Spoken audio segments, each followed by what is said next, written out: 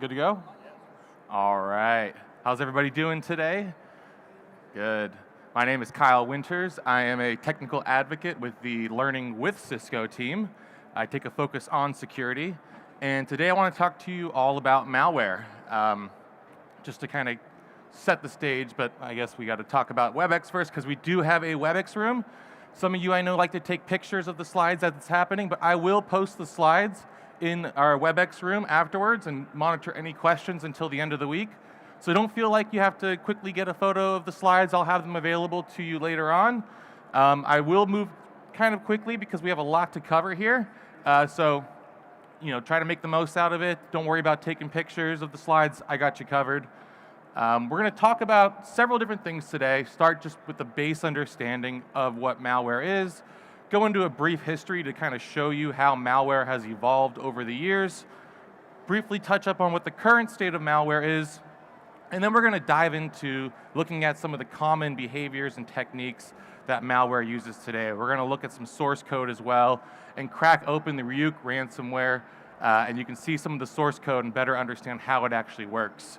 We'll close out by talking about some of the tools that are available to detect and analyze malware.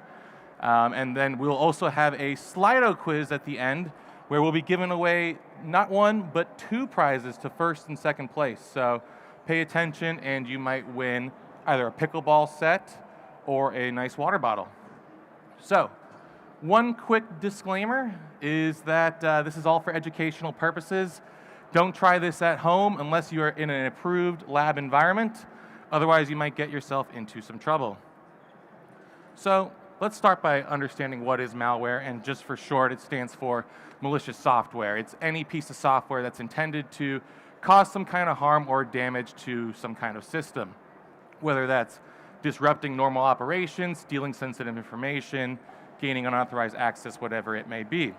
But there are different types of malware, and some of these names, people think of them synonymously, but they do mean different things. So viruses, we've all heard of before.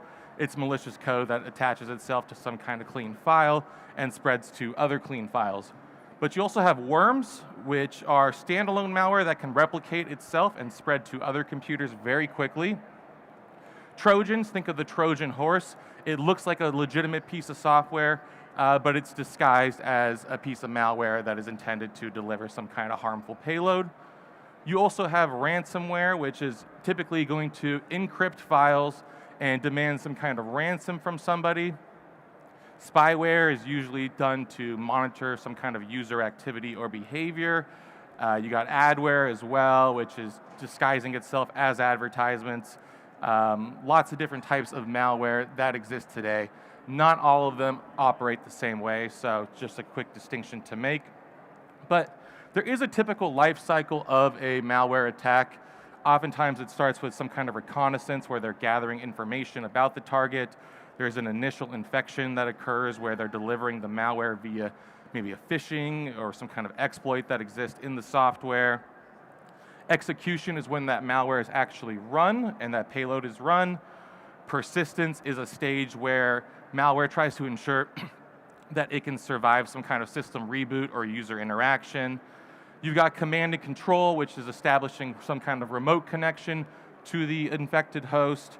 Lateral movement, which is spreading across the network to infect additional hosts. Privilege escalation, which is taking you as far up to that root admin type level that you can to do as much damage or harm as possible.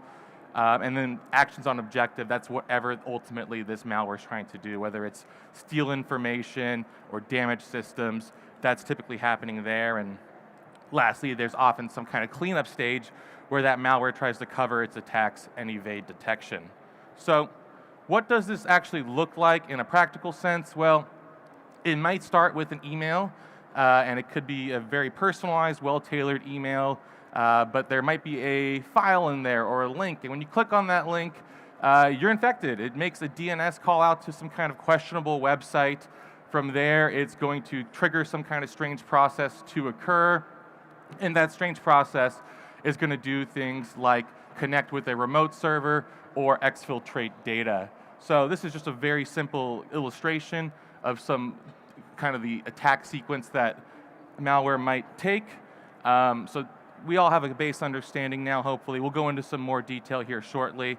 But just to kind of give you a brief history of malware and how it's evolved over time. The first piece of malware came about in 1988. It was by a man named Robert Morris out of Cornell University, and conveniently enough, it was called the Morris worm. So it was the first internet worm. It essentially replicated itself and infected about 6,000 computers at that time, which in 1988 was a considerable number of devices. The cost wasn't significant compared to today's standards, but it showed that these types of malicious software can exist and can replicate themselves and spread very quickly and effectively. Then let's fast forward to 2003. We've got something like the SQL Slammer that came about. That was ultimately exploiting a buffer overflow inside of Microsoft SQL Server. It sent a small UDP packet to random IPs and infected it there. About 75,000 devices were infected within 10 minutes of this going live. So it did a lot of damage. It disrupted ATMs, airline ticketing, emergency services. It estimated about $1 billion of damage at that time. So it taught us a lot of lessons about making sure that you're regularly patching and updating your devices, having proper perimeter defenses in place, things like that. Let's fast forward a little bit more to 2007. We have the Zeus Trojan. And this was really known for being a notorious Trojan that affected a lot of financial institutions. It essentially was using an exploit and applied some kind of keystroking and different types of attacks to ultimately do some financial crime. So things are becoming more sophisticated now. We're looking at malware as a way to ultimately invoke some kind of financial gain. That really kind of started that trend there in the mid-2000s. So moving from just causing damage just to do it, to now let's see what kind of money we can make with this malware. Going a little further, 2010 we have Stuxnet. And this is a very interesting one. It infected industrial control systems in Iran. And this is now when we're starting to see cyber warfare really take shape, using malware and malicious types of attacks to do damage to nation states. Essentially, this piece of malware destroyed about 1,000 centrifuges for Iran's nuclear program. It was a very sophisticated attack, but it shows, again, the shifting mindset over the years that this is something that we can not just do for financial crime, but we can do this as an act of war as well, too. Emotech came about as well, and this is, again, where things are starting to become more sophisticated, leveraging different pieces of malware to infect and kind of combine and chain them together on top of each other. This one spread via phishing emails and used exploits like Eternal Blue as an example. But things, again, getting more and more advanced. And even Emotech leveraged in some of the malware that we're going to talk about today. But again, fast forwarding now to WannaCry. Everybody's probably heard of WannaCry, right? This was a nasty one. I mean, it affected hundreds of thousands of devices across 150 different countries. It disrupted tons of organizations.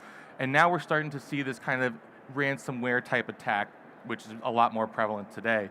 So, you know, ransomware being, I got your files encrypted, give me some Bitcoin, or you're not getting them back. And this is starting to become a lot more of the next wave at this point in time of different types of malware.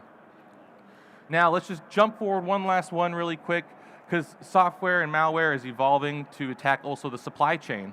We take a look at the SolarWinds supply chain attack back in 2020. That did a lot of damage, and instead of now just dropping a payload into an endpoint or whatever it may be, now we're essentially infiltrating the supply chain and delivering malware there. So when somebody pulls that information from the supply chain, whether it's a third-party package or whatever it may be, that's infected, and you're infecting tons of devices without people quickly realizing that. So malware is evolving over time, as you can see, and it's continuing to evolve to this day as well.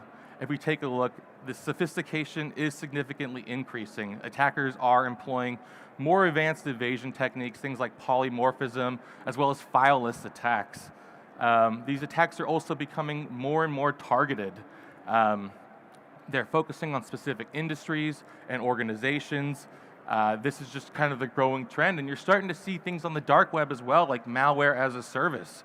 There's an entire economy built around malware and being able to deliver malicious payloads to whoever you want to. So it's growing, and you can see just by this overwhelmingly very small font chart here that is just an increasing number that is occurring over time. If we take a look at the actual details, $4.4 million is the average cost of a cyber breach there, but you can see a lot of organizations aren't ready and equipped to handle that. I mean, 51% say they're struggling to detect and investigate these advanced threats. 66% of organizations in 2021 were affected by malware. I mean, these things are impacting organizations left and right. So if we take a look at that overall malware economy, $10.5 trillion is what it's estimated to be by the end of this year, the global cost of malware attacks. Some of those are just individual attacks adding up to it, like 4 billion estimated from WannaCry, but that number also factors in things like operational disruption and reputational damage. So there's significant impacts that malware is causing to organizations around the world. And ultimately, we are lacking the ability to capture that. I mean, endpoints are typically the most common types of attacks. 62% of incidents, for example, are focused on endpoints when it comes to things like ransomware. But there's just a lot that needs to be done still. And by you all joining this talk today, you're going to learn a little bit more about how malware typically operates. So let's jump into the fun part, common malware behaviors and techniques. So, like I mentioned, initial compromise, oftentimes the starting point, and it could be something like a phishing attack, a drive-by download, maybe some kind of vulnerability that gets exploited, whether it's a known or unknown CVE, or it could be something like malvertising. So, would you click this link here on the left if you got this email? Hopefully all of you, you're nodding your head, you would, yeah? Well, it's a little suspicious. This is a phishing attempt. Now, maybe a little bit more sophisticated here is this one on the right. KeePass, it's a password storage tool.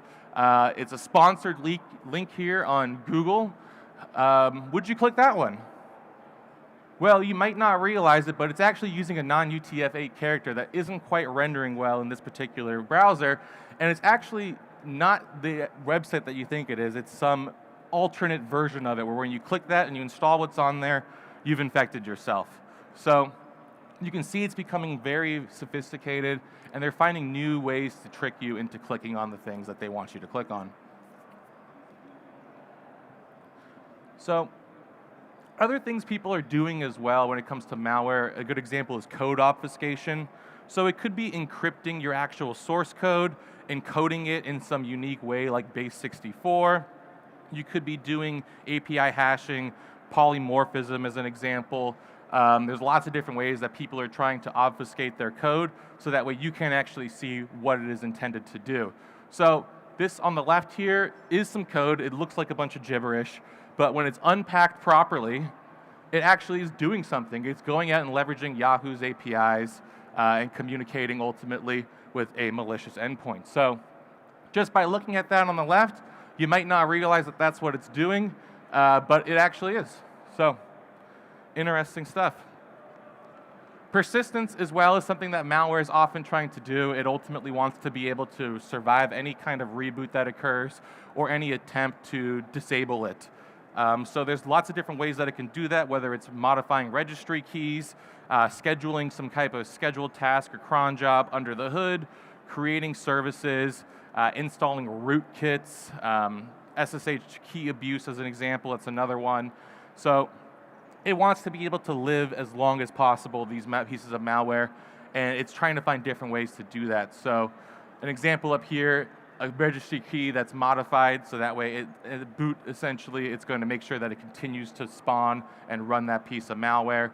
On the right here's another, or the bottom here's another example of a piece of malware where it's ultimately trying to initiate a reverse shell every minute, so that way some kind of command and control function can persist. So a great way for a piece of malware to maintain its foothold inside of a system. But once it's in a system, it wants to move laterally as well too. And it can do that various different ways. Maybe it's going to dump some credentials and leverage those credentials in a new way to infect some additional hosts and log in there. It might pass the hash as another example, abuse things like remote desktop protocol, RDP, or do some kind of worm-like behavior where this is actually a little piece that I just wrote myself here, just to kind of simplify it, but in this particular case, once it's infected, it's going to scan the network and look for additional devices, do some kind of function where it's looking for other potentially known exploits on other systems where it can abuse that, and then spread out to there as well too. So it doesn't just want to persist and live, it wants to spread and infect as many hosts as possible, and it can do things simply like this, just by scanning the network, seeing what's available out there, and just jumping to the next host. And once it's on as many hosts as possible, command and control communication is what it typically will try to do. Obviously, the hackers aren't hands-on keyboard with the actual systems that they're infecting. They want to be able to drive some kind of command and control function from some remote site that they're at. And that can be done lots of different ways. It can be as simple as HTTP or HTTPS communication. It could be DNS tunneling as an example. It could also be on Twitter. I've seen some command and control functions on Twitter where a piece of malware is subscribed to a particular user on Twitter, and he's tweeting commands in some kind of encrypted way on his Twitter account, and then that infected device is reading in those tweets and ultimately doing what it's asked to do by that infected, by that malicious person. So social media platforms can also be used as a way to drive command and control. And if we take a look at this particular example here, it's just ultimately a very simple one. It's in reading in some kind of function here to maintain its persistence and perform its functions. But let's jump on just really quick, because we're getting short on time, to data exfiltration. And that can be as simple as key logging, screen capturing, file exfiltration, and this is a unique example here where it's actually exfiltrating data using DNS. So you see a base64 type string here on the left, it's making some kind of DNS query out to some rogue DNS server, but there's actually data in that base64 payload there. So the DNS server that's sitting out there, it's looking for any kind of DNS request that's coming in, and if it's base64 encoded, it's going to decode that, and that's the data that's coming in chunk by chunk. So as a piece of malware, you might be making a bunch of random DNS queries, as it looks like to whoever's monitoring the system, but really there's data inside of that DNS that's being exfiltrated out. And then just quickly, destruction and disruption, that could be things like ransomware, encryption, disk corruption, denial of service attacks. This is just a quick little example here of some encryption that's occurring on files. Evasion techniques, that's another one, whether it's log deletion, delaying execution so that way it doesn't get caught very quickly and easily, avoiding hardware detection or doing things like hardware detection to detect if something is a virtual machine as an example. So in this particular example here, it's looking at the disk size, the number of CPUs that are on there, and if it's a low number, it might not execute itself because it recognizes maybe this is a VM or some kind of sandbox that's used to detect malware. So it can evade detection a lot of different ways. So we've covered some of these techniques. Let's actually look at a piece of malware, crack open the source code, and see how it's doing these things. And the Ryuk ransomware is a great one to start. It evolved, many people believe, from some kind of Russian cybercrime that occurred back a few years ago. It works very simply, oftentimes with a phishing email. There'll be a Word document in there and somebody clicks on that and it launches some kind of macro process that starts with the command line function, runs this PowerShell script and pulls down some pieces of malware here. That emotet then grabs some additional pieces of malware. From there, it's pulling in things like TrickBot, and it's doing things like disabling antivirus services, harvesting data, stealing credentials, until it ultimately creates some kind of command and control function that then drops the payload to do the encryption and ransom. So, looking at this, how this actually works, it starts with the dropper. So the dropper is ultimately going to be what launches first when you click on that, that infected Word document. So it's going to determine if this is first a 32-bit or 64-bit system. it's going to create some kind of location on your device where it's going to drop the initial malware payload. From there, it's going to try to establish persistence, and the way that Ryuk did this was leveraging registry keys. So it utilized a common registry key here and created a new one as well too, where it continues to run on a regular basis. So there's a command down there that it's ultimately using to kind of establish that persistence in this particular infected device. Once it is in there and has persistence, it tries to escalate its privileges. So it uses what's called the adjust token privileges function to modify the security access token that this particular piece of malware has. It also uses SE debug privileges, so it's taking advantage of debug privileges that exist on the infected Windows host to elevate itself to a higher level and get some additional access to be able to do more damage. From there, it is going to start by injecting itself into additional processes so that way it can run and evade detection. So it's going to attach itself to additional processes, first by listing all of the running processes that exist, and then picking one that makes sense for it and attaching itself, injecting itself into that process there. So it's going to use different types of API calls under the hood to be able to do that, determine what is the best process to jump into, and then it's going to start running inside of that process unbeknownst to any kind of detection system. It's not only going to run its own process, it's also going to start killing off other processes on the system as well too. So any kind of antivirus that's occurring, any kind of backups that are occurring, these things, it's going to kill all of that. So that way it's essentially consuming as many resources as possible, and anything that can detect it running and being its malicious self, it's going to stop those things. About 40 processes and 180 services get stopped when it's running through its attack process. So ultimately, it's picking things, it's stopping the necessary processes to avoid detection and start doing some of that damage there. It also ensures that files that are used during in the encryption process aren't stopped as well because it wants to leverage those in some steps coming up later on. So it kills those processes, it then deletes any backup because ransomware, if you can just back it up, it doesn't have any value. So it's going to kill any kind of backups that occur, including shadow backups that are just naturally occurring on your Windows devices. So that way it's very difficult for somebody to quickly be able to come back and recover once everything is encrypted and infected. So now that it's killed the processes, it's established its foothold, it's gained admin access, it's deleted all the backups that can exist, it's going to go ahead and do its encryption process here. So it's using a 256-bit AES key to do its encryption. It's going to encrypt anything that it can. There are certain things that it's going to not encrypt, like executable files as an example, because that's not something that it's concerned about. It's more concerned about data, things like files as an example.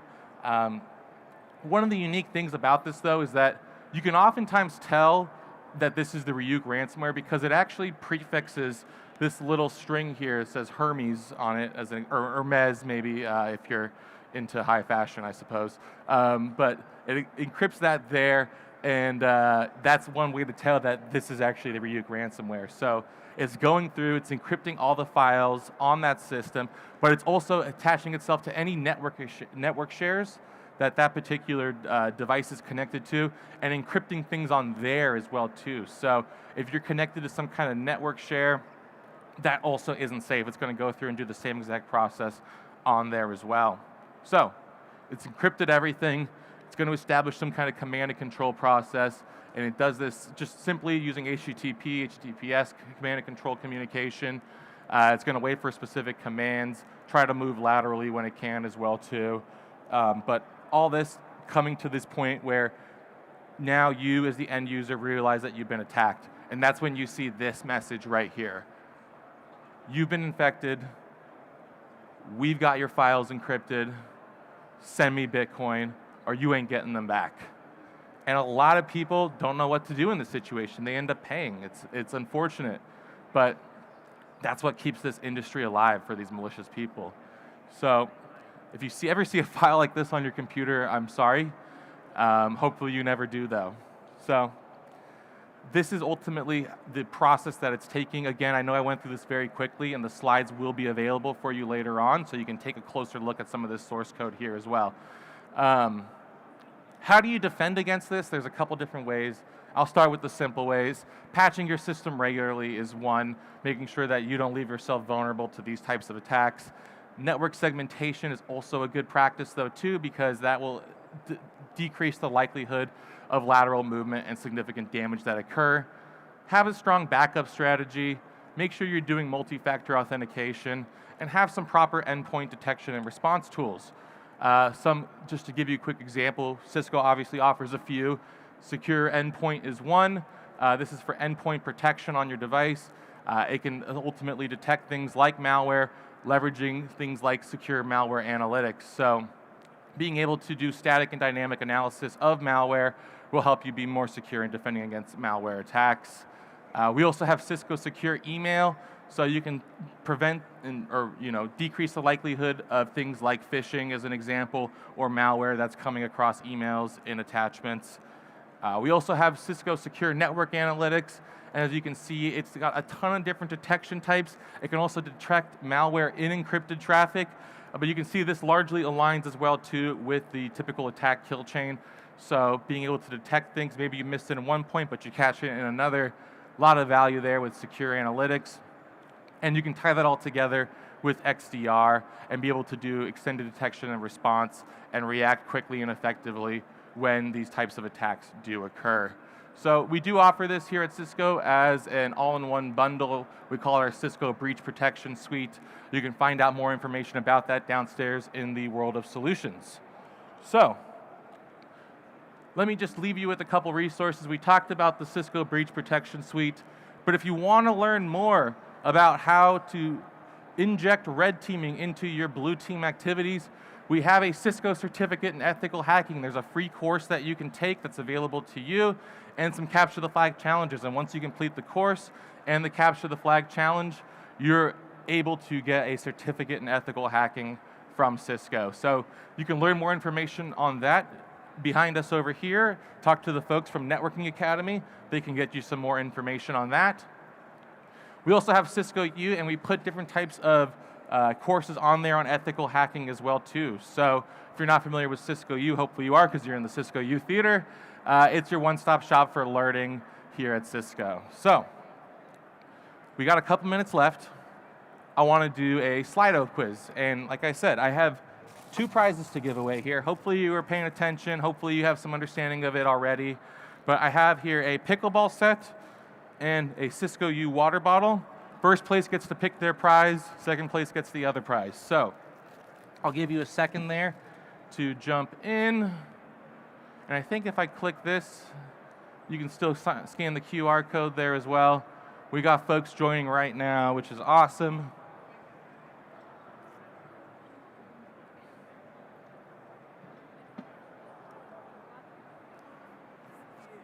All right. Looking to see if anybody's holding their phones up. Yep. All right. Awesome.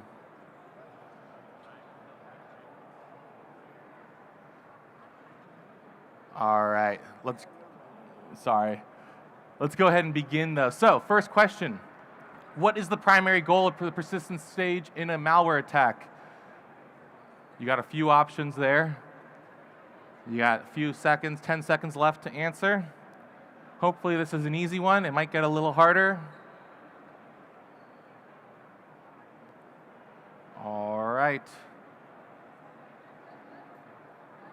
There we go. 57% of you guessed correctly. Ensuring malware survives system reboots. Next question. Which of the following best describes code obfuscation? Could be stealing user credentials, launching a denial of service attack, any one of these. 10 seconds.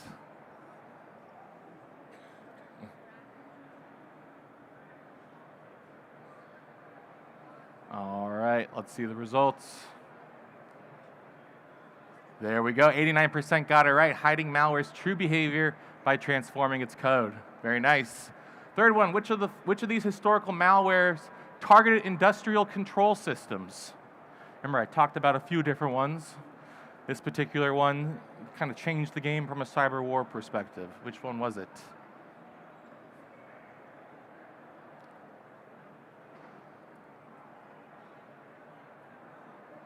All right. If you guessed Stuxnet, you are correct. 2 more, and then we'll announce the winner.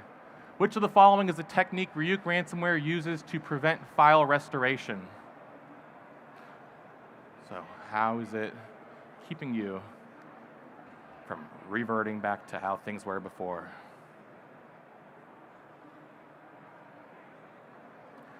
Couple seconds. All right, 86 of you got it right. Deleting shadow copies. And let's go to the last one. What is the main objective of network segmentation as a defense measure? Talked about this at the end very briefly there. About 10 seconds left. Could be any one of these.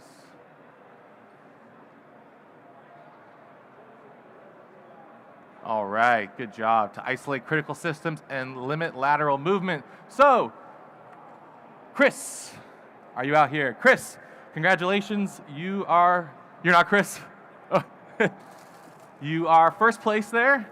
You get your choice of pickleball or water bottle. Which one? Cool. And then Joe G. Where are you at, Joe G? Joe G. I hope you like pickleball because you're going to be playing it a lot. Awesome. Cool. Well, thank you all so much. Oh, am I still here? There we go. Thank you all so much. I appreciate your time. Please feel free to fill out the session surveys and check out more that Cisco has to offer here for you. And enjoy the rest of your time at Cisco Live.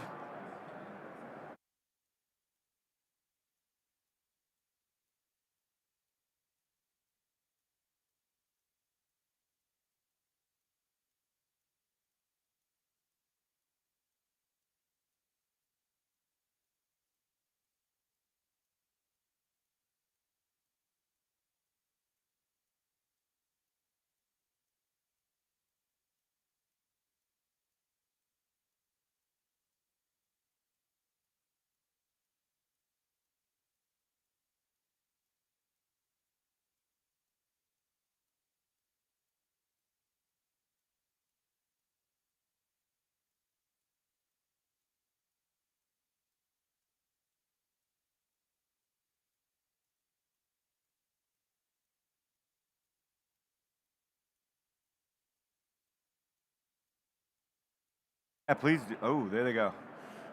I have been made alive. Can you all hear me? Yes. Woohoo! All right, Cisco Live 2025. I'm excited because I'm not in Vegas right now and I can see the sunlight. Anybody else on board with that? Fantastic. Welcome to the Sales Pavilion in the Cisco U Theater. My name is Hank Preston. I'm a principal engineer here with Learn with Cisco, and I'm going to take you on a journey into what it looks like to be a network engineer in this new age we are upon, the artificial age. Who went to the keynote with G2 and Chuck and everybody? I think the entire thing was about AI. It almost seems like we should already be in this age, that we should be aware of what's going on, that we should be fully confident about artificial intelligence. How many people out there feel fully confident about artificial intelligence? Thank God, it's not just me. Holy cow, is this crazy. You know what's even more crazy is that this session, or an iteration of this session, has been going on for 8 years. For 8 years, I've been on a stage or in a dark corner of Cisco Live, talking about the evolution of network engineering, right? It began with network automation and programmability. It began as we tried to figure out how do we do things like Python and APIs. It began as I actually braced the stage with cartoon characters of Donkey Kong, the cloud that we wanted to build but didn't quite make it through. And 8 years later, I'm here in San Diego to tell you that we have left, unfortunately, the programmable age of networking. I'm sad. I honestly was hoping I could retire and that would be the end of all of the evolution of networking. But unfortunately, it did not stop. Artificial intelligence came out of nowhere like 5 years ago. And so I had to update how to be a network engineer in a programmable age to how to be a network engineer in an artificial age, and you're all here for a journey with me. Like most of the sessions at Cisco Live, if you want to talk afterwards, please join me in a WebEx space. I will be honest, this is the real Hank. I refuse to let anybody create an artificially intelligent Hank, so if you try to chat with me during this session, I can't reply because I'm right here. But after this session, for days and days and weeks, you are welcome to chat all you want. All right, I've kind of already admitted this fact, but I gotta be honest, I have no idea what I'm doing when it comes to artificial intelligence. So don't feel bad if you don't know what you're doing either. We're all in this together, right? I know some of you have probably been on this journey into automation with me for a long time, and back then I didn't know what I was doing either. That's okay, right? The things are changing and we're okay, and we will do this all as one. The ages of networking, right? We all started back in the Stone Age. I look out there. I'm a little scared when I look in the mirror these days. My beard is starting to go really, really gray, because I can remember back in the Stone Age of networking when the most important thing we had to worry about as network engineers was spanning tree and VLANs. We thought we were impressive because we could take a switch and we could carve it up into little virtual switches called virtual local area networks. And we would plan and we would consider how many virtual networks did we need in our tiny little switches. We'd say, hey, wouldn't it be great if we put our PCs on one VLAN and our printers on another VLAN? And we felt like we were gods of networking. And then we realized it was totally unnecessary and we just left everything on one VLAN and we moved forward. Eventually, the Middle Ages came to us, right? Because the network originally was just kind of esoteric, right? We used it to print. But then we had .com era, we had e-commerce solutions came through, and we had to figure out how we could connect our branch offices to our headquarters, to our manufacturing plants. We partnered with service providers to build wide area network designs. We realized that there was actually good reasons to have routing protocols because static routes weren't going to scale for the entire internet. And then the scariest part of the Middle Ages, IP-mageddon, right? I can see some battle wounds out there. IPv4 address exhaustion. Thank God we bypassed that, right? Thank God we got around that whole problem because I'm not sure I could have handled having to remember letters as well as numbers in my IP addresses.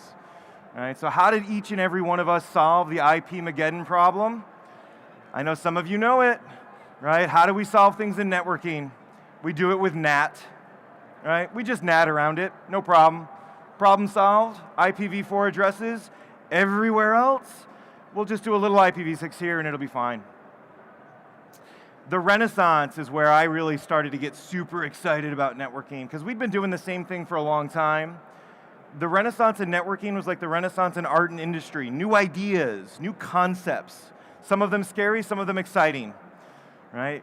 Does everybody remember back in the Renaissance, we'd be at Cisco Live or someplace else and we'd be thinking about, it's the end of Cisco, right? Everybody's just going to need a white box switch, right? I'm going to write my own network operating system, right? Distributed concepts. Not everything in the Renaissance was going to stick around, but some of them really stuck with us, and other ones influenced where we went after. One of my favorite aspects of the Renaissance was VXLAN, and let me tell you why. I'm coming up on my 15 years at Cisco. I started in sales. And when we go through sales training at Cisco, there's one lesson that sticks with you more than any other lesson that's out there. And I'm going to give you a peek behind the curtain in how we market things at Cisco.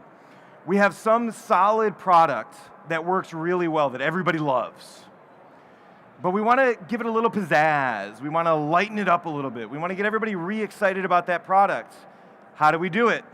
We put an X in the product name. 3750, 3750X. VLANs, VXLANs, right? We modernized network segmentation and everybody was excited. And we're still, this week, I'm sure, talking about VXLAN design someplace in this campus. VXLANs have stuck around. Coming out of the Renaissance, we realized that programmability was not going to go away, but thank God we didn't all have to, as network engineers, become C++ and Java programmers, because it was not for me. Python is where it's at. So in the programmable area, we all learned how to use Python to connect to the programmable interfaces like netconf and restconf. We dove into software-defined everything, right? It wasn't just networking, it was WANs, it was access, it was all these things that were there. And we got really good at that, right? How many people have made an API call to a network device this week? Yeah, some of us, right? Those of you that haven't, it's okay, we're at Cisco Live. We don't expect you to actually do work while you're here. But if you'd like to make one, we've got labs all over the place where you can learn how to use programmable skills. But as I started out, the world, it be a-changin'. Artificial intelligence is here, and we have to learn to deal with it. We have new things to deal with: generative AI, LLM, training, inference, Rocky, V2. I liked Rocky V1. That's the one where he punched the side of beef, right? Maybe it's a different Rocky. I got to be honest. I'm just putting acronyms on the board, hoping some of them stick. I actually tried this once at a session. I put random ones up there to see if anybody could call me out on the ones that didn't actually mean anything. But these ones I think are all legitimate. So the artificial age is here for us, and it's really diving in.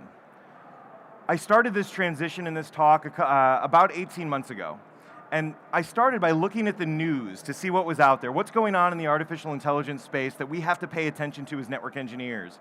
And there was a lot going on way back when, right? This was back February 2024. So we had all sorts of stuff, right? Cisco and NVIDIA partnering, glad to see that's still going well. Right? Hypershield was announced, now we're shipping it. These are things that are out there. We've got what went wrong with those wacky AI overviews. Everybody remember that? Asking for pizza recipes and told to put Elmer's glue on it? What the heck is up with that? But the thing, more than anything, that proved to me that this AI might be something that's going to have some legs, that it was actually going to be impactful, was that AI brought Cisco's CEO, chairman of the board, to go meet with the Pope. Come on, man. A networking engineer going to meet with the Pope at the Vatican to talk about AI. Holy cow, that hit me. And then time continued, right? AI is changing every day, right? Back in August of 2024, right, here are some of the things that went through.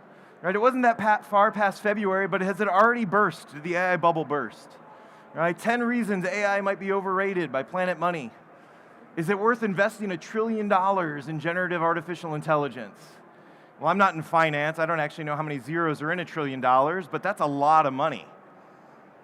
So this was August. Time continues on. January 2025, we get some new stuff, right? DeepSeek, AI hits NVIDIA hard, wiped out billions of market share. I hope everybody sold before that announcement went through. But then a few days later, we realized, oh, wait, maybe DeepSeek did buy some GPUs. Maybe it wasn't as big of a deal as we thought, right? So the ups, the downs as they go through. We've got issues like this. Nuclear power's back, right? For a long time, we were saying nuclear bad, right? Shut them all down. Now nuclear power's back, and all the tech companies are firing up their own reactors. And then it continues here. This one was really nice to see. Meta promises it won't release dangerous AI systems, so thank God for that, right? Although fairly shortly after that, this announcement went through. Concern over AI ended the ban on AI weapons. Come on, man. Do we have to end the ban? That seems like a good idea, right? In general, yeah, but I'm also trying to figure out why Google is making any kind of weapons at all, right? Is that really their market share? Like weaponized AdSense, right? Weaponized YouTube. I'm not sure what all that is, but hey, Google will do what Google's going to do. Which brings us to now, June 2025, and some new and interesting things that are going through, right? So now we've got actual AI-based doctors being trialed out there, right? We've seen this stuff going in. We've got areas here, right? AI linked to a 4-fold increase in productivity, 56% wage premium as jobs grow in the most easily automated roles. So we've got automated roles, those jobs are growing. That's good news. Although at the exact same time, we also have nuclear plants set to close. Meta comes back in on that one. We've got Anthropic predicting a pretty terrible decade for humans for AI. Like the news just keeps going. And we've got no AI robots won't take our jobs. So I can't figure out where we're at. So I started out with what's going on in this space? We've been in the technology world for a long time. We've seen these graphs, right? We've got the hype cycle. And one of the fun parts to this job is to figure out, like, where are we on the hype cycle? So how many people think we're still on the upswing? I like to do the raise a hand. Who thinks we're still on the upswing? I got one. Okay, a few. How about coming down? Yeah, there, trough, back up. It's hard. And it's hard when you follow the announcements, the news that's out there. I think we need a new hype cycle graph, and I'm proposing Hank's proprietary AI hype cycle graph that looks like this. Right, way easier to figure out what this is. Now, all this setup aside, one thing that we have to recognize is that AI is here and we got to deal with it. So I'm going to introduce you to my friend, Mr. Packett's, Carl's AI assistant. Right, we've got this point that we're going after because we have to be ready for this. We have to be comfortable and familiar with how to use AI for our jobs as it goes after it. And so where does AI fit into the network, right? The network started looking like this one, right? Routers, switches, servers, we knew where they were, we could touch the network, it was super easy. The network started to grow, change, evolve, and so we have blade switches and VMware and vSwitches and VMs. We got all these services that we deal with in the space. The network has been continuing to grow. We brought in cloud, we brought in containers and microservices. And so we're becoming more comfortable as network engineers that the network doesn't look like it used to. We've got overlays and software-defined WAN. All of these things are starting to come at us. And fairly recently, the pandemic hit us and there was all sorts of new things that started to pop in. We had hybrid work became an issue. Infrastructure as code went really hard, full stack observability was in the place. And then it's like, I'm looking at the network trying to figure out where do I put AI in the network? And so I just kind of striped it on the side and all around, right? So we've got AI touching everything. We're using AI day-to-day for operations. We've got AI infrastructure that we have to build to support it. We've got the ability to go ahead and actually ask questions of our network in natural language. And we're also building those out, so GPUs and DPUs. G2 was talking about all the infrastructure work, the AI pods, the things that are in place that we have. And then one of my favorite aspects of this is we've actually I'm a little sad that they didn't just use the letter X trick that I joked about before, but we've taken our switches and we've now made them smart by putting DPUs directly into the switches. And so AI truly is hitting all these different aspects of the networking network engineer's job, and we have to figure out how to track it, because truly it does sometimes feel like we're kind of AI washing everything. And so we've got to figure out how do we distill down to that. How do we distill AI to something that's practical that we can use? And so with that, we'll go back to see Carl, and Carl is figuring out how to use AI for his network as a network engineer today in all of these different potential areas. Now, when Carl and I went on this journey, we started with something that it felt like the most obvious place to go, right? Just use AI to find answers to questions, right? That was the first thing I went after, right? How many people have asked a question of an AI tool that's out there before? ChatGPT, Claude, Mistral, Anthropic, doesn't matter what it is. You've asked a question, and so I said, can I use AI as a network engineer to find answers to the questions I need, or maybe help me find answers to the questions I have? So I started out with something that I thought was going to be a fairly robust and easy question. It's something I do as a network engineer fairly regularly. If you're far in the back and you can't read it, the question is, what type of 40 gig transceiver will work in my Nexus 93180FX? I feel like every time I go to plug a cable into one of my Nexus switches in the data center, I have to answer this question. Which ones can I use? And so I just ask the question, and AI comes back and says, all right, well, you need to check the hardware compatibility list. That's the reason I asked AI the question. I didn't want to check the hardware compatibility list. It gave me a bunch of them that generally I could use, also not a very useful piece of information. Right? I need specifics. I need to know where I'm after. Right? Always verify the part number. Okay, so this wasn't helpful. The first test didn't go well. Right? So I went back and I said, okay, what is the link to Cisco's transceiver compatibility matrix, which is how I usually answer this question. Right? Anybody else use this page? I've got it bookmarked in Google, right? Just go through, put in your part number, your software version, bam, these are the ones you can use. So I asked AI, what does AI tell me? However, as an AI, I cannot provide the direct URL to the web page. Why the heck not, right? That's where you got all of your information, but he couldn't give me the link that was there. AI was super helpful though. It started to walk me through how to find it from Cisco's web page. Go to cisco.com, right? Use the search feature on Cisco's web page. How useful is the search feature on Cisco's webpage? Getting better, but not the greatest. So what did I do? I just went back to Google and did it the old school way. Started typing Cisco Tran, and as far as I got there, it knew exactly what I was after. So first question on this one, not the greatest. So it's getting better, certainly as the models get more trained, but still sometimes you have to go back to the raw data. You have to go to the sources if you really need the right information. Other questions? Here was the next one I tackled, is what type of network is needed for AI? Something that AI clearly should know. And so it went through and it gave me some detailed information. It talks about kind of latency, reliability, super interesting. But my favorite part of this answer was right up there in the first sentence, right? It depends, right? I was like, all right, now I've got some sense of humor in my AI tools that are out there, getting trolled a little, because the answer to what type of network does anything need is always, it depends. And so that fit in there. So finding answers to information is really helpful, but one of the things I've learned is you kind of almost have to check your work. Unless you know for sure you're going to recognize the right answer when you see it, you kind of got to be a little bit careful. But AI can do more. AI can help us generate configurations in code. That's something that we want to do. So who's gone into one of the AI tools and said, hey, give me a configuration for this, or generate some code for this? And so I tackled it this one. How do I add a VLAN 99 to a trunk port on a Cisco switch? I know some of you network engineers out there know exactly what I was hoping to see if it knew, right? So I posed the question, it sent it out, and I got my answer back, and sure enough, it did have the add keyword, right? The all-important add keyword when you're doing this. So yeah, there's some help that's involved in that space. I asked another question, what QoS configuration will work on Cisco iOS XE to prioritize voice traffic and make FTP traffic best effort? Basic QoS, I was just curious what it was going to come up with. The rendered configuration was pretty solid, right? I went through it, class maps, policy maps, the interface configuration that was there. Some things I really liked about this is it kind of broke down what was going on. I think this was the most useful aspect, is like, what are the parts of the config necessary for? Gave me the info.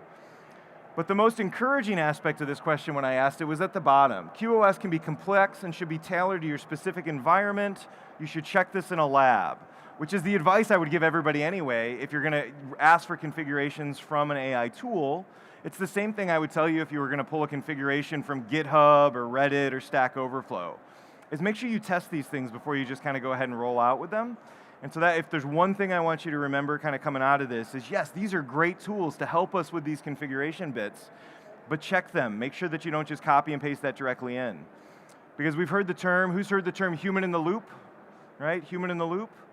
Now there's lots of reasons for human in the loop, but one of the biggest ones is that you can't fire AI, right? So if you make a mistake because you just take an AI recommendation, right, you can't blame the AI. We're still ultimately responsible for what we do to our network, even if it's AI driven.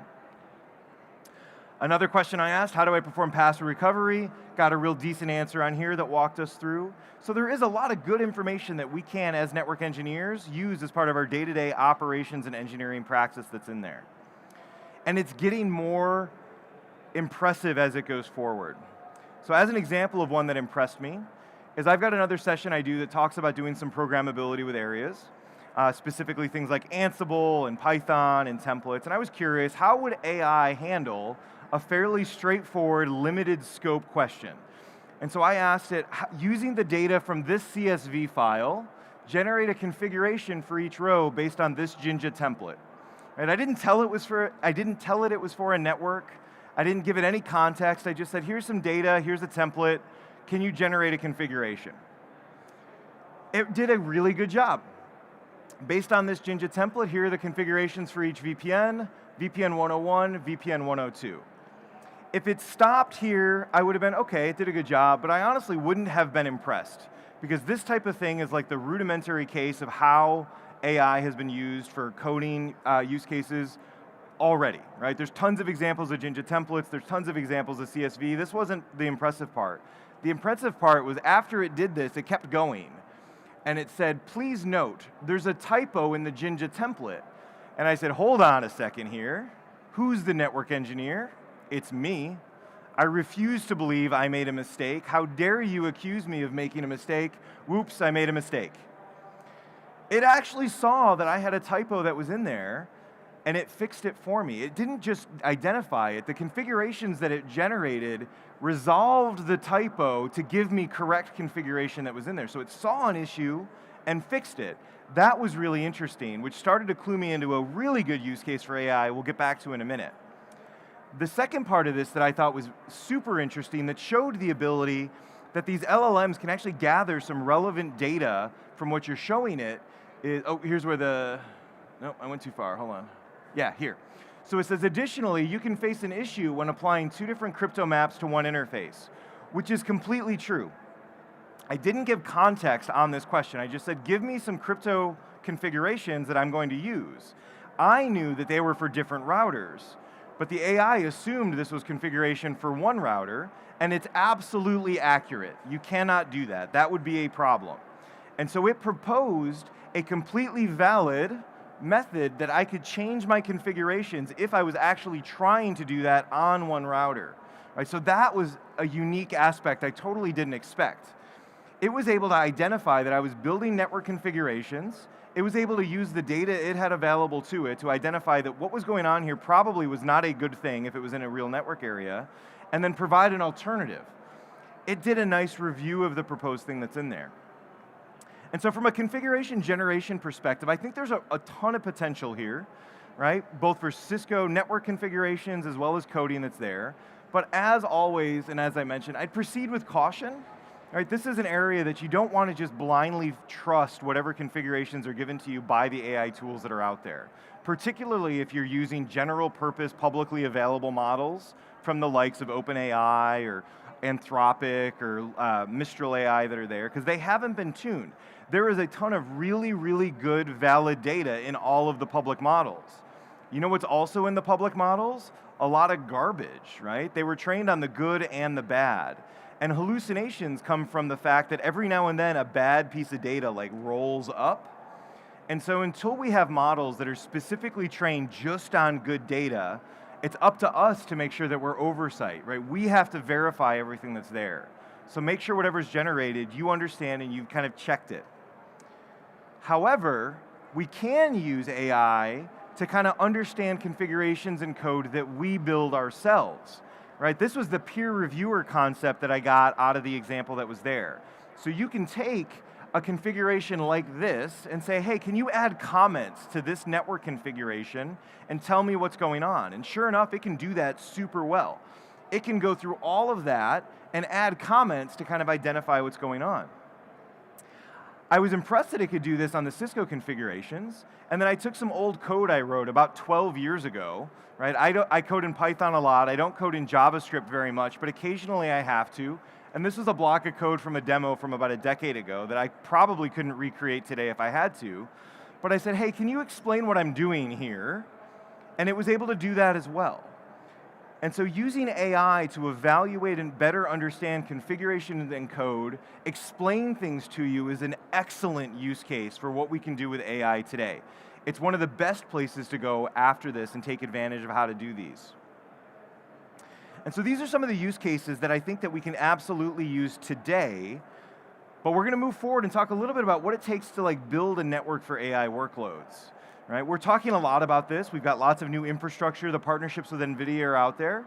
Right? At some point, I imagine some of you, or maybe already, some of you have been asked to build a network to support an AI workload. So I started to dig into it. And one of the first things I noticed was that quality of service came back. Right? I was excited. This is a technology I understood. It's been around for a long time. So QoS and making sure that the traffic is prioritized and handled appropriately in the data center is super important to AI.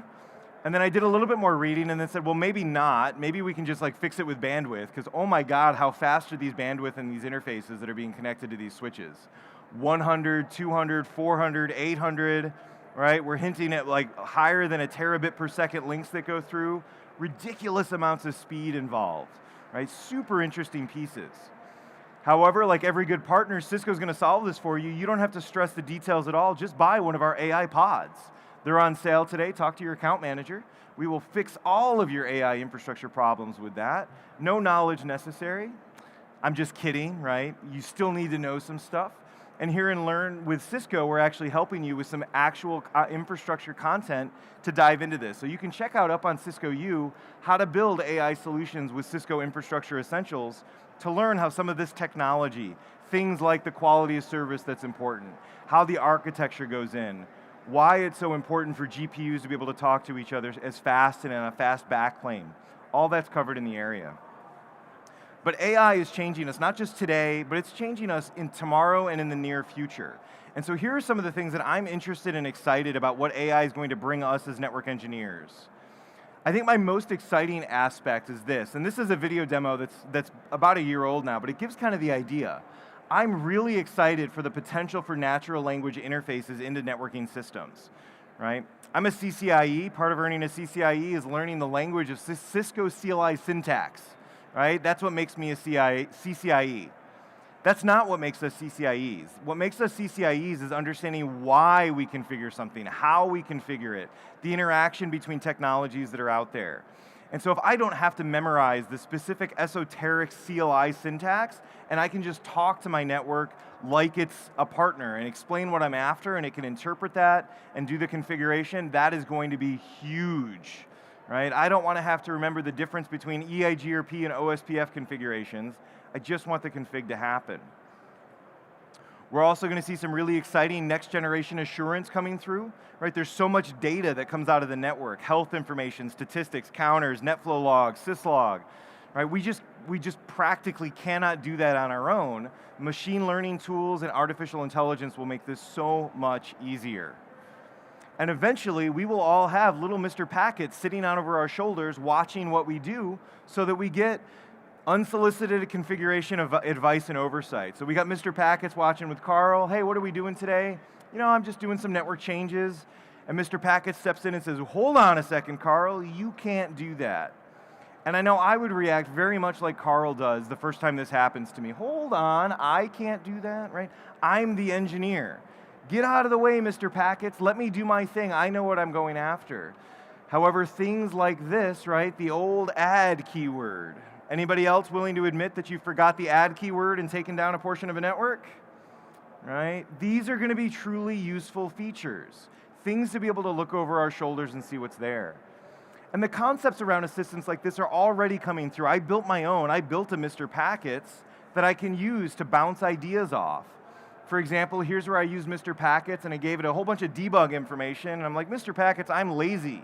Can you tell me what's wrong with this OSPF link? And sure enough, it processed it, and it can kind of hone directly in on what the issue was.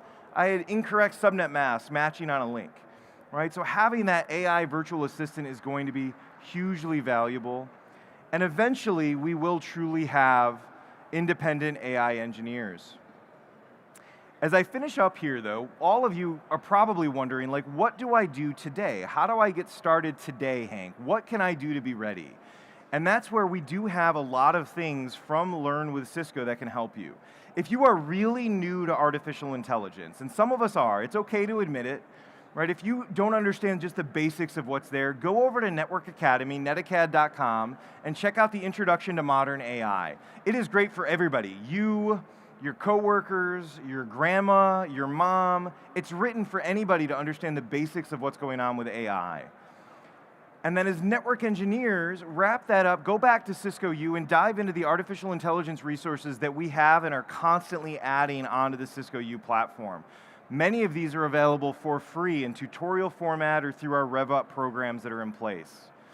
If you're Cisco certified, you're going to find that we're adding artificial intelligence skills appropriate for the roles to all of our certifications, from CCNA all the way up to CCIE and other expert level certifications. There's a lot going on in the AI space. It is easy to feel overwhelmed. I feel overwhelmed at least once a week, but it is here and we've got to be ready for it. And you can count on me, personally, as well as everybody here at Cisco and Learn with Cisco to help you make this transition and do it successfully. If you want to talk more, the WebEx room is there. My contact information is also available just about anywhere. Please reach out. We will help you make this transition successfully so you can all continue to be the best network engineers possible for your organization and your teams. With that, thank you so much for joining. Now, somewhere out there, there may be a blue pencil case under a chair. If you are the winner, if you have a blue pencil case under your chair, please come up and see my friend Emma. She has a prize for you, and that's a bonus for sticking around this long. All right, we're going to be here all day in the Cisco U Theater with more sessions. Also, all the technical breakouts, the labs, the walk-in. Take advantage of your time here in San Diego, and I'll see you again soon. Thanks.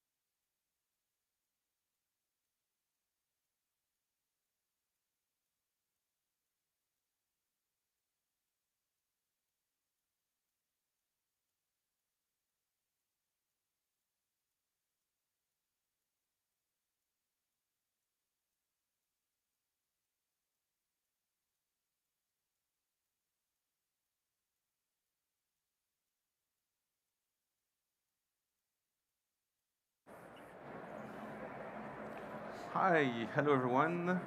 Thanks for coming during what is probably the beginning of lunchtime, but we're going to make it work for you a while. You've probably heard over the. Oh, sorry about that. Hopefully it's better now. Yeah. Okay. You've probably heard over the past couple of weeks that we've announced some major changes to our DevNet/automation certifications, and this is what we're here to talk to you about today. We're going to give you an update on that and on the training that goes with it. My name is Francois. I'm the product manager for the learning side of everything that has to do with automation at Cisco U and in-person training. And with me I have Mubashir. Hi everyone. My name is Mubashir Nawaz and I'm the... Can we get the volume up please? Good? Yeah, okay, so hi everyone. I hope you can hear me now. My name is Mubashir Nawaz and I manage the certification portfolio of all the certifications for Cisco from entry to expert level. So any changes that you see that we announce is done by my team. And I'm very eager to share the changes that we have recently announced on May 27th on the automation front with Francois. So a quick housekeeping slide for the Q&A. Like every session, there's a WebEx space that you can join with the app. However, we have a lot of time today for Q&A. There's microphones here. Please walk up and ask us questions anytime you'd like. We'd love for this to be a discussion. We don't want to just stand here and feed you some PowerPoints, so don't be shy. We'd love to talk to you and answer your questions. So we're going to give you a brief overview of the story so far. We're about 5 years into the DevNet certifications as a program. We're going to explain why we're making changes, what is changing from a certification perspective and from a training perspective. And then we'll do some Q&A, but please don't wait for us to say Q&A to come and ask questions. So this is what the landscape looked like originally in 2020, a little bit over 5 years ago, when we launched the DevNet certifications. There was an awareness at that time that automation, DevNet kind of things was going to be the skill of the future. It was what network engineers needed to learn to be more efficient, to be able to meet the needs of their business faster. And so we launched certification at 3 levels, initially an associate and a professional certification. The associate has always been one exam, and the professional, just like the CCNP certification, there was always a core and a whole bunch of different specialization. We came up with a whole bunch of flavors to try and see what people were interested in specializing in.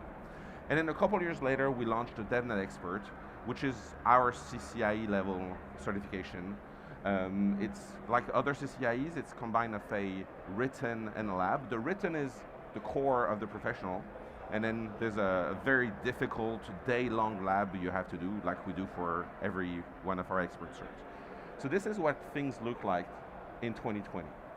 So let's talk about why we're making changes.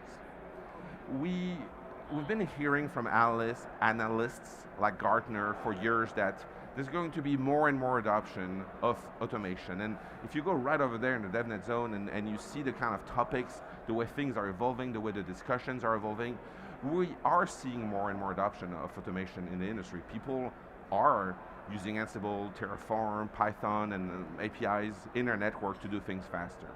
So we know that it's important for us to keep evolving and keep growing this certification program. Another data point that we look at, there's a company called Lightcast, not associated with Cisco, we're a customer of theirs. They basically ingest all the job postings and all the resumes on the major platforms out there, the LinkedIn's and the Indeed and all those job searching things. And they do large-scale data analysis to determine what skills are needed in the industry today, what skills are employers looking for, and what skills are people building. And by comparing those two over time, they're able to tell us that for network engineering and architect roles, over the next 2 years, and I got this data last week, so this is fresh data, over the next 2 years, we're going to need 31% more people skilled in automation, 25% more people skilled in Python, and 15% more people skilled in Ansible.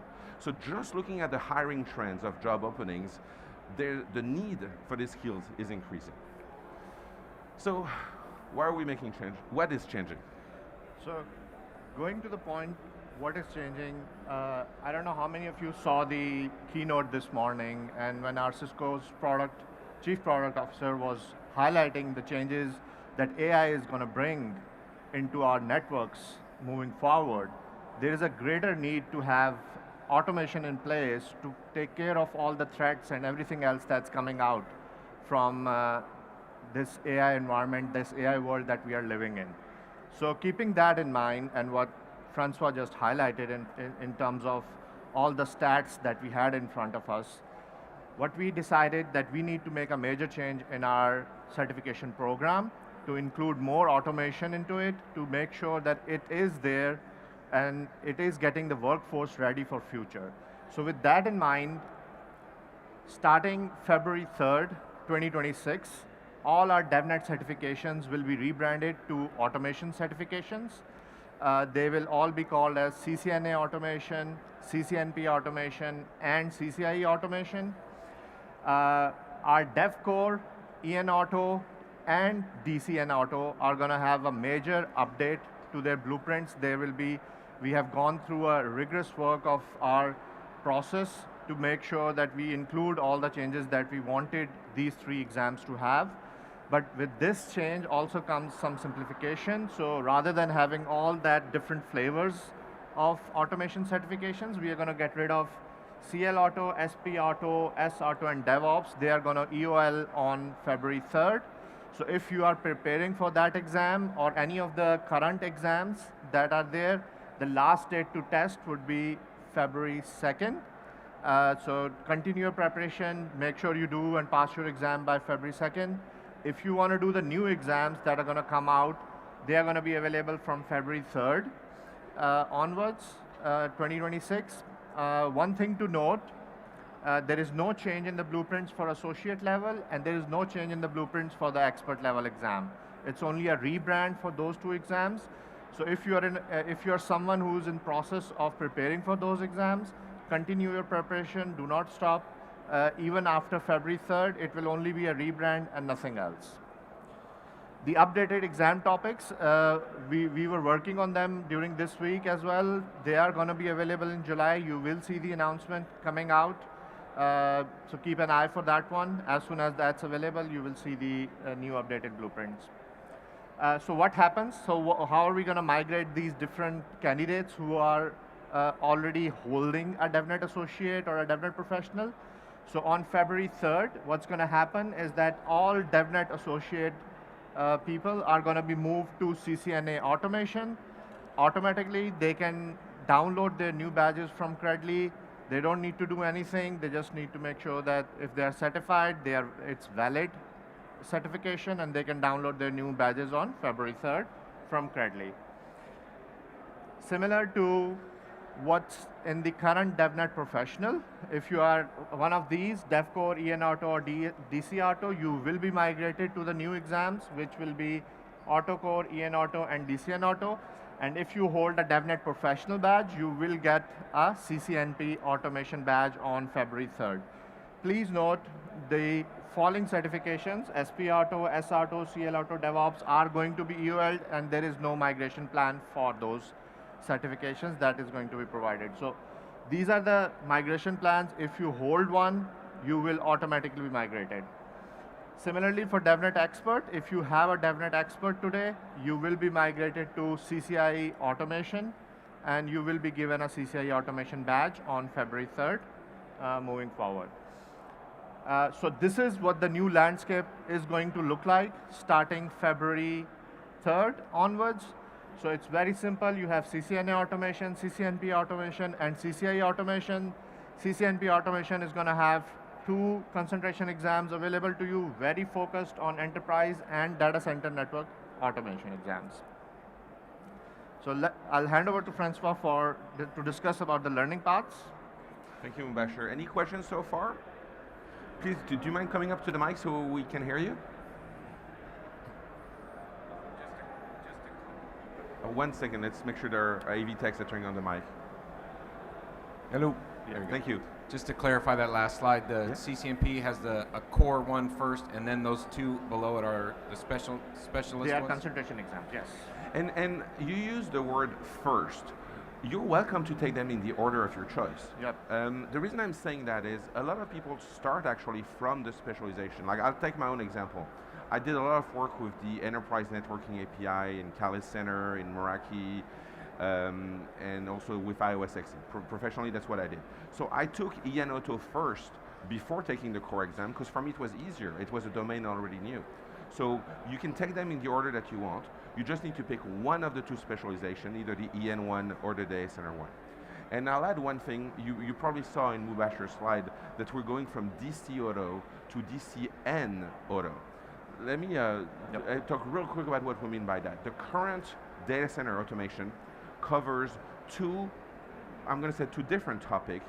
Data center networking, which is the world of Nexus and ACI and Nexus Dashboard, and the world of compute with Intersight and UCS and all that.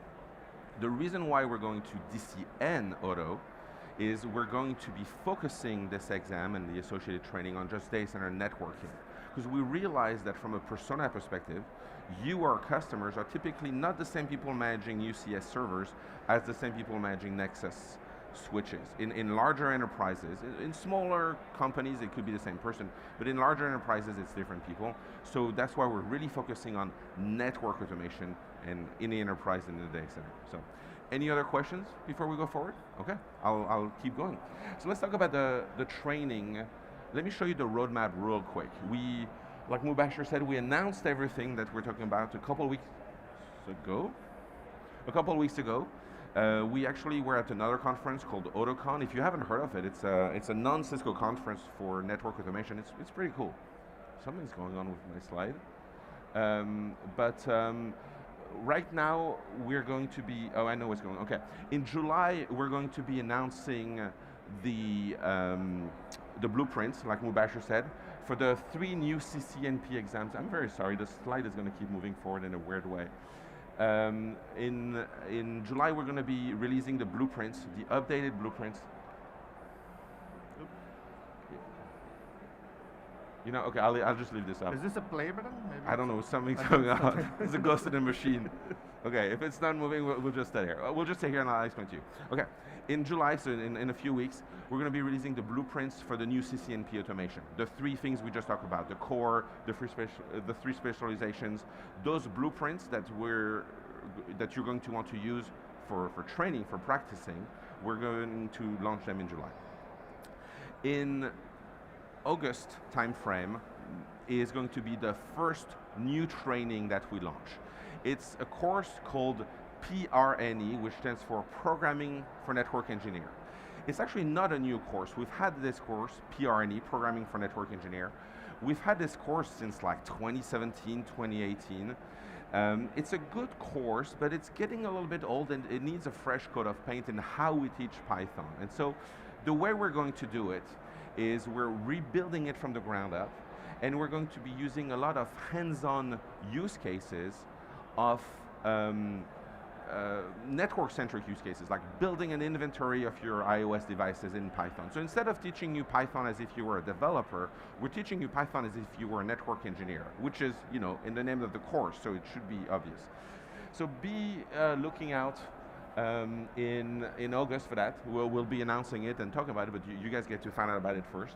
A couple other things we're going to do that are unique is all the sample code for that one will be on GitHub publicly for free. The course is probably not going to be free. It's going to be on Cisco U or an in-person training, with all our learning partners. But we're actually going to put the samples on GitHub, which we've never done for a paid course before. So that's one training option that's going to be available very soon. There's another option which is always available. On Cisco U, we have DevNet, which is Understanding Network Automation Essential. It's an introduction course to network automation. It's always free on Cisco U.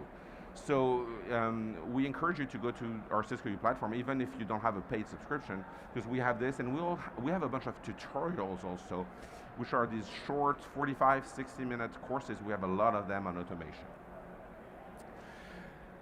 The training for the CCNP itself, AutoCore, ENauto, and DCNauto, we're scheduling the release of those for around the same time as the exam. So February timeframe, when the exams go live, the training will go live. We're going to give you the blueprints to practice on your own, but it takes us time to develop the training. And so those two things are planned for release in February. So yeah, that's our plan. Some training now, some training in February, new exam, new name for the certs. Any questions? We have 15 minutes. We'd love to answer any questions you may have. Can you step up to the mic, please, so that everybody else can hear you?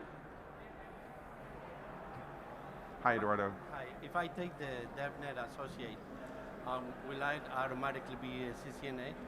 Yes. That is correct, yeah. So if you do a DevNet Associate today, and it's valid for 3 years, and starting February 3rd, you will automatically migrate it to CCNA automation. No, you don't need to do anything. We will take care of it.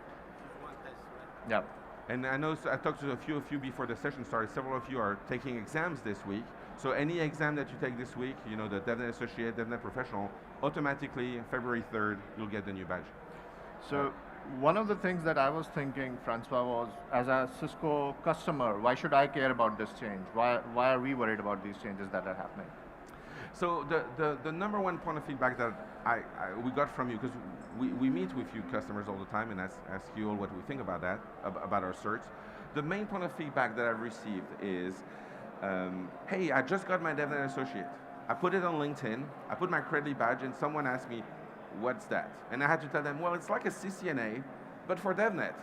And so why don't you call it a CCNA? And same discussion for the professional and the CCNP, the same discussion at every level.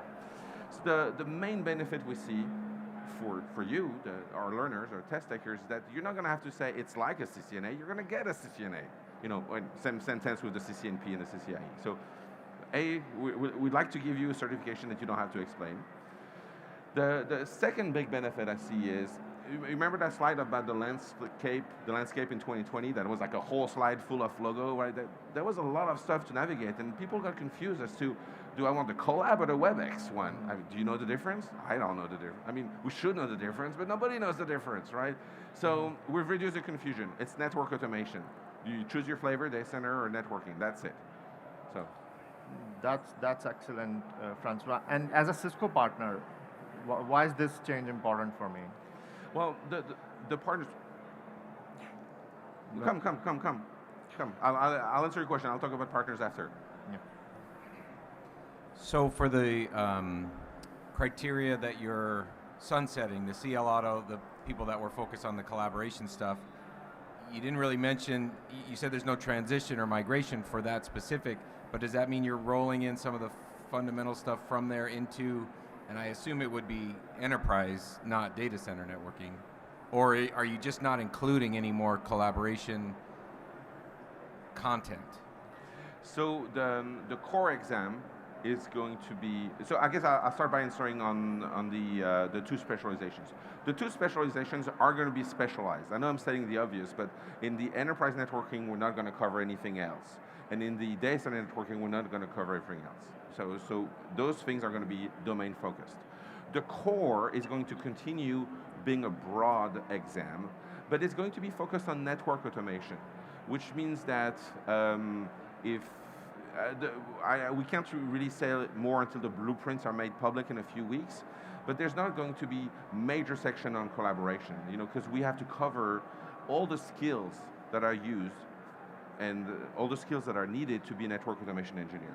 So we're shifting our focus, sorry for the echo, we're shifting our focus away from very product-centric and product API-centric testing in the core and really going towards automation skills like CI/CD, that sort of thing. So yeah, collab is going to be very much, not something we specialize on anymore. So partners, let's yeah, talk partners. about partners. Yeah, the other population that we always think about is our partners. And for you, if you are customers and you choose which partner to hire to help you with your automation, well, you have the same decision to make as our hiring managers have to decide who to hire.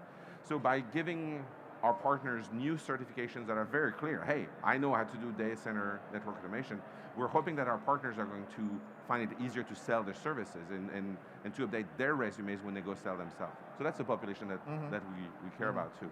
So another thing I think that we were also talking a lot about was how is this going to affect people who are in the transitional phase? So if you have done something already, then how is it going to look like for you in future?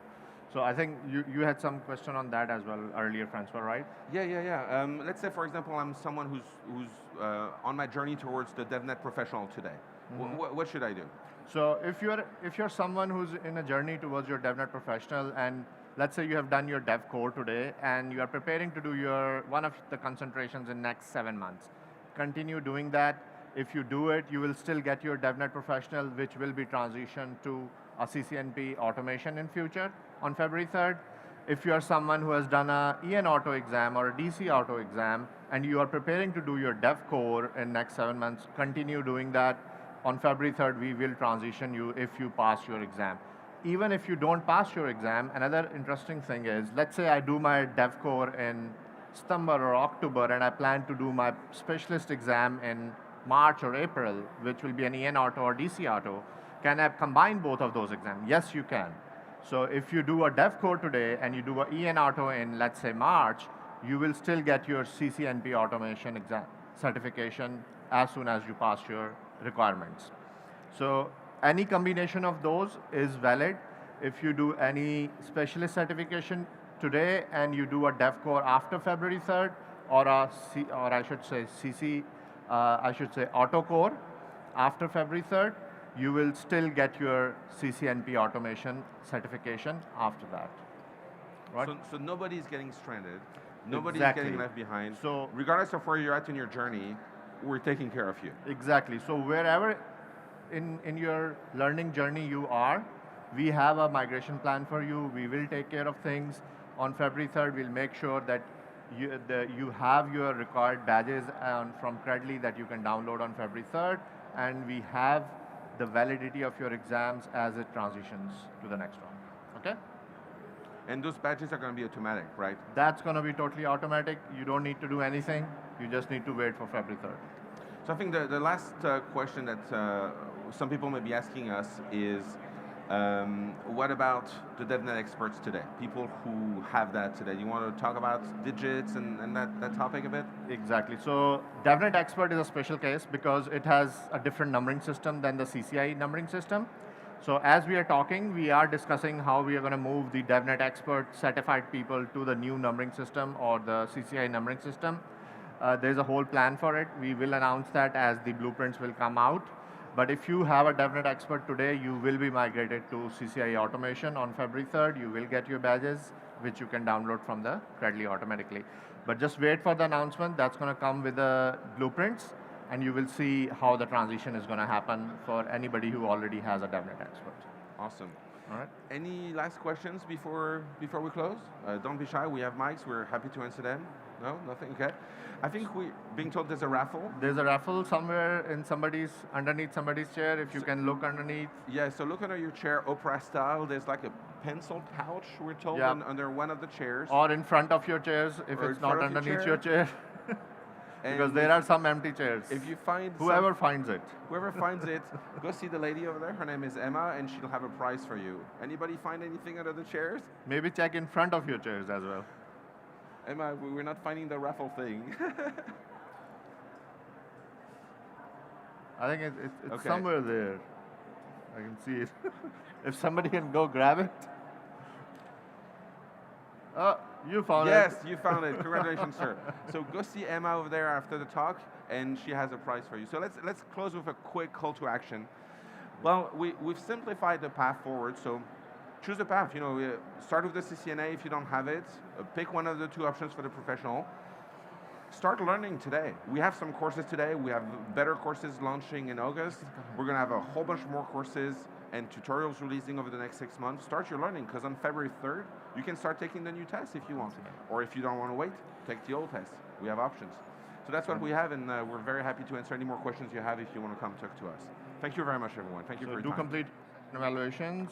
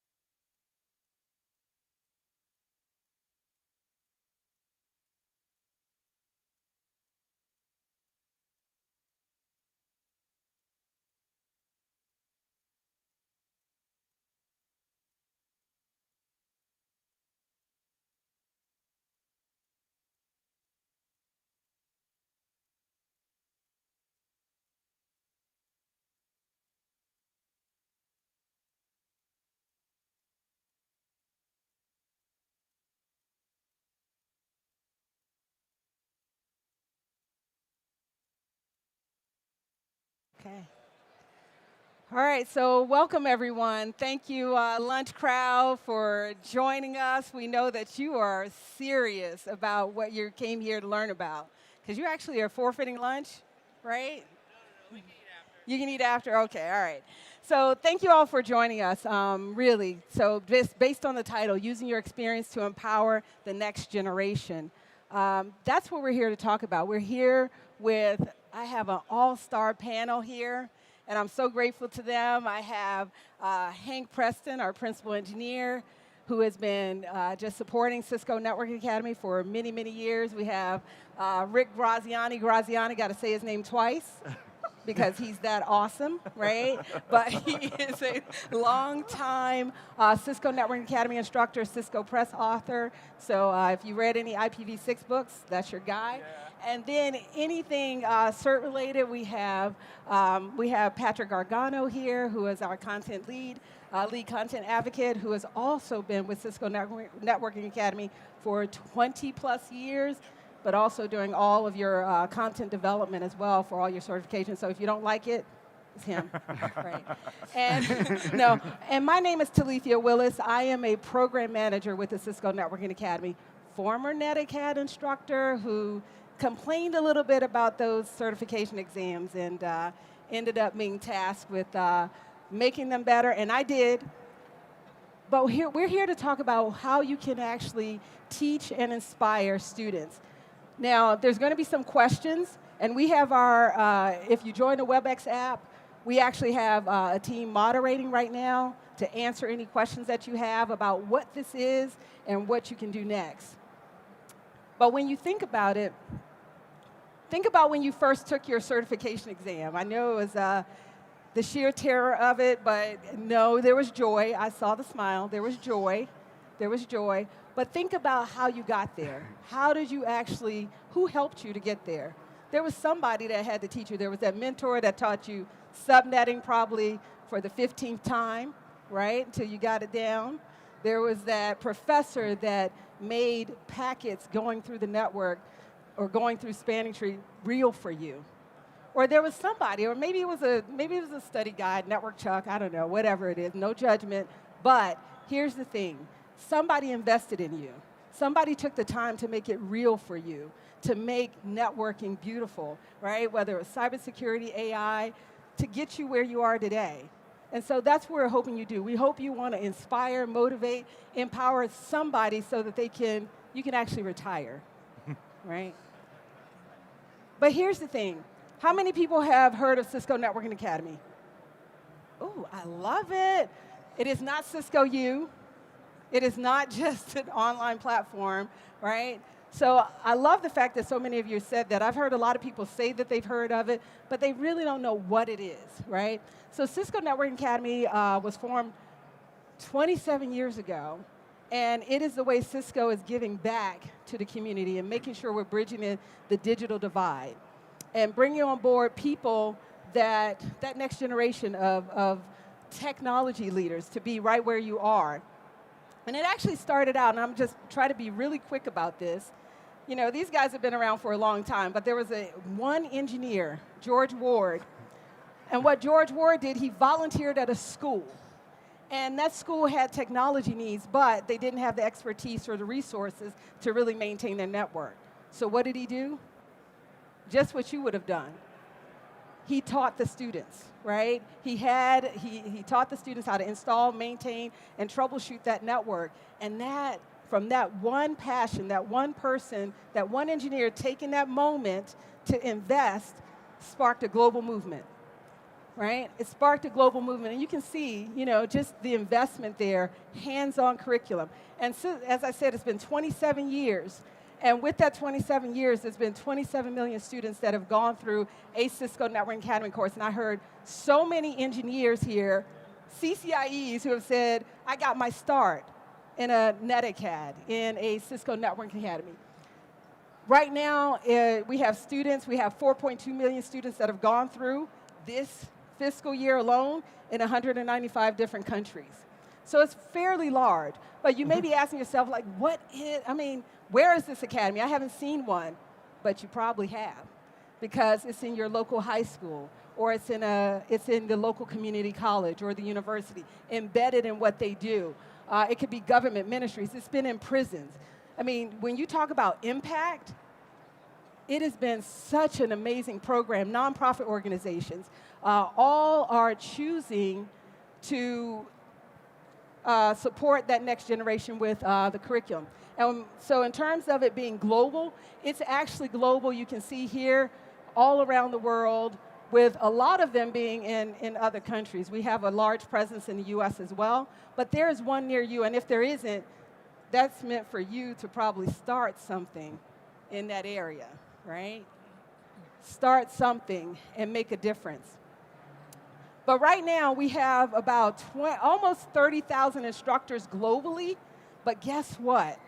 They're getting tired, right, Scott? I think they're looking at me. Right, Rick? So That's why I'm here. We have 2,300 instructors with 20-plus years of experience. That's a lot of time invested, a lot of wisdom being dispensed.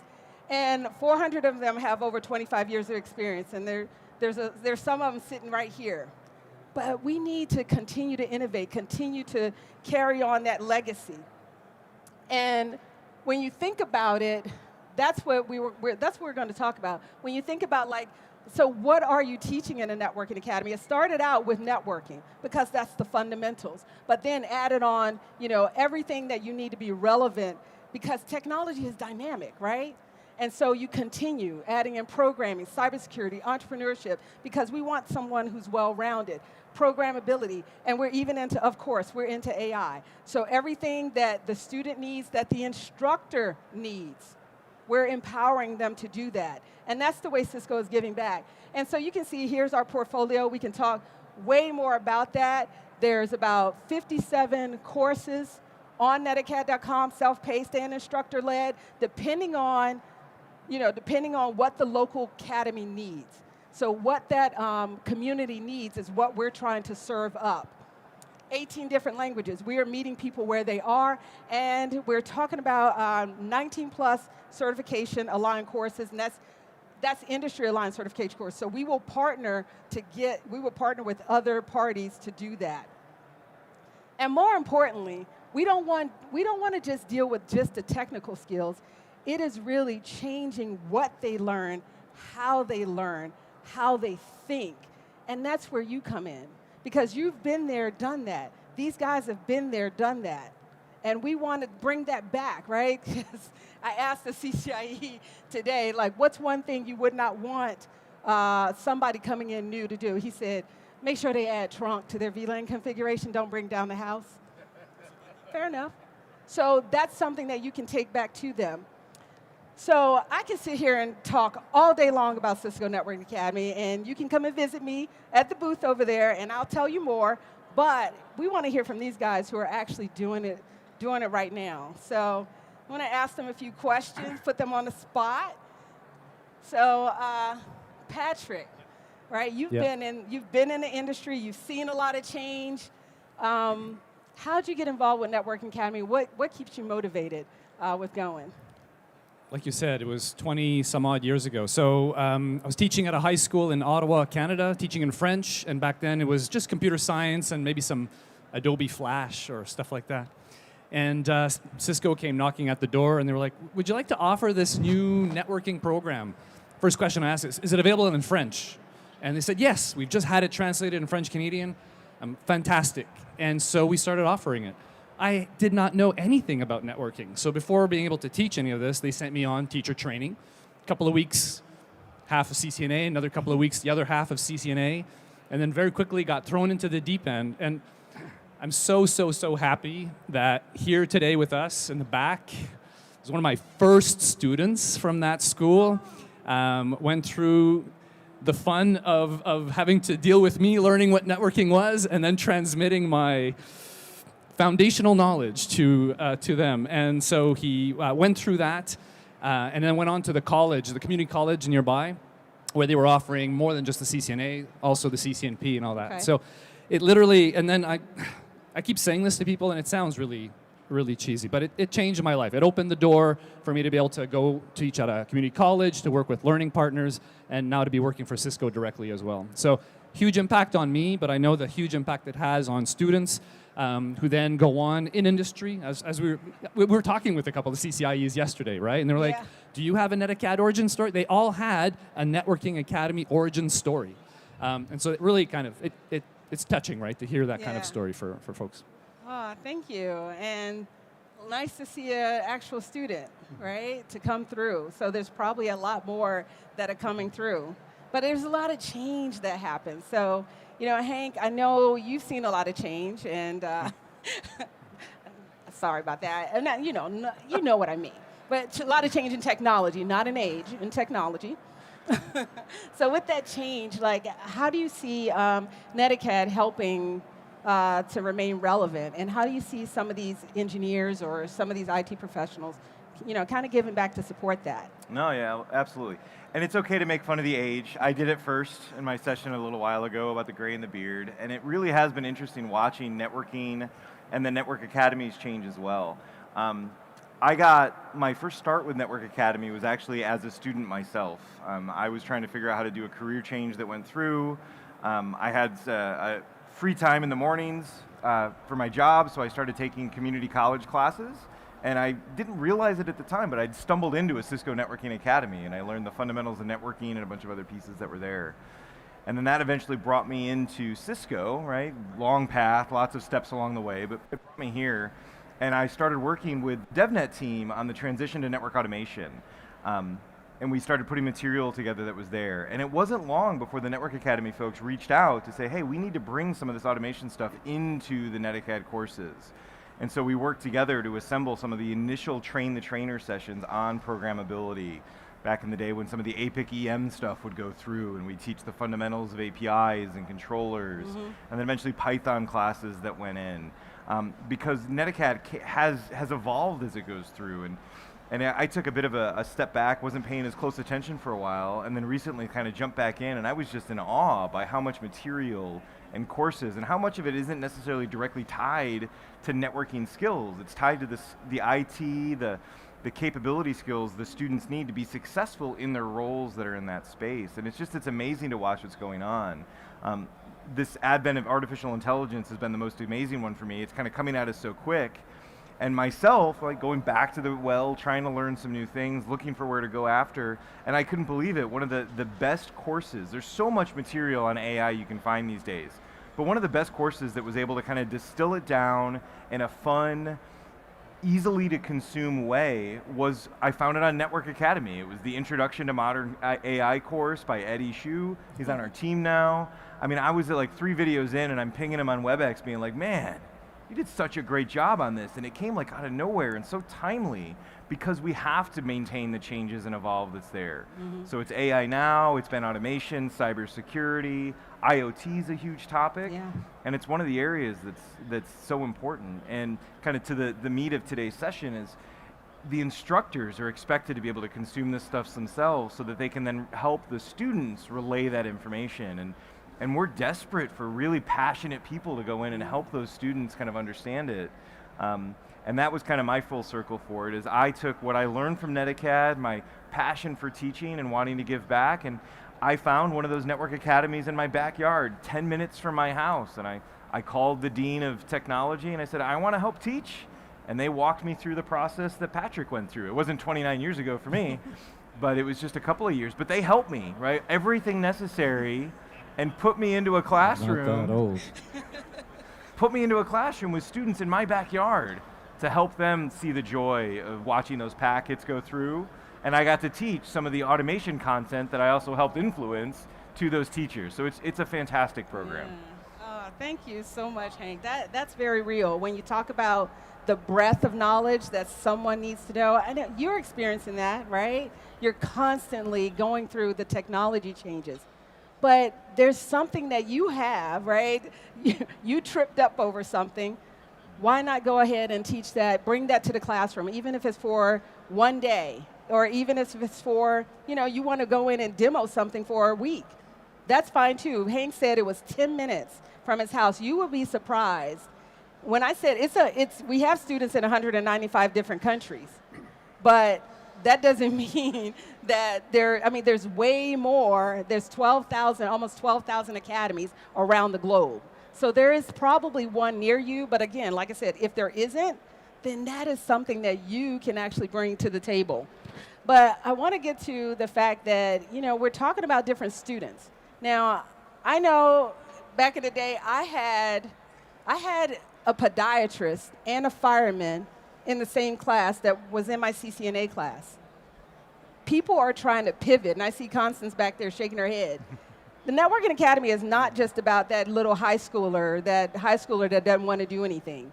You have people, real people, that are actually trying to make that next jump, right? Whether it's that plumber, or in my case, it was actually some telecom people, some old Sprint people that needed to, I'm no shade of Sprint, but some telecom people that needed to pivot. And so they actually came to our class and changed careers to keep pace. But there's a lot of maybe zero to hero stories. We heard about some CCIEs, but Not that, Rick, I'm a sure. zero? Not a zero. Speaking You're of zeros. totally a hero. but Rick, in all your experience, what is it like to really, what's one of the success stories that you've had with one of your students that you can share?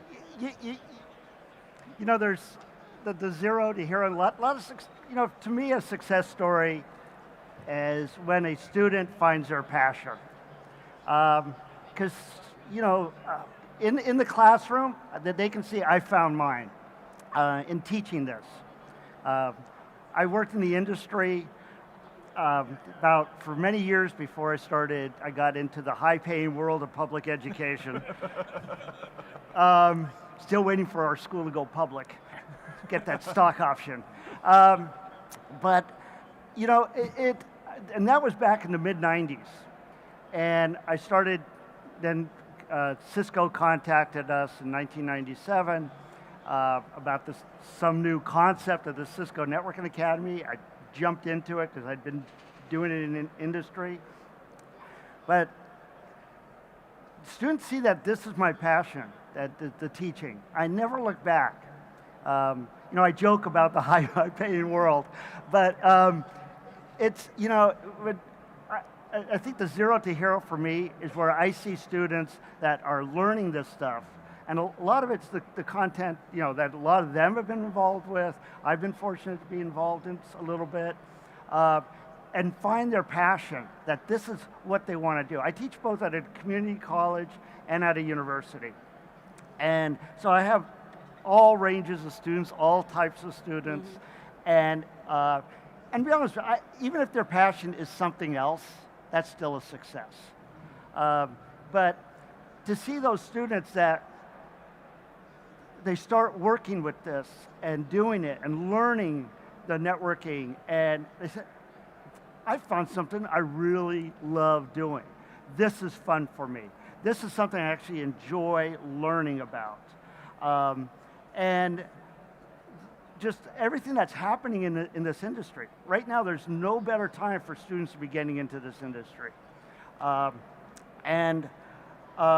far as instructors, whatever, anybody that's listening to this can give back. If you want to teach a class part-time or connect with one of your local schools, see if you could, if you're working in the industry, can you mentor some students, give them a tour of what you're doing at work, or a virtual tour, show them.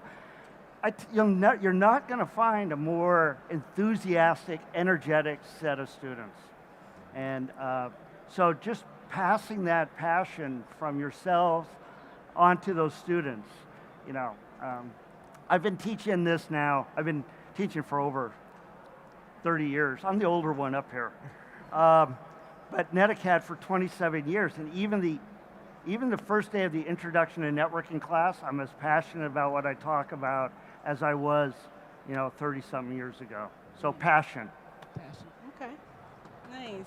So given that, I can see there's some very eager faces out there just ready to go, but I also see some kind of like, I don't know about this. They may be on the fence, right? So knowing that we have this audience out here, what's probably the million-dollar question? I'll ask each of you, same thing. What's the one thing you would say to someone who's on the fence, right? That what would you tell them to think about, or to get them over? Yeah, don't hesitate. That's it. I would say the school that you'll contact, the college or the high school or the university, they'll help you. They'll mentor. They'll get you in the program. They'll explain the process, how the platform works. So don't hesitate because of some. You're not too sure how that's all gonna pan out. They're gonna be there to help you, train you in terms of how that works for the platform, and then you'll be able to just jump in and start sharing, like Rick was saying, your passion, I think. Yeah, thank you for that, Patrick. What about you, Rick? Yeah, I agree. Just get started, and believe me, you have a lot more to offer than you may think.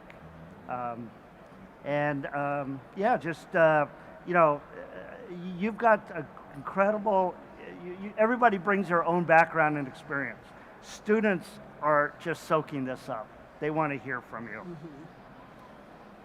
Yeah, I mean, it's a difficult thing, and it can be scary to get in front of a group of students up at the front that are looking at you, because I imagine most of us remember being students and how we treated our teachers.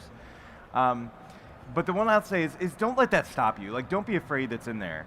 Most of the time, the students that are in a Network Academy class are there because they want to be there. They want to learn. They've got a passion for this, and they're just looking for someone to help them, guide them, and show them the path that they can get onto.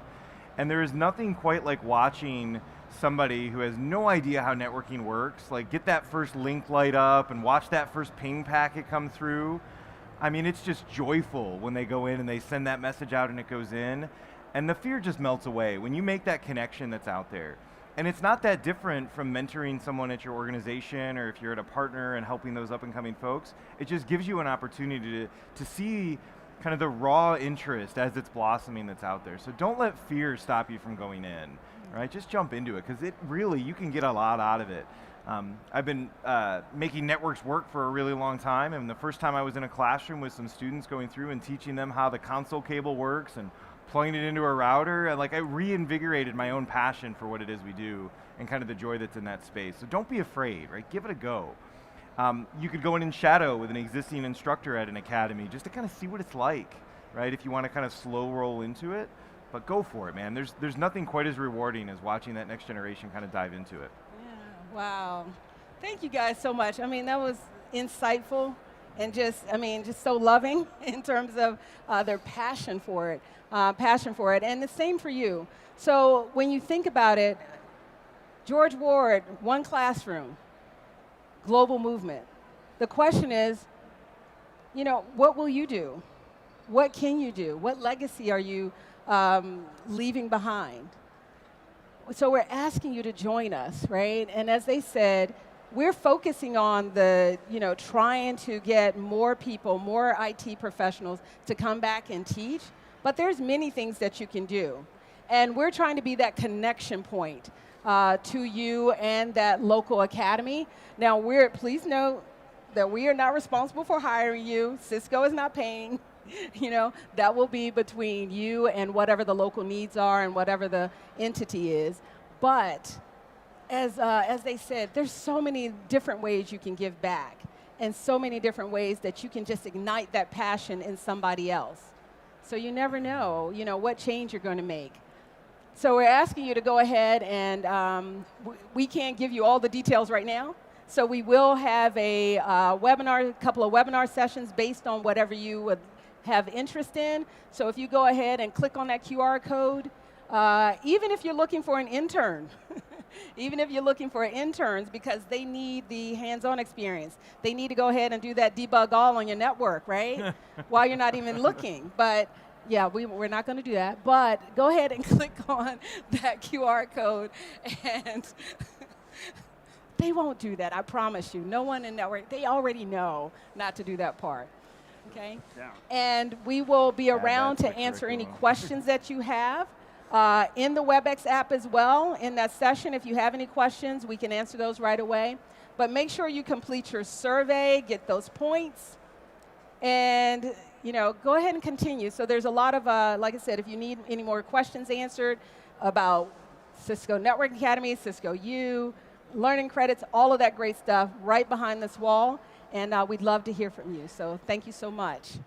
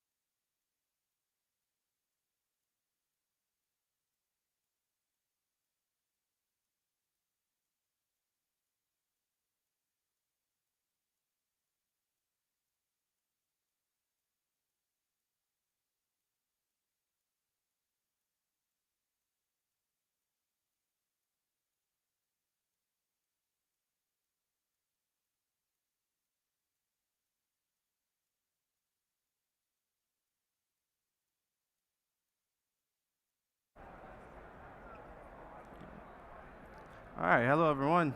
Good afternoon. Thank you for joining me today. So in a world overflowing with data, the true challenge isn't just collecting the data, it's unlocking its value. And while we'll explore unlocking data with generative AI, we'll focus a bit more on what gives AI its fuel. Before we begin, it's a housekeeping item I need to take care of. Let's see, get the clicker working here. So if you have any questions for me, any comments or clarifications that you need to ask me, you can do so through the Cisco Live mobile app. I'll be monitoring that WebEx session throughout the week. To begin, start off with a quick introduction, the core, then moving on to the core of intelligence and ending with the actionable intelligence.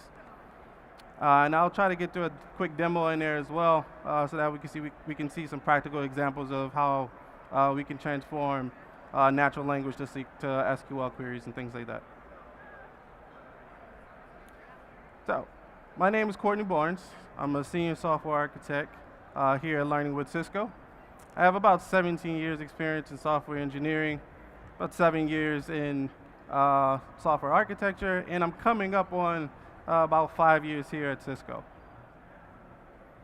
So enough about me. Let's move on to the core of intelligence.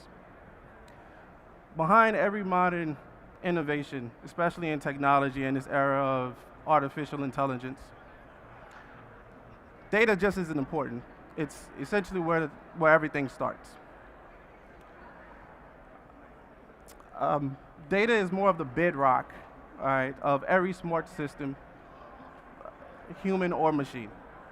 All right, just like human intelligence grows with information we observe, all right, AI learns and acts based on the data that is given. But first, I would like to discuss this word data. All right, it kind of has become a buzzword in many various contexts. All right, I'm sure you've heard we're a data-driven company. The powers within the data, all right, are terms like big data. But in every context of data, I like to get into what is data, all right? And essentially, data is just raw information, all right? It's raw information that we collect, human or machine, all right? It could be digital, it could be analog, it could be structured or unstructured. Data is not just numbers, all right? It's not just numbers or text in the spreadsheet. It's every customer call, every social media post, every center ping, all right? It's every session you attend here at Cisco Live. And in the world of networking, data is everywhere, like syslogs or logs from a switch, even traffic stats. Generating data is constant in our world. We generate data through user interactions, through blogs that we post on websites, surveys that we complete, navigating from site to site, or just clicking anywhere online, right? It's going to also generate a lot of network data for us. Data is, clicking with the clicker here. Data is, we generate data also from a device that we carry with us every day. It's our smartphones. We get calls through that smartphone, we send texts. All right, we also get location data that's silent to us. All right, we also get movement data from our smartwatches. Data is also generated from machine-to-machine communication and from edge devices like drones and sensors. As you can see, data is generated all around us. But here's the real twist. Generating and capturing data, it's easy, but turning that data into something useful, that's why we may run into some challenges. Data challenges aren't just technical hiccups. They're structural, they're cultural, they're organizational. The types of challenges you may encounter are, one, starting with data quality. I'm sure you heard the term garbage in and garbage out, right? If the data is coming in inaccurate, outdated, or even inconsistent, any insight that you build on top of it becomes doubtful. So if the quality is bad, then can you really trust the insight that's coming from it? Then you have data silos. You have the data, but it's not where you need it. Data can live in way too many places. Spreadsheets, database, somebody's laptop or desktop. Right? Different teams owning different systems. This type of fragmentation means there's no single source of truth, which often leads to poor data quality and duplication of data. Then we have data privacy. Just because you can expose the data since you have access to it, doesn't mean that you should. With regulations like GDPR and a rising awareness of data ethics, privacy is a growing concern now. You may want to analyze all your data, but should you really analyze it? All right, you need to ask yourself, is the data anonymous? Do you have the consent to use this data for various tasks? Could you expose sensitive information? All insight is not good insight if it comes at the cost of losing users' trust. Remember, data isn't valuable until it's actually analyzed. You may not see it as a value, but an attacker might. Also, while data may be substantial for an end user, to that end user, it may be everything to them. The more data systems we open to AI, the more secure we need to be on its availability of access to whom, when, and where, and why. And we have volume. Like I said, data is generated all around us constantly on a constant pace. How to generate data is not the challenge, it's the sheer volume of it. You will have loads and loads of data, but don't really understand it. It's like finding a needle in a haystack. You may not know what to do with that volume of data as well. So drowning in data, it may sound like it's a bad thing, but also it could be a good thing. You may start capturing information in that data that at that moment you may not see as useful or valuable. But in the future, you may have a new feature and you're happy that you had that data because you collected. With so many data challenges, from the quality to the volume to complexity, it's easy to get overwhelmed. And then questions become, how do we cut through the noise and then turn this information into faster, smarter decisions? With less technical overhead, that's where the actionable intelligence comes from, and to bridge the gap between raw information and real outcomes. There are two powerful branches of AI that shapes the future of decision making. One of them being predictive AI. Predictive AI, that's what was most common before this wave of this new artificial intelligence wave. Predictive AI has been evolving for the last 50 years, but it's only been practical for the last 10 to 15 years. With the rise of machine learning, predictive AI is the forward engine that helps us anticipate what's likely going to happen. But it relies on past data to make that anticipation and tell us and give us that forecast. The other powerful branch is generative AI. The power of generative AI is it generates content for us instead of doing the forecasting. And conceptually, it's been around for several decades, but just like predictive AI, it only became practical within recent years. Unlike predictive AI, though, generative AI goes beyond the analysis and starts generating the content that you would like to see. So these two AI capabilities, form actionable intelligence, transforming raw data into foresight and creativity of content that can ultimately drive smarter decisions, and at speed and at scale. But here's where things get a little exciting. With generative AI, we make data usable, right, to individuals who has less technical experience. We can generate AI. The generative AI gives data value. It generates visualizations. It transforms our natural language to SQL statements. It summarizes long documents instantly, right? You give it an article and it'll summarize it for you. In doing so, it increases our productivity. But with generative AI, it's only as good as the prompt that you give it. So you need to give generative AI a good base on the questions that you want to ask. Right? You have to frame the questions clearly. You provide the right level of detail. Incorporating content constraints. You want to essentially tell AI or tell generative AI, I only want to include this scope. All right? Without doing so, it may give you some hallucinations, and now you're getting wrong information. I like to think of it as generative AI is the camera, and prompt engineering is the focus, the exposure, the angle, and the lighting, all right, to get that perfect picture.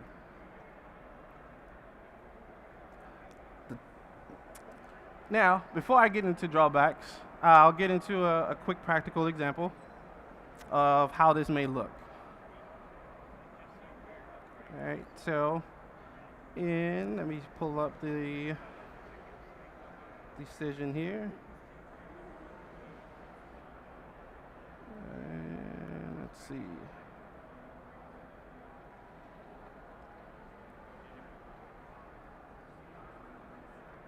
All right.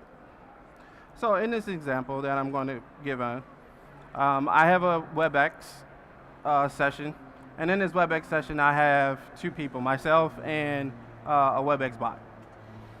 What this WebEx box does is it takes my messages and it sends it to a Python middleware service. All right. So whenever I ask a question to the bot will then send that to my middleware service, where my middleware service will talk to a generative AI, or talk to a large language model, which is essentially our generative AI engine. And what it's going to do is it's going to take that question and transform it into a SQL statement. Behind my Python microservice, I have a database. That database includes a session.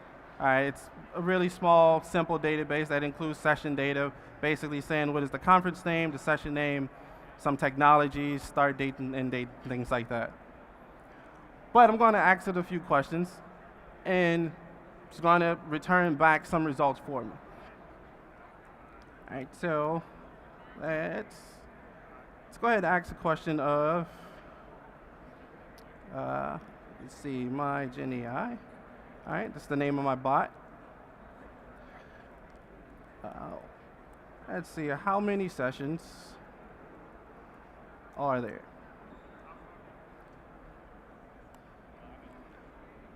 Right, and what it's doing here is my bot has recognized that it received that request. It's going to send it over to my middleware service, transform it into a SQL statement that it can understand to query the database and give me the result. Now my result here is essentially the raw response from a database. You can change this into a more natural language response as well. So instead of it coming back as 63, you can definitely say, hey, there are 63 sessions within your database. But to take a deeper look into, I'll find my mouse here. There we go. To take a deeper look into the setup here, as I mentioned, I start off with the user interface, that user interface being WebEx. Now this user interface can be anything. It can be your custom application that you may be building. Long as you have that webhook to go into your microservice or that backend service that's going to do all the transformations for you, it'll work. All right. But in this case, I have the WebEx session here. And this WebEx session, as I've mentioned, has a bot that is attached to it. And that bot has a webhook that's essentially configured to go to this Python application that's running in the background. And in this background, I have the database, which is basically essentially a file-based database, but you can do it with any database like Postgres, MySQL, or even MongoDB. It doesn't have to be SQL. You can do it into NoSQL store as well. But in this case, I have a file-based database that translates into a SQL statement. And what this microservice is essentially, its purpose is to receive those messages. It is basically to connect everything together. All right. It is the central point of the entire thing. All right. So while WebEx is its own platform, the database is its own component, the LLM is its own component, this microservice connects everything together. So when it receives that message here in this API request, then it goes out into make a response. And this is where the prompt is becoming important. As I mentioned with generative AI, the response is only good as the prompt that you give it. In this prompt, I'm telling the system, hey, you are a SQL expert. All right, I want you to focus on generating SQL. Only use the schema provided, all right, and never invent columns or tables. This is to help the LLM focus on the data that I want, the schema, the database schema that I want it to focus on. Otherwise, it would just generate tables and columns, all right, that it thinks it relates to the question that comes in. So as my table schema goes, as I mentioned, I have a table, a database with a table named sessions, and this is the columns and the data type for those columns of that table. Once I get the database schema, then I give the natural language request, right, to the prompt, and then it goes off to the LLM, which is running on my local machine at the moment. It goes off to the LLM, which I'm using Ollama. Ollama is a very good open source LLM that transform your natural language request and generate the response for you. So I'm using Ollama. I'm telling Ollama the model that I want to use, which is Gemma, and I'm giving it a prompt.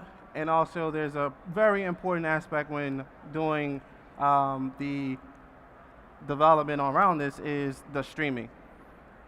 Once you send that response, it would give data back in a sort of arrays or a long different type of pieces where you have to then piece it back together. Instead of doing so, you can tell it to give me the response back all at once and then use that to query your database. So as you can see from my output here, I'll show some of the output. I asked in the WebEx session how many sessions are there. It got my response. It passed the schema. And then the SQL that was generated from the session. And then also the result. And then it sends that result back to WebEx. I can also ask the WebEx or the bot.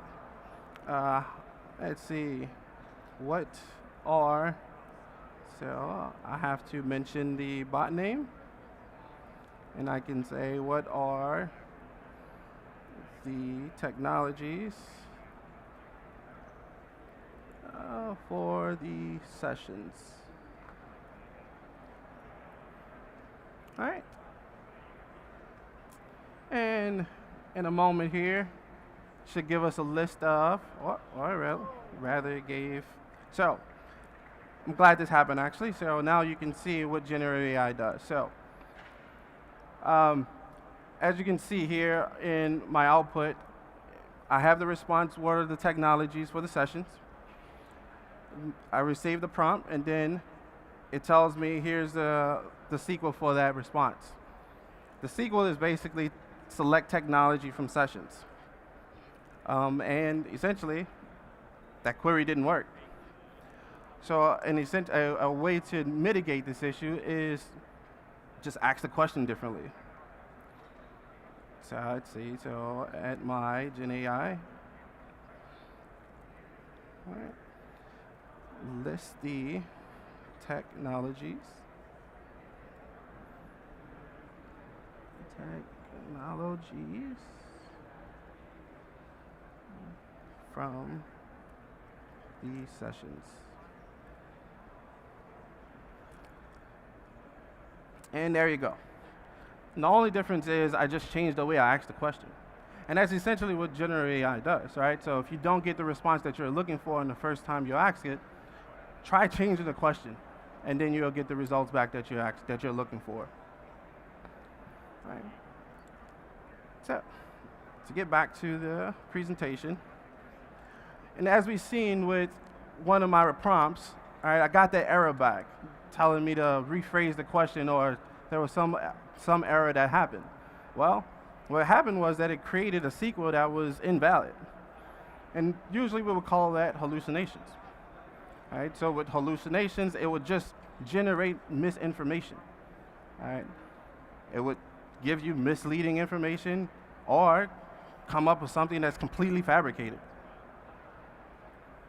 Also with generative AI, there's legal issues and also misinformation. Generative AI can create content that mimics people or brands. It can be used to spread deepfakes. I'm pretty sure we all seen on the internet that you have your favorite celebrity mentioning some false statement and it was all completely fake. Generative AI has bias and ethical issues, especially if the model contains it. So if the model that you're using to generate your natural language, from transforming your natural language requests to any document or SQL statements, all right, it can often lead to bias. The AI can lead to unfair, misleading, or offensive outputs, which we generally don't want. And then obviously data privacy.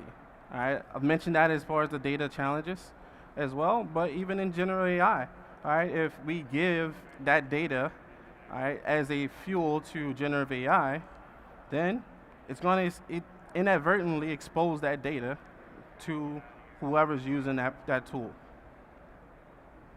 So, generative AI is a fascinating tool. We've seen it with ChatGPT, all right? We've seen it with, I know there's the new iPhone app, which is Playgrounds, image Playgrounds, and it's generating images as well. So Gen AI is definitely a fascinating tool that can generate the content that you're looking for. But to unlock the data that you would like, your users doesn't need to know SQL statements. All right, the SQL statements that popped up in my demo here, all right, I didn't have to tell it. I mean, I understood it, but I didn't have to know it. As long as it gave me the output that I know, then I don't care what essentially the bottom line is doing or the background is doing. But I will say, with generative AI, trust but verify, all right? It can definitely lead to, like I mentioned, misinformation. So you want to trust that the data is good. You want to trust that your quality of your data is good. But if the data is not good, then Gen AI is definitely going to give you back that information that's included in that model. And that's essentially it for the session. Please, there's a session survey that you have to, well, you don't have to do, but there's 4 session surveys that you need to get put into a drawing. All right, there's also, you can earn 100 points for surveys, level up and things like that. Definitely continue educational AI. I know we have a lot of sessions here in AI. There's predictive AI, there's also AI around voice, there's generative AI. Definitely continue your education on AI, but what I do like to mention is data is where everything starts. All right, if your data is not good, your AI won't be good.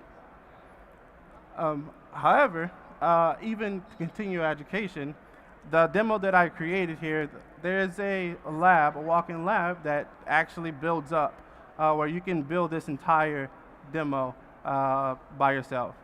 So take you through the steps, give you information on what each piece does, how to integrate all of the different components together, the user interface versus the LLM, the Python microservice, as well as the database. So be sure to check out the lab to get more in-depth knowledge and actually hands-on with the AI and ask the questions that I didn't ask it. And yeah, thank you.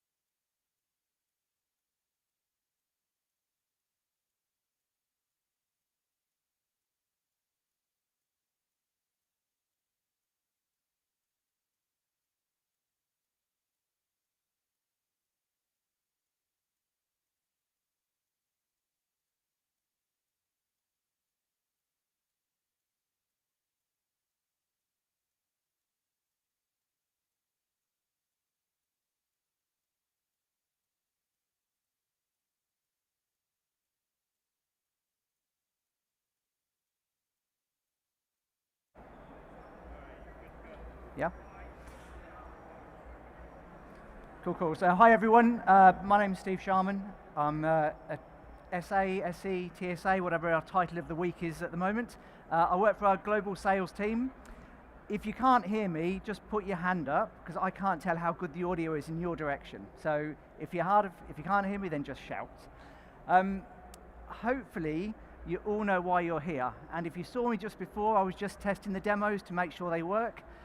Well, they worked about 3 minutes ago, so fingers crossed it's all going to work. The idea of this session is really to help you run your network in a better way. That's kind of the aim of this session. So I'm presuming that all of you are ACI customers already. Is that fair? Is that a fair assumption? Quick show of hands. Who automates their network? Nobody. Or is everyone just shy? So either people are shy or nobody automates it, okay? Who thinks they know contracts and filters and kind of ACI design best practices? Everyone happy? Not happy? Or just shy? Okay, so what we're going to do, I'll step you through how you should build your ACI network. I had the bright idea, so I flew from Turkey to the UK to LA to San Diego, so my jet lag is horrific, and I was up at 5 this morning, and I thought, do you know what I'll do? I'll change all the demos just before I go and present it. Maybe not the best idea, so we'll see how this looks.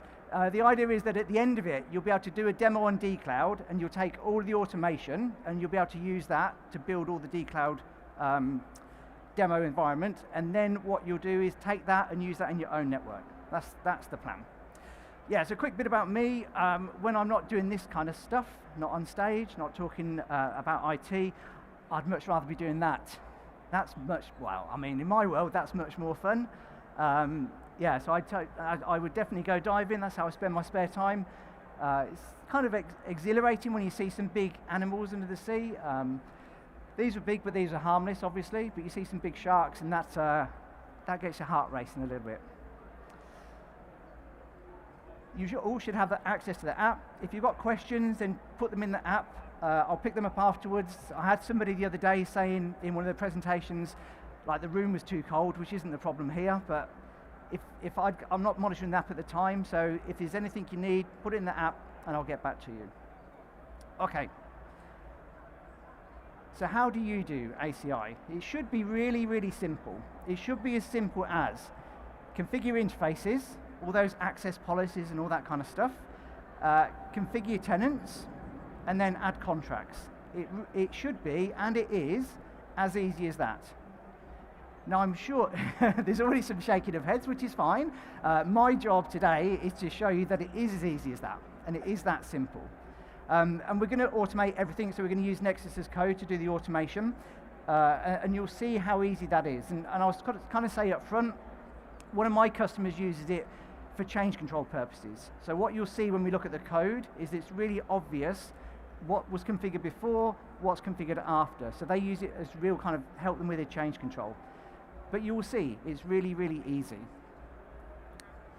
So when we look at interface config, and I'm sure everyone would have configured their interfaces on their fabric, or hopefully you have, the thing to focus on is the policy group. That's the thing to focus on. What is it that you're attaching to the network, and therefore, how do you want the ports to be configured? That's the whole purpose of the policy group. So in this case, I've got a policy group for my ESX hosts, and then I need to add some other things. So I add my VLANs, I add my domains, I add my AAPs, but I'm always focused on what I'm attaching to the network. Once I've defined all of this, I'll kind of work from the top down. So I've got my switches at the top, I'll bind those to some leaf profiles, and then just add the access ports, and that's it. That's your pretty picture of how to do interface config properly. You'll see it in the code. So whilst you've got this picture, when we look at the code, it becomes really, really obvious how you build it. I've seen some horrific examples of people not understanding how to configure their access policies. Always focus on what you're attaching, the policy group, and then think, how do I bind things? And you can only do it this way. This is the way you do it. Where people often go wrong is they give things really crazy names, so they don't name them in a way that helps them. And in this case, my policy group is called ESX host. The AEP, or the switch port trunk allowed, if you like, is called ESX host. My VMM domain is, my VLAN pool is, so everything follows through. And the simpler you name things, the easier it becomes to configure them. Give them crazy names, it's much, much harder. So that's step one. We're going to configure our interfaces. Step two is we need a design pattern. So we need to think how our tenants are going to look. There's only 6 ways, although you'll see I've split one into 2, so you'll see 7 options here. First option, everything goes in common. You're not going to see it. Hopefully none of you are doing this. What we've got around the top is the tenant, so the green box is the tenant, the orange box is the VRF, and then in there I've got my bridge domains or my subnets, and inside there I've got my EPGs or the VLANs, whatever you want to call them. So this is the first option. You put everything in common. Hopefully you're not doing this. Hopefully. Second option, what I've got here is now I've got in common, I've got a VRF and I've got my bridge domains. That means that I can share the subnets across any other tenant. That's the purpose of this design. So shared VRF, shared subnets. The next design puts just the VRF as a shared function, and now my subnets or my bridge domains live down inside the tenant, so they're reserved for a tenant. So these are the first 3. I would imagine that most of you are doing the next one. So number 4 puts everything inside a tenant. So you build your tenant, you add your VRF, you add your subnets, you build your layer 3 outs, you add your VLANs or your EPGs, and everything sits inside that tenant. I was presenting with a colleague yesterday, and we was covering what our customers did. They've only got one tenant, and they had all 13 different business units in that one tenant, and they had an issue, and there was an east-west traversal within the tenant. So the more tenants, the more separation, the more security you have in the network. This is my preferred option. The next 2 are the preferred options. In this case, I build an outside VRF and an inside VRF, and I do that for security purposes. Inside, on the inside VRF, I can use VZNE, and the outside, I don't use it. So it's a way to control security within the network. Now it's all too late for you, but we did a 90-minute breakout yesterday specifically on how to do security in the network, how to add more security kind of after the event, so how you evolve to a more secure network. If you want details of that, just put a request in the room and I'll send the link to the slides, and you can download the slides from yesterday. Next option is that I take my VRF and now I separate it into a different tenant. So this is like a shared service design. This is where you would have, say, your network team configuring the external facing, so the layer 3 outs, that external world, and then other teams possibly, or the network team, would configure inside the network, so the inside VRF. And then the final one just kind of binds everything together. This was actually done for a financial services customer. They had the theory that what they wanted to do was move workloads from tenant 1 to tenant 2 to tenant 3 without changing IP addresses. I don't think they'll ever do that personally, but that's what drove this design. So shared services does the routing, And in common, I've got my subnets and my VRF, and each tenant then binds to that. So I can move a workload from BU1 to 2 to 3 to 4 completely seamlessly because they're attached into that shared space. The reason I don't like common is because it's shared. The really good thing is that it's shared. So it depends what side of the fence you sit on, if you think it's a good thing or a bad thing. Okay. Step 3 is allow things to communicate, so contracts. Contracts are really, really simple if you give them a clear name of how they're going to work. So in this case, my contract is called permit to ESGO2. I then create a subject called IP, and I put a filter that is any, which I'm sure all of you do. And what this means is that on the consumer side, so on the left side as you're looking, I've got any port open. And on the right side, I've got any port open. So that means I can go from left to right or right to left because the ports are open in both directions. There's no statefulness. I can just communicate both ways. As you'd go more secure, you'd build more specific filters. Now, hopefully, I don't need to explain this. You can all see that my filter says source is any destination 7070 or destination 443. Left side, consumer, any port. Right side, provider, 7070 or 443. Contracts are that simple. All you're doing is building an access list that said, what ports do I want open on the consumer side, what ports are on the provider side. So I'll build the same for UDP, for ICMP, for redirects. If you give them sensible names, you can see very easily what they do and how they work. Any questions on contracts? So we've covered access policies, we've covered tenant design, and we've covered contracts in 10 minutes. Who's confused already? Or is it that clear that it's perfect? Oh, some nods, okay, that's good. I like it when it's very clear. Okay. So how do you configure the network?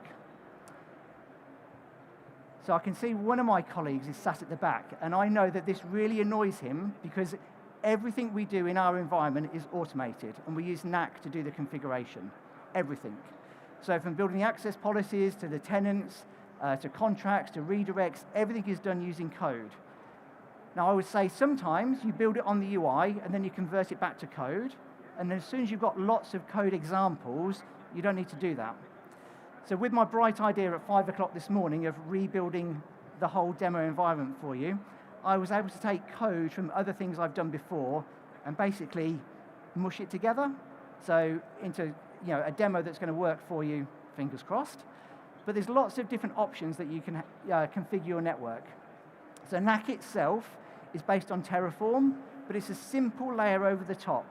So if you can read a command line kind of structure, if you're used to YAML, if you know that I build a tenant, I build a VERF, I build bridge domains, etc., you'll be fine. You'll be up and working in no time at all.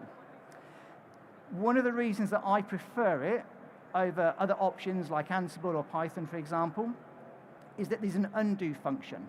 So when I configure the network, because it's got a state file, I can unconfigure the network.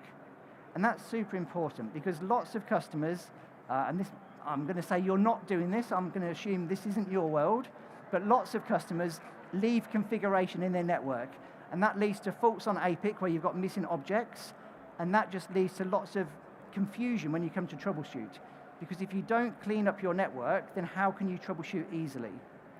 So doing it in code is going to allow you to do that. You'll configure it, you can read it easily, you can understand what you're configuring, you don't need to jump into lots of different windows and go around the APIC.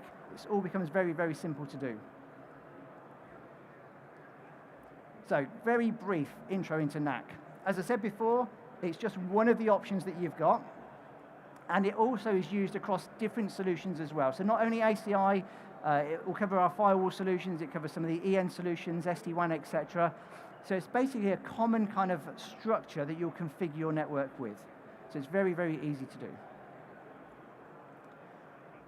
So it runs on Terraform, as I say. If you're not using Terraform already, you don't need to kind of get worried about it because it really simplifies that. You literally download and run the Terraform binary, and that's all you have to do. Everything else is abstracted. And you'll see when I look at the code in a minute exactly how that configuration looks and why it's so easy to use and why it becomes a much simpler way and a much cleaner way to configure your network. If I looked at kind of native Terraform, it would look like this. You build code blocks. So for those of you that have done Terraform before, this is kind of what you build, lots of different code blocks. You can do this natively with ACI, but NAC kind of hides that. It hides this whole block kind of structure that you've got. Yeah, so to get started, in the lab, I've already got it installed on my laptop, so there's no need to install it on my machine here. First thing you're going to do is to initialize it. So you'll do an init, and that's going to pull down all of the files that it needs. So it pulls down all the files onto your laptop, onto your machine, and it uses those all locally. Then you'll do a plan, and the plan is going to determine what it's going to do, or how it's going to look, what it's going to configure. So it will compare what it knows about your network, and it says, okay, I know this, and these are all the changes, so this is what I'll push. That's the purpose of the plan. And then we'll just do an apply, and that will actually go and push the config. When we do a destroy, it will then remove everything as well. That's the idea behind it. So NAC itself, if I give you an idea of kind of a native Terraform on the left-hand side and a NAC config on the right-hand side, it's extremely simple. If you know ACI, I'm going to define an APIC. I've got some tenants, and in a tenant, I've got a verf, or in this case, I've got 2 verfs. I'll have my bridge domains, I'll have my EPGs, my app profiles, etc. It's listed down in this very simple to read manner. So this is just kind of where I'll split it out. So you'll see, I'll put it up live anyway, but you'll just get an idea. I do all my definition here, and then I've got what's called a main.tf, and in here, I tell it what I'm going to configure. You'll see lots of examples, so don't worry too much about it on the slides, because it's much more fun to see the presenter sweating and hoping that all works well in front of a live audience. Okay, so just the different modules. Again, if you know how to build a bridge domain, you know that you have subnets, you know that you have layer 3 outs. If you're going to build an EPG, you know that needs to sit inside an app profile. So this is all the structure, and the code itself is written in a way that you'll understand. So, live demo. Who wants to see if I can get this working? Right. So I mentioned before this is running in dcloud. So if you log on to dcloud, if you've got access to dcloud, you can access this particular environment. It's just a getting started with ACI demo. If you don't have access, then your account team can give you access, your partner can give you access. It's just a standard demo that we run. There's nothing fancy about it at all. But what we're going to do is we're going to go and configure everything for this particular demo. So I'm going to build all the access policies. I'm going to build all the tenant structure. I'm going to build the contracts. I'm going to build EPGs and ESGs. So the code itself looks like this. Let me come off. So I've just numbered them here, so they're easy to follow, easy to see what I'm going to configure. So the first thing that I've configured is my node policies. And if I look inside here, I've just got the, let me just minimize this. Okay, so what this is going to configure, hopefully you'll all see, these are the details for the switches. So this is switch 1, leaf 2, spine 1, spine 2. So in the lab, this is just on a simulator. So you'll see when I pull up the UI, you'll see lots of alarms just because it's a sim. But the structure of this is extremely simple. I literally just say, what's the switch, which pod does it live in, and in this case, what's the out-of-band management address? Hopefully this is like easy for you, right? So this has been pushed already. So I pushed this configuration already because I didn't want to wait for the switches to be registered into the fabric. And if I come here, and what we'll see is I've got my 4 switches, and this was pushed. So all this was automated. I just ran the code, and it configured that. Okay. The next thing that I pre-configured before this was things like the route reflectors are pre-configured, some banners, NTP servers, DNS servers, but I also configured the VMM domain. Well, I say that, I need to remember if I did configure the VMM domain, and if I didn't, I'll just push the code and it will configure it for you. So again, when we look at this, this is exactly what you'd configure on the UI. So I would give the vSwitcher name, the users for the vSwitch, so the admin users how to log on. Again, really simple to look at. So now the thing that people kind of looked worried about when I started talking was the access policies and how to configure access policies. So there are two ways that you can configure access policies. There's a kind of new model and an old model. There's two different options you've got. And if we look at the new model, first of all, these are all things that you would have done. So I'm going to build a VLAN pool. Now in this example, in all the examples, I've split it into different files. So I built a file for my VLAN pool, a file for my domains, a file for my policies, for the policy groups, interface policies, etc. You don't have to split it. You could build it just in one file. The downside of one file is it becomes enormous. So I like to split it, and it makes me think, okay, I need another VLAN pool. Well, I go to the VLAN pool file. I want to add some more domains. I go to the domains file. So it's a simpler way. As I say, you don't have to. You could build it all in one massive file. It's just a choice on how you do it. So this would be my VLAN pool. In this case, I've just got a layer 3 domain, a routed domain. I've got my policies. So if I scroll down here, this would all be things that you know. So CDP enabled, CDP disabled, LDP, etc. So these are just basic interface config settings that you would do. Now, if you was on the UI, you'd obviously be over here in access policies, and you'd be down here, and you'd go and say, okay, I want some interface policies, and you'll be pointing and clicking through lots of menus. Now, one thing that's I find particularly frustrating is if I misname it, if I name it wrong, and I think, oh, that's a stupid name, let me give it a better name. In the UI, I have to traverse all the different screens to find what I configured, and then go backwards again and change it. When it's configured in code, I'm just able to go in here and say I wanted to call it, I didn't want to call it MCP enabled, I wanted to give it a different name. Well, I'll just rename it there, do a push, and the network's reconfigured. So it makes it much, much easier to reconfigure the network for you. So then my policies, the policy group I looked at right at the beginning. The policy group, that's the thing to focus on. In this case, it's called ESX host VDS, because that's what it's going to be used for. It's an access port, and I've bound it to the AEP, I've bound it to the different policies that I've got. So you can visualize now what's going to be configured. Yeah, hopefully everyone can look at that and think, okay, that's pretty obvious what I'm going to configure. And then finally in this mode, in this new mode, what I do is I just define the switches here. So the 2 leaf switches, and I just say, on switch 201, I want port 4 to be configured for host 1 with that policy group, and it's not shut. Again, it's a super easy way to visualize what's going to happen, how I'm going to go and configure the ports on the network. So what I'll do first of all, let me just get rid of this. So I'm just in the file. If you can just see at the bottom, this is the folder that's got all of these files in. So I'll just do so I've got everything abbreviated on my laptop. So TFP is just Terraform plan. It's just an abbreviation I've got. So when I do a plan, what it's going to do is it's going to talk to the network, and it's going to say what's configured. So it's going to look in its state file, and it'll say what's in my state file, how should it be configured, and then it'll look at what it's got to do, and it'll say what's the difference, what's the delta between the two. And in this case, it needs to add 25 things. It needs to add all my access policies.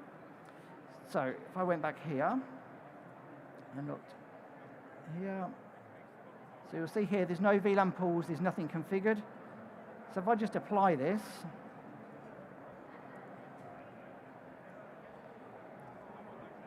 so that would have configured my VLAN pools. It would have configured the switches that are just here. It would have configured any interface policies that I've got. It would have configured the policy groups. So everything will be configured for it. Now, I said there's 2 different ways of doing this. So if I just do a destroy. So I'll just destroy that. That'll just remove all that configuration I'll put in.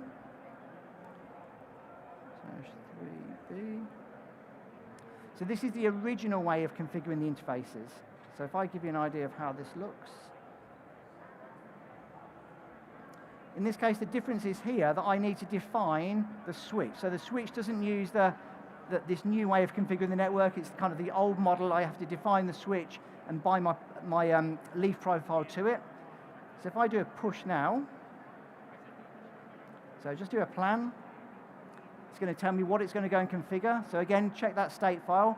And you notice now it's got more things. There's now 39 objects it's going to configure. And that's because it's this old method of configuration.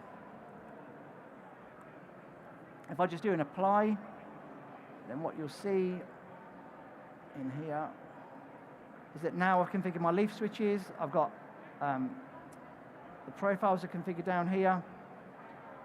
And there's my access port selector, and there's the ports I'm going to configure.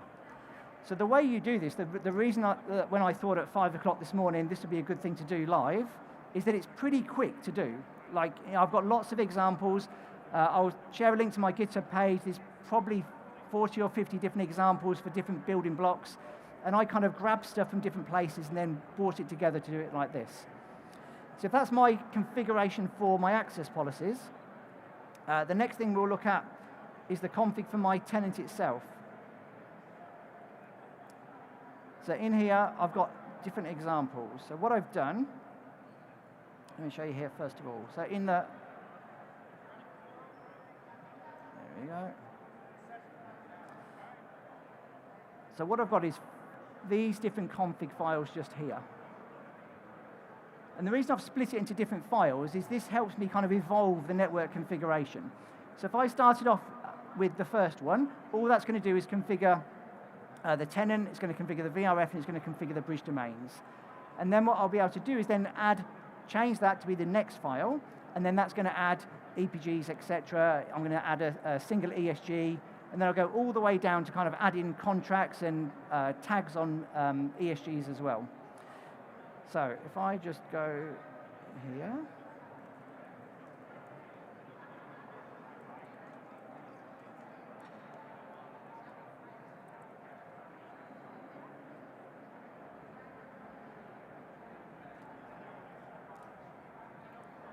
okay. So I've got no tenants at all. There's nothing configured from a tenant perspective. So if we look at this first file that I'm going to run, the first one that's going to just create the tenant. So this should be dead easy for everyone.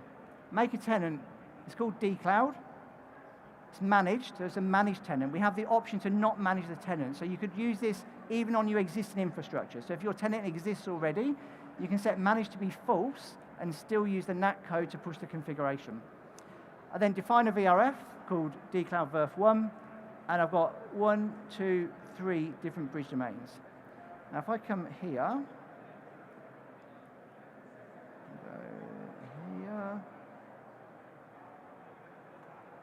here. Right, this is what we'll build out from a tenant perspective. Tenant and a verf. I then add in 3 bridge domains, each with a single EPG. Then I'm going to build an ESG, a security group, and I'm going to map all of those EPGs into that one security group. That gives me open communication between all of these. It's kind of like VZNE, but it's much safer because it doesn't include any external connectivity. It's purely looking at these EPGs and map them together. Then once I've built that, these machines, from a policy perspective, will move into that ESG. So from a security perspective, they now live in the same group. Before, they were all separate, so they couldn't talk to each other because there's no contract. Now they've moved into the same group, so they can talk openly within that group. Then I'm going to build my finance app. It's just this mythical 3-tier app, web app and database. And I'm going to put a contract in place to the front end and between the different tiers. And then the machines will be tagged, so I'll use a tag in VMware, and that will move the machines into the correct groups. That automation took me about an hour this morning while I was getting frustrated trying to get this looking nice for you. So let's have a look at this work on the UI. So first of all, I'm going to run this first one. So if I come down here.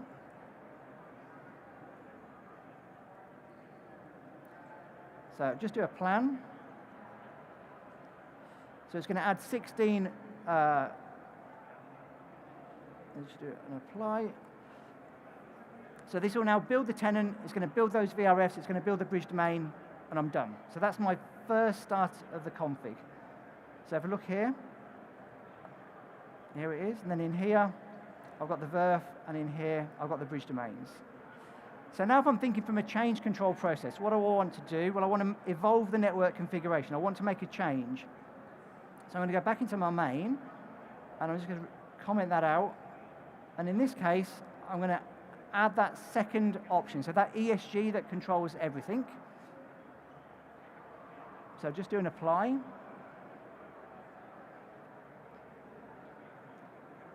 And now if I look on the UI, in here, I've got my network segments. So this is now built out all of these, all the one-to-one mapping for them. The VMM domain configuration is pushed in here as well, so everything has been configured in one go.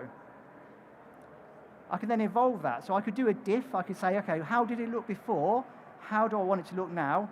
Or I don't like that, so what I'll do is then say, okay, I could just remove that configuration completely. So if I just did a destroy,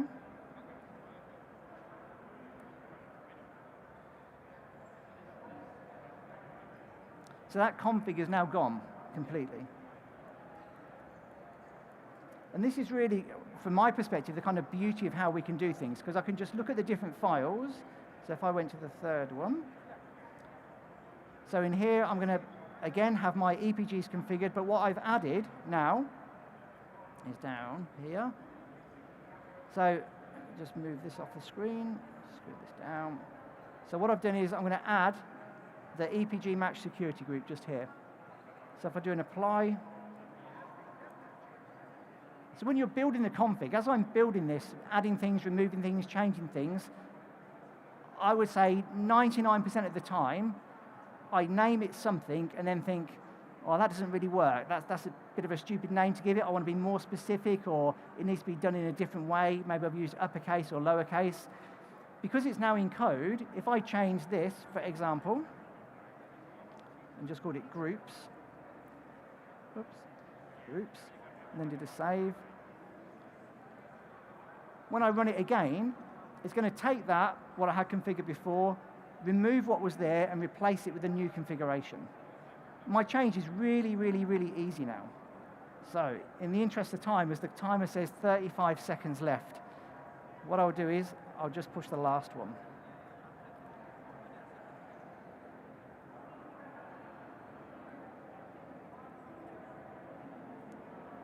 So this last one will configure everything. So in here I've got my filters just here for the different services. Again, this will be obvious what this is going to do. You know, source any destination 443, source any destination 3306. I'm going to use those inside the contracts. Then further down here, I'm going to build my finance app. This is the web tier. And then I'm just going to say, in VMware, if the function of the VM equals web, it goes into this group. So the machine's being moved dynamically into the groups. And again, just do an apply. And that's it. Network will be configured.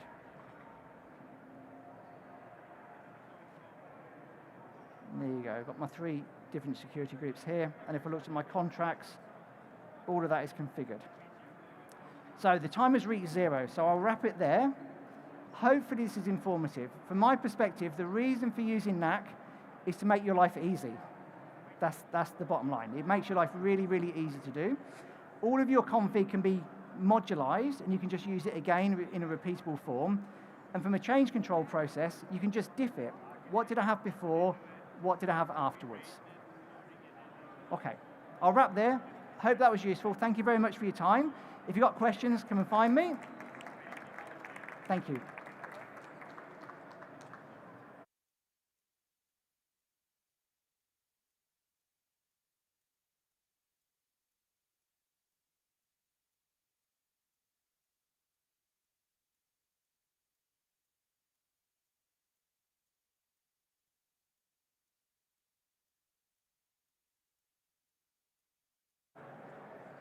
So just for those that are still here, that's my GitHub page. So just github/spsharman, and this one is getting started with ACI. That's the repo.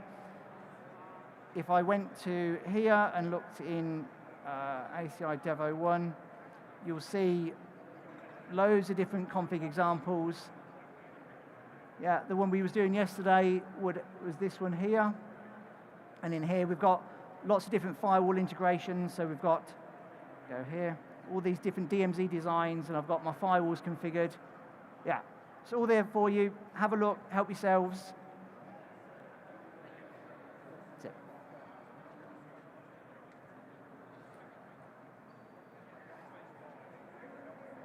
Perfect. Thank you.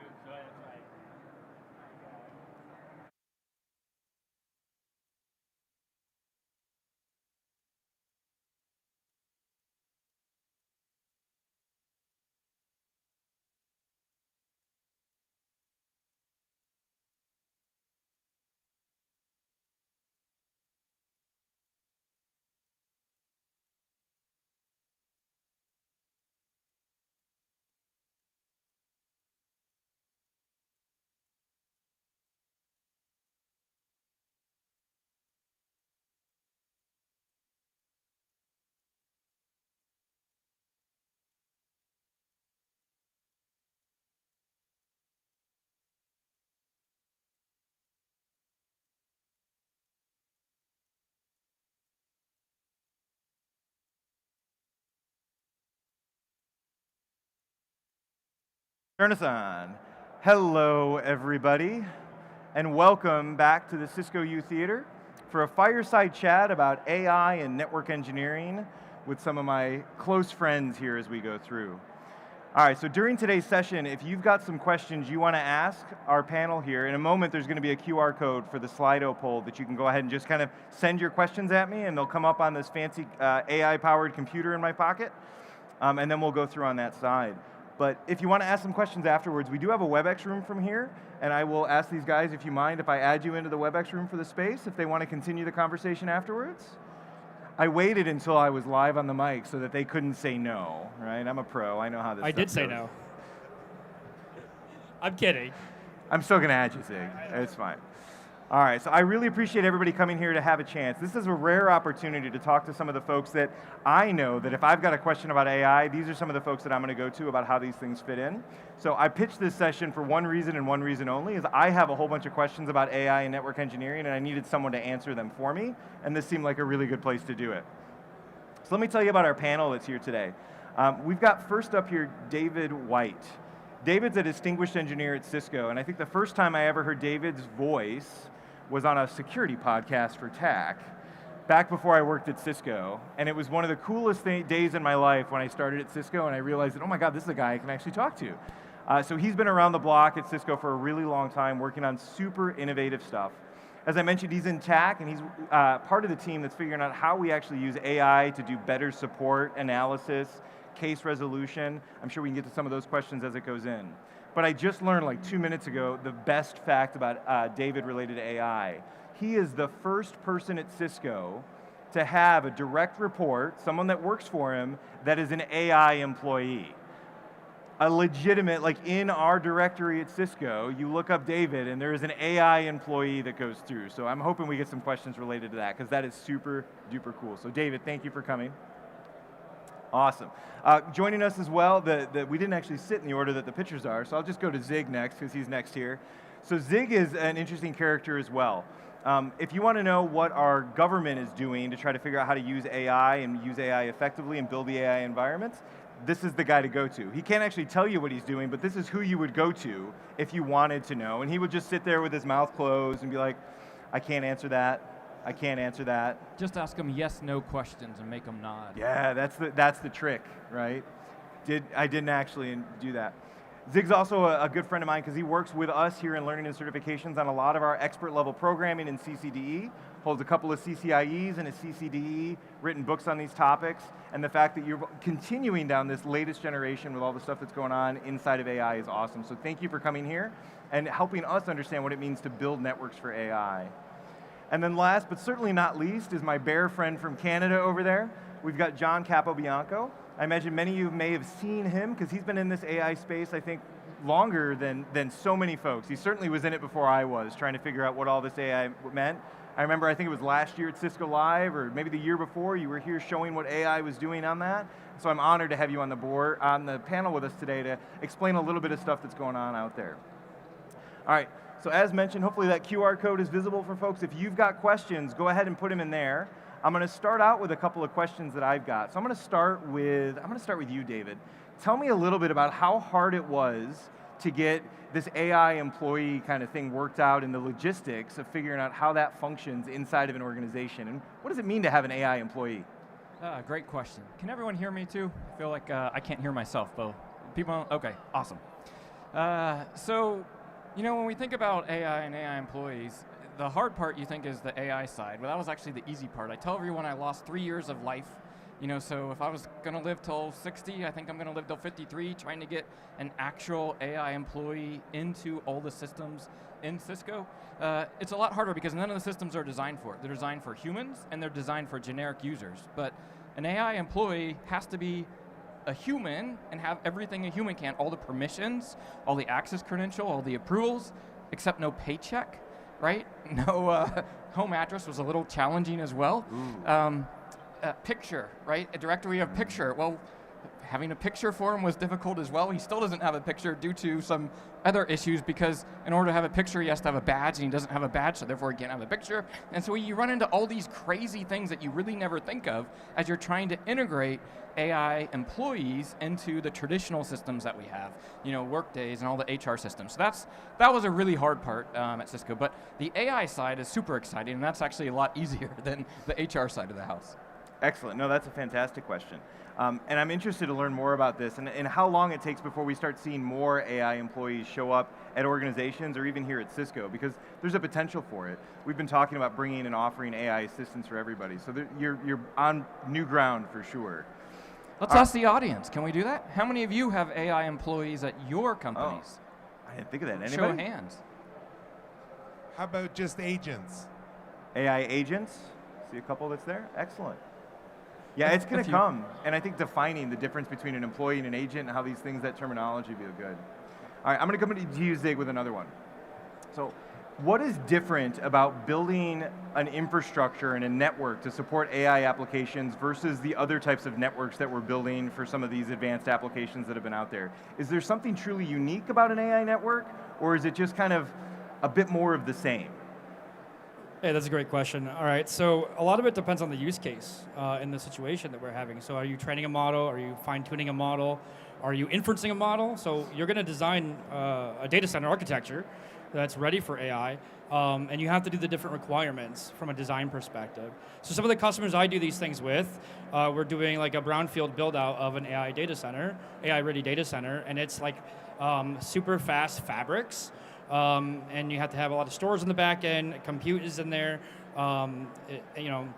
lossless, internet, Ethernet. It's very, very complex, expensive. Things like power utilization is actually something that takes a long time to figure out. How much power and cooling you're going to need in these data centers, because they're really big data center spaces before, prior to in the past when they weren't doing AI work. It's actually really interesting. Because some of these places are doing 10 to 20 or even sometimes 30 times more compute power than they were years ago. Wow. Because of the AI work that they're doing. I don't know if that helps answer your question. No, it's fantastic. It sounds like the AI is doing a lot of the thing that some of these other applications, we saw big data for a while, was like lots of bandwidth and the power consumption in these areas, but it seems like AI is almost like an exponential, it's just an increase in rate that this stuff was needed, which is really cool. Exponentially, yes. Yeah, exponentially, for that's sure. fantastic. All right, I've got one for you, John, and then I'm seeing some of the questions. Keep them coming through. There's some good ones in here we're going to get back to. But I've got one for you I'm dying. John, feedback. John, you've been in this space for AI longer than a lot of us, trying to figure out this area, playing with the different tools, watched it evolve that goes through. So I'm curious, what is your perspective around, is AI, artificial intelligence, actually intelligent? Is there something that's there that is intelligent other than just kind of the munging of the data that comes out? Is there a true intelligence baked in here? I think it's getting closer to a human-like intelligence with the improvement of hardware. And I guess to ground ourselves, we are in the Atari phase of AI in terms of hardware, right? If we compare like a PlayStation 5 on one side of a screen and an Atari on the other, there's clearly been improvements, right? What I find interesting is the capability for AI to have a concept of memory. And I've used this to do introspection. So it has all of my conversational history, and a lot of that is development and network automation development. And I took a step back once they added memory, and I said, based on my conversational history, where are my top 5 blind spots as a developer? And since it has all of my conversation history over the last year, it said, you focus on celebrating instead of communicating. And I was like, oh, like bullies in high school weren't that mean, right? It really wounded me. But it went on to elaborate. You know, you're so excited about what you're doing, but instead of celebrating this, try to communicate it more. That is pretty close to, maybe not a therapist, but it's pretty close to a colleague or a mentor. I think there is some signs of intelligence there. But at the same time, when you take a step back, it really is just a number calculator predicting the next token. So keep that in mind. As real as it may feel to you, it really is just math at a super high-end scale. The other thing is, don't let yourself be atrophied, right, and start to rely so much on the AI that your own thinking becomes less and less. It needs to be like a partnership, an augmentation to your own skill. No, that's fantastic. All right, so a lot of the questions coming in are related to your AI employee, David. No surprise there. So there's a few themes that are in here. It seems like folks are interested in how are you making sure that the AI employee is like secured, right? What happens if the AI employee gets compromised? Does it have access to its own model? Can it make influence changes? What prevents it from doing things that we wouldn't want that AI employee doing? Sure, so when we started out with the AI employee, as we call it, we always had a human in the loop. So for the use case, some of the main use cases we're using it for is to solve TAC cases, to solve customer problems. And they come in, and originally we would start with the employee reading the customer question, and we'd bound it. So we'd say, hey, you can work on these types of problems, but not these other problems.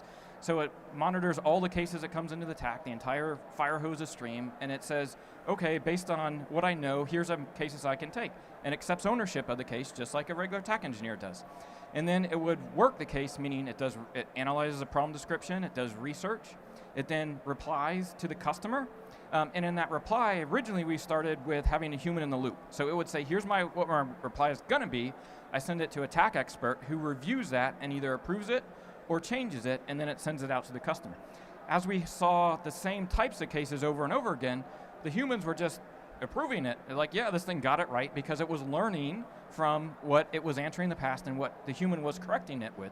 And so as we evolved, there was less human in the loop, but we still have the opportunity for a human in the loop, but now we have evaluator models to determine, does a human need to be in the loop or not, or can we have the model automatically take those actions? And we've expanded the types of problems that it's able to handle. But we still have, a segregation, if you would, or a continuum a little bit, where some of the forward-looking advanced capabilities that the model does, or the employee is doing, we still have the human in the loop for, but ones that we know are well-known, trodden areas, known problems, known solutions, and ones that the employee has answered correctly in the past, and with high scores, high customer satisfaction scores, it's able to do those autonomously on its own. And so we model and we measure a whole bunch of things. So we measure how much the human's changing the answer that the employee is providing. We also measure the customer satisfaction. And so the AI employee actually has as high or higher scores than all of our humans do. And so, that's a good measure of satisfaction, and has very low or very few low scores as well. But we measure a whole bunch of things, and happy to talk about those with you guys later on. Actually, I have a session tomorrow in the AI Hub where we go over some of these things as well. So come hear me speak tomorrow. It sounds like a lot of what you're doing isn't all that different about when we bring on a new human employee, right? Yep. Before you let them and give them access to everything, right? You have someone look over their shoulder, they're mentored, they're given some advice and feedback, and it sounds like it's a lot of the same, but the mechanics are a little different, right? Mechanics it's a lot of automated. automating. Yep. But a very good analogy, right? There's a training phase, there's a monitoring phase, a performance phase, and you're constantly redoing this in a cycle because we're expanding its knowledge and expanding its capabilities, expanding the tools that it's allowed to access. And so, and we're changing models all the time too, as new models come out. So that's fantastic. All right, a couple of questions. I'm gonna come to you, John, next with this one here. I had it as well, and it came in through the QA, so I'm gonna kind of summarize them in. And so AI is super powerful. It can do all sorts of really interesting things. What can we as network engineers do, and how should leadership be looking at it to make sure that the network engineers that are out there are adding value on top of what AI is bringing, and that there's still a place for the human in the area, I'm going to say, other than just being someone to fire if the AI makes a mistake, right? Outside of the accountability factor of human in the loop, what can we do around making sure that the human engineers still are adding value, and that leadership sees the value that we bring on top of what the AI gives us? Right, well, I think network engineers, you know, we are all big proponents for network automation, but you know, what is a network engineer going to take a 3-year community college course in programming to get up to speed on automation? That has been eliminated, right? You can work in concert with a co-pilot, and you are bringing your network domain-specific knowledge, and maybe you need 20 lines of Python. Well, you're using your expertise to drive that creativity and get that code out. So it really is like a co-pilot. It's a good term, co-pilot, working collaboratively with it. It's not going to invent the solution on its own, right? It's not a creative engine. It relies on the human feeding it its ideas and the creativity. Now, in terms of network design and network monitoring and network security, I think network engineers are in the best position to capitalize on this artificial intelligence era because we see protocols coming out now, right? And we all know protocols. We've been studying protocols for 30 years. So now things are becoming more standardized, and we can apply our domain-specific knowledge to, you know, like for example, I'm not a Go programmer, right? So I have some Python code, and I'd like to see how that looks in Go. I work with my LLM to say, could you produce this in Go?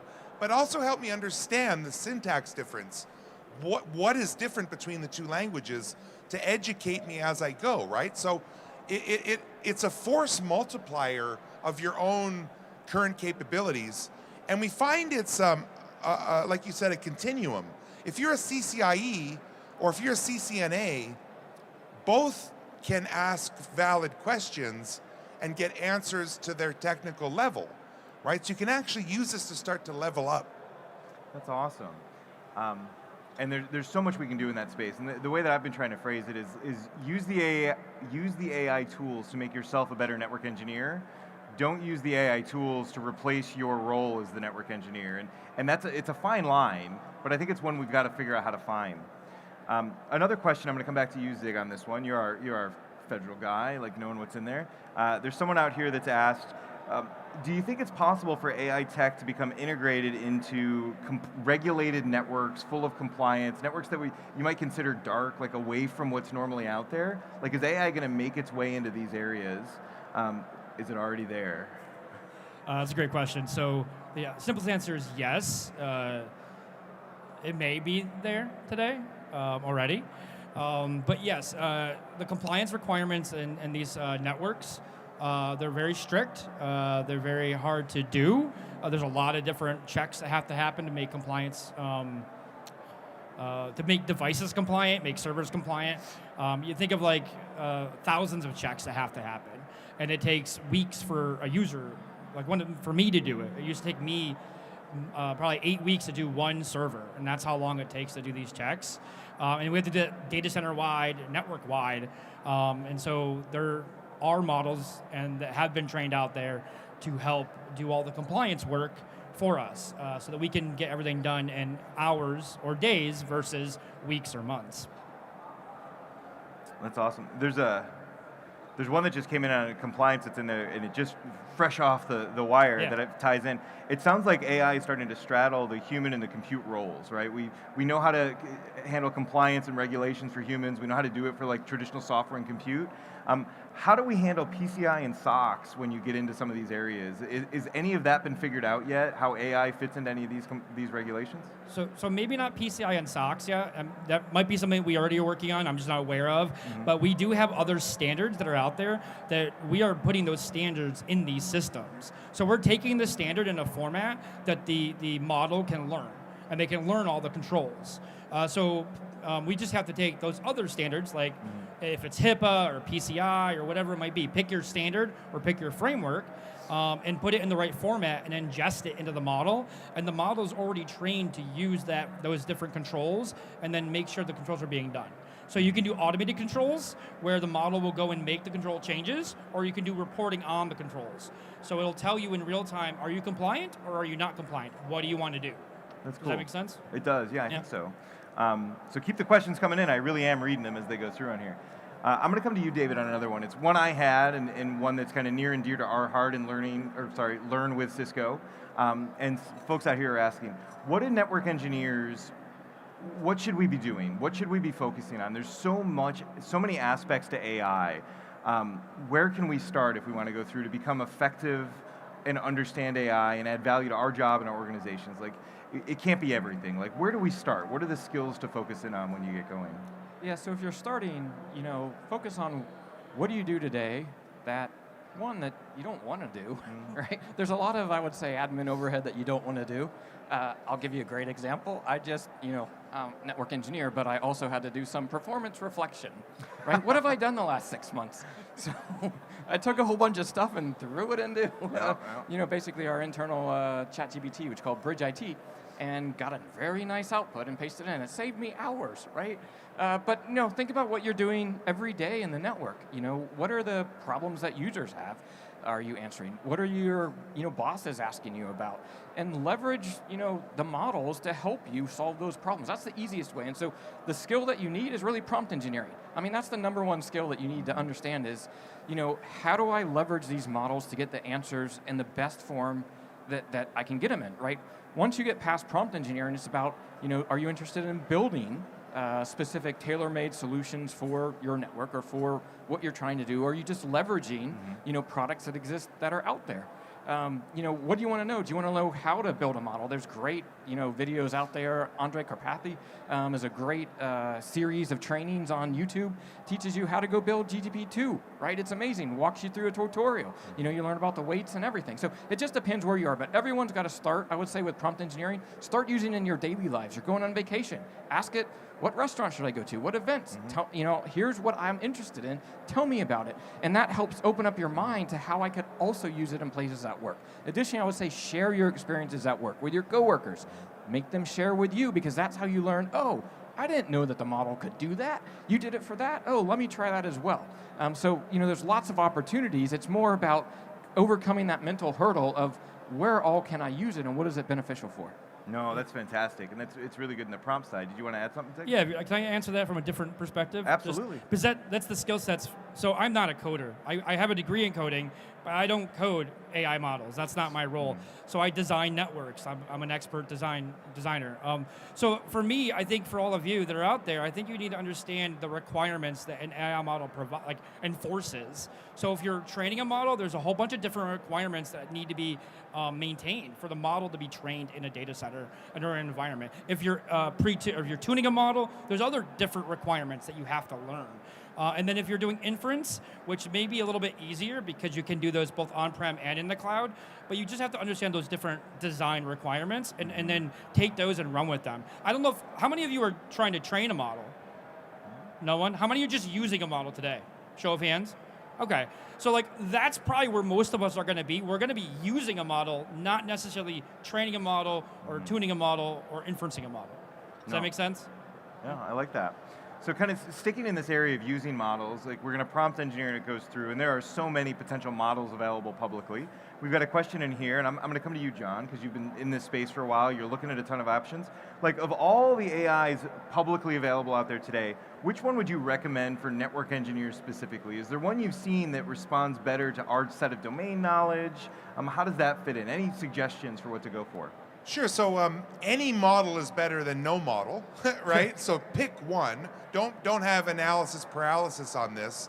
ChatGPT 4.0, phenomenal model, $20 a month, commercializing and democratizing access. Claude is extremely good at coding. So if you're trying to get into the network automation space, Ansible playbooks, Terraform code, Python code, lean towards Claude. I'm going to also give you another opinion, another option. Maybe you can't use a cloud model. Maybe the data you have is sensitive, or maybe there's some cost constraints there and $20 a month if you're junior or young or in college. There's an open source package called OLLAMA, not Llama the model, OLLAMA the server. You download it, it runs on Mac, Windows, Linux, it's free. Once you have OLLAMA installed, you say OLLAMA model pull Llama 3, and I pull Llama 3 from the cloud. Local, private, in memory, no cloud connectivity. I could unplug my NIC and turn off my wireless and still do inference and questions. It also has a REST API. So if you want to start incorporating network automation or Python scripting or whatever with a REST API, free, local, on-prem. It will run on a Raspberry Pi, okay? Something fun I did while I was, just before I moved on from Cisco, I ran OLLAMA in the guest shell of a 9300 Catalyst switch. Right in the guest shell, LLM at the edge. That video is available, it's like a year old. That was one of the coolest things I'd ever done and it was just like, hey, guest shell can run Linux. Why don't I try an LLM? And it all worked. Yeah, that's actually a fantastic suggestion, because that's one of the things I like to talk about as well, is LLMs and AI doesn't have to mean cloud connectivity. In addition to OLLAMA, I like LM Studio. It's a GUI that does the same thing, which is a great one to look at. I'm going to come back to you, David, here, and then we'll start to finish up. If there's any final questions, submit them, and we'll start to go through. The question here is, like, with tools such as LangGraph, using MCP and OpenAI's API for insights into the network, so you can tie them back through, how do you keep in mind data security, right? We want insight from the network, but you've been involved in a lot of the responsible AI from Cisco, so how are we making sure that we're keeping our stuff safe and it doesn't show up into somebody else's question down the road? Yeah, it's a great question. Cisco, fortunately, because we're a large company, we also have a lot of different departments and employees focused on security. So we have a cloud security group that's focused on the security of the cloud. So if we're using AWS, Azure, GCP, right, they go in, they work with those vendors and ensure that we have the constraints and the controls and the security and the visibility into all of the cloud environments. So for OpenAI models, which John mentioned, we're using those in Microsoft Azure. So we're not using them directly from OpenAI, but through Azure, we've got the security controls in place. We also have legal agreements in place with Microsoft. We have validation that nobody can see any data going into the model, nobody can see any data coming out of the model, not just validation from the security side, but also in contractual and legal side as well, right? And so we put a lot of emphasis on security because it's not just Cisco's data, it's your data that we are the stewards of, and we're contractually obligated and morally obligated, ethically obligated to make sure that nobody sees that, right? We would lose faith and trust in us. And so we have hundreds of people that this is their full-time job, as that's what they focus on. And then for me, when I want to do something, I go through a series of, we call Casper reviews, we go through responsible AI reviews, not just for the models that we use, but for the use cases that we have. And so, so that's what Cisco does, and there's a whole lot more, but that's just a quick summary. For you all, go through the same thing. It's your data, but you need to make sure that your data is secure. And if you use OpenAI directly, they will tell you, hey, look at our terms of service. We can see that information, and we can use it to make the models better. But you can enter into enterprise agreements, which they won't see that information, right? And so make sure that you understand whatever models that you're using, you understand who has control, who has access, who has visibility, because you don't want that information escaping, right? You don't want them reusing it. And I just want to add to this, don't go back to your enterprise and spin up your own personal ChatGPT and start pasting in company secrets and code and then say, well, Hank said it, I need to start using AI at work, right? Be very, very careful about this. Yeah. Approved, company-sanctioned AI that you're allowed to use as an employee of your enterprise, right? And if that doesn't exist, maybe you could be the steward of championing such a thing internally. And all the big cloud providers have models that, that have these security constraints and stuff that other people like Cisco and others have gone for. So, enter in those discussions and agreements with them. So I was just going to add, data is gold. Like, your data is everything. And when we're talking about AI models, like, bad data does bad stuff. And the customers that I'm dealing with, a lot of the issues are that they don't fundamentally do basic things like data governance. They don't even know what their data is. So the problem is, I know we do it really well at Cisco, right? We do a great job at Cisco. But like in the federal space, they don't do the best job. We have different classification levels of data, like we have unclass, class, and whatever. But inside those classifications, there's no real designation of the data. And so I'll ask one of these customers, what data do you want in the model? And they have no idea. And some of that data could be sensitive. So they have to do data governance. And so that's what I tell all of you, like in your environments, you really need to focus on how you're gonna classify your data and figure out what data should be externally accessible and what data shouldn't be externally accessible. Yeah, that's great. So and we're coming to the end. I got one last rapid fire question we're gonna do, but I think the key element here on security is to recognize that it may not be fun or exciting to answer these questions, but it's really important to kind of temper the excitement and learn about AI with things like pirate shanty songs and limericks and haikus. But before you put your real data in there, you want to make sure you've kind of gone through the due diligence and know who's going to get it. All right, so final rapid fire question. We've talked about the value of AI and what it can do for us. Each of you, how has AI made your life harder? David, we'll start with you. Oh, I told you that the hardest thing was getting the employee into the legacy systems. I literally lost 3 years of my life and a lot of hair on it. All right, Zig. I think it's the customers I'm working with, they think it's going to fix everything, and it just isn't. Again, those fundamental things that we are supposed to do as an organization aren't being done, and AI is showing that they're not being done. And so it's like telling them, you got to go back 10 years and do a lot of things first, and then you can consume these AI models or train these models or build your own model. So AI is not the easy button? No. Oh. All right, John, how about you? How has AI made your life harder? The pace at which I need to keep up with the rapid change. And I don't want anyone to go, coming from the guy who puts out 4 LinkedIn videos a day, right? But it really is, it's difficult to keep on top of this. Models change, frameworks change, agents, MCP, protocols, security. There is a lot, right? So be kind to yourself if this is all new to you. I can't remember things moving this fast in my 25 years in IT, right? Yeah, I totally agree. All right, I want to thank the three of you for joining me for this question and answer session. I want to thank all of you in the audience that came out, that sent me questions. They were fantastic. I wish I could have gotten to them all. There were some really good ones that I couldn't squeeze in. But if this was good, please let us know, and we can keep these questions going in the WebEx space that I mentioned. And then also, you've got the ability to provide us feedback. Let us know how we've done in this session and all the other ones. You'll find your session surveys in the session events app. And we're still early here at Cisco Live. There's so many more things you can do, from sessions here at the theater, walk-in self-paced labs, DevNet, breakouts. Take advantage of having all of our experts here, both from Cisco as well as our partners and our other vendors that are out there. Really no place quite like this week here in San Diego. Thanks everybody for joining us. Thank you all. Thank you. Thanks.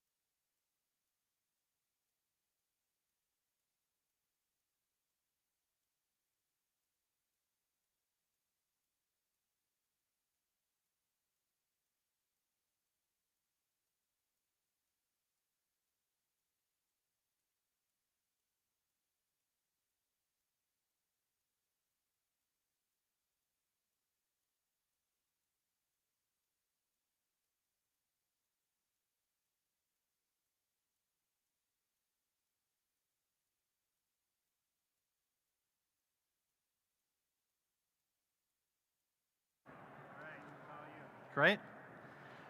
Hi, everyone. I'm really excited to be here because this session is one I wish I had myself a few years back. I have a background in Cisco IT network operations, and I got into automation almost 10 years ago. And when I was getting automation, it was just Ansible and NetMiko, some really basic scripting options. And Nornir wasn't even on the horizon at all. So this session is what I wish I had when I first got started, and before it even existed. Nornir is going to give you options that you didn't have available to you in automation based on other platforms. And we're going to walk through a lot of demos today that are going to go through how to get started, how to connect network devices, and how it compares to other solutions. And just for information, you can use the Cisco Live app to connect to the session and be able to access the WebEx room. I've posted the GitHub repo on there, so you can access all the code that I'm walking through today. So on the left, I have a visualization of Ansible. How many of you have heard of Red Hat Ansible? Played around, yeah, it's pretty popular, and I still love to use it today. But it can also come with some limitations, because you're working with YAML, you're working with certain levels of abstraction. On the right, I'm calling it Pythonic control with Nornir. So Nornir is a Python-based network automation framework that allows you to have a lot more fine-grained control in connecting to your network devices. Well, what is Nornir? Nornir is a pluggable, multi-threaded automation framework with inventory management. It basically allows you to connect to the devices. As you've worked with Ansible, you have your inventory file, you have your modules, you have your playbook. Nornir gives you all of those constructs minus the modules. It allows you to plug in your own Python-based automation to talk to the network devices however you want. They have some built-in ones that I'll demonstrate today, both NetMiko and Napalm. But really, the sky's the limit in terms of what you're able to do.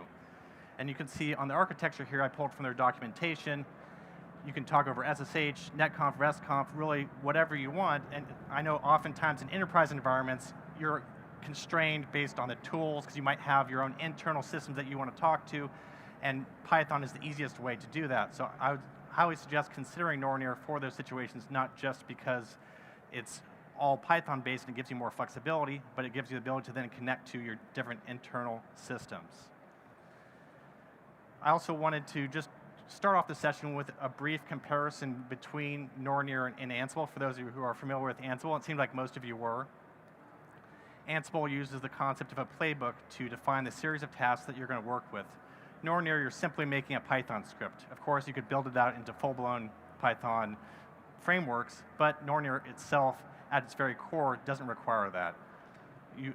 Instead of using Ansible modules, you're using basically your own Python functions that use the Nornir task.run. You're running Nornir tasks that we'll see in a minute in some demos that will leverage either NetMiko, Napalm, or whatever other Python functions you want to be working with.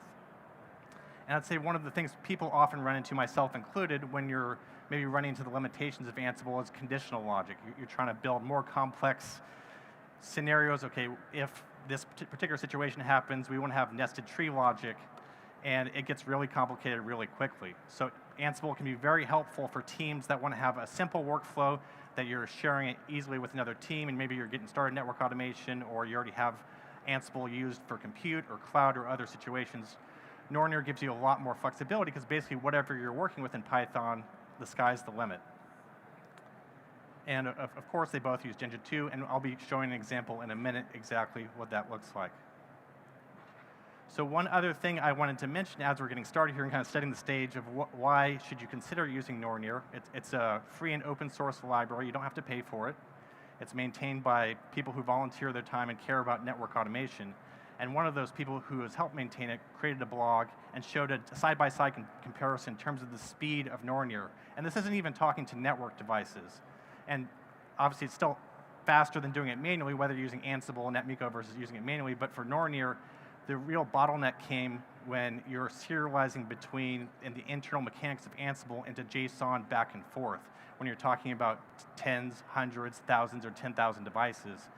They did an actual test for the series of numbers of devices. You can see on the left, the Nornir is so small on the graph, you can't even see it, because it doesn't scale at the same rate that Ansible does. And I have put the link to the test that was done here from Network Lore, so you can reference the slides later and actually look in the data. But Nornir is actually significantly faster than Ansible when you're talking about scale.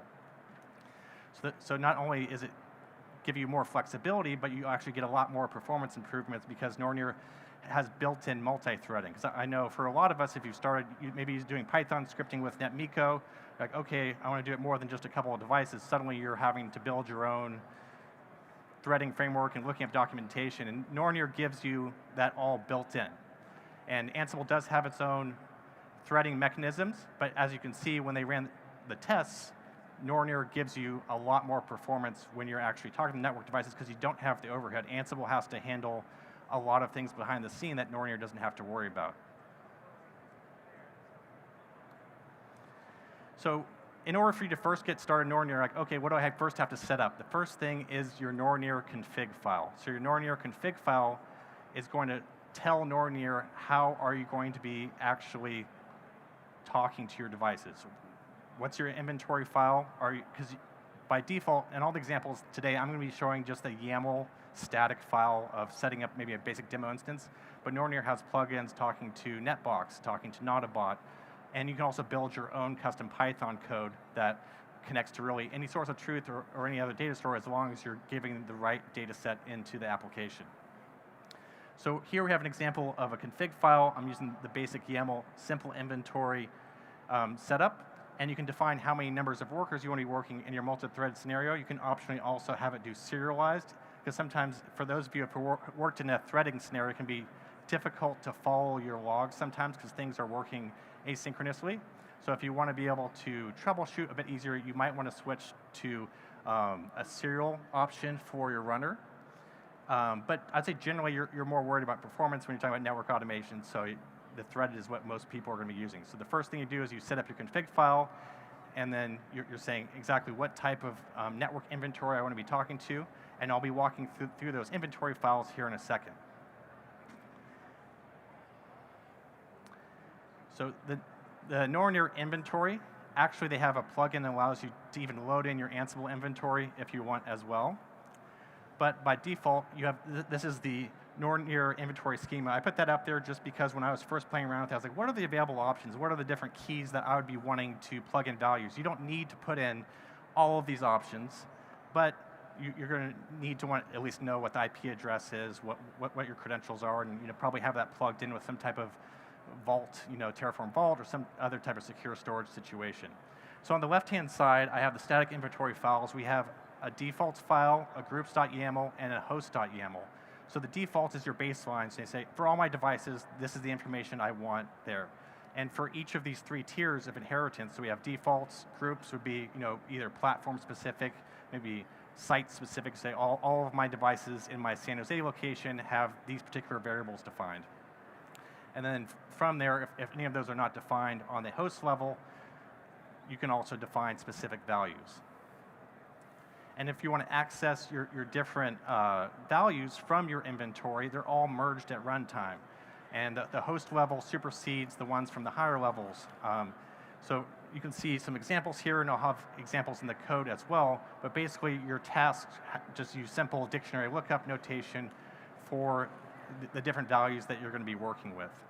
In my examples, I simply plugged in my credentials at the defaults level because I'm using a demo. I don't care about having my credentials in plain text. And I figured for other people who are getting started, maybe want to get it up and running quickly, that gives them a simple place to update with their own credentials for the lab devices. And then on my groups level, I just simply define my platform information. So I'm using both iOS and Nexus devices in this demo using a DevNet sandbox that you all can also reserve on your own and follow along later. And then on the per device level, I'm defining the IP address, which groups it's defined to, and then any additional data. So you can see we have this data key on the schema, and I have on the left-hand side the data that basically you can define any type of YAML-based key value pair, lists, dictionaries, all those kinds of typical information you'd see in YAML that you can either use in your code or in your Jinja templates. So in that same data field, you could also define then in your platform groups level or even at your defaults level. But for my examples, I'm just defining them all at the host level because I'm trying to keep it relatively simple. So now that you have your config set up and it knows which inventory files you want to be working with, where they're located, and then you've set up your inventory files for your defaults, your groups, and your per host YAML files for our example, how do you actually run a task? So running a task basically involves instantiating the Nornir object using the init Nornir after you've imported it, of course. And this is the sample code snippet that I'll be executing for our first demo, where after you have imported the init Nornir, you need to tell it which config file you're working with. And so in my case, I just have a config YAML file on the current working directory, so I'm pointing to that. And that config file then tells Nornir the other inventory files I'm working with. And then after I have my Nornir object, I can then run the method of Nornir.run. In this case, nr.run, but it's hard to say nr, so I'm just going to say Nornir. and you provide a parameter of the functions that you want it to run. And behind the scenes, that's going to then spin up the threads that will then execute across the devices based on however many devices you have from that config YAML file from your inventory. So in this first example, I'm basically going to call this other function. So you can see we have a greet host function that we have our Python function defined here as greet host, and we're going to access variables from our inventory file and then print them to the screen. Just kind of showing a basic example of how they work together. Okay. So we have our Python code that we saw earlier here. We're importing Nornir. We're doing Nornir run on our greet host method. And we have our task as an input that we're passing in. So then we can reference the task to say task.host for any of the hosts. So in this case, we have both a Nexus and iOS device. I'll take a look at my defaults. We can see my super not secure credentials, also defining our port. We have my 2 groups. So these are all going to be merged in at runtime of iOS and Nexus, defining my platforms for things like NetMiko or Napalm. And then my per host YAML file. So I have an iOS device with my IP address defined, the groups that it's a part of, and additional data that we'll be using in some later examples. Then the same thing with Nexus. So for this first script, we're simply going to load in that config file and print out the values of the name, the platform, and the host name.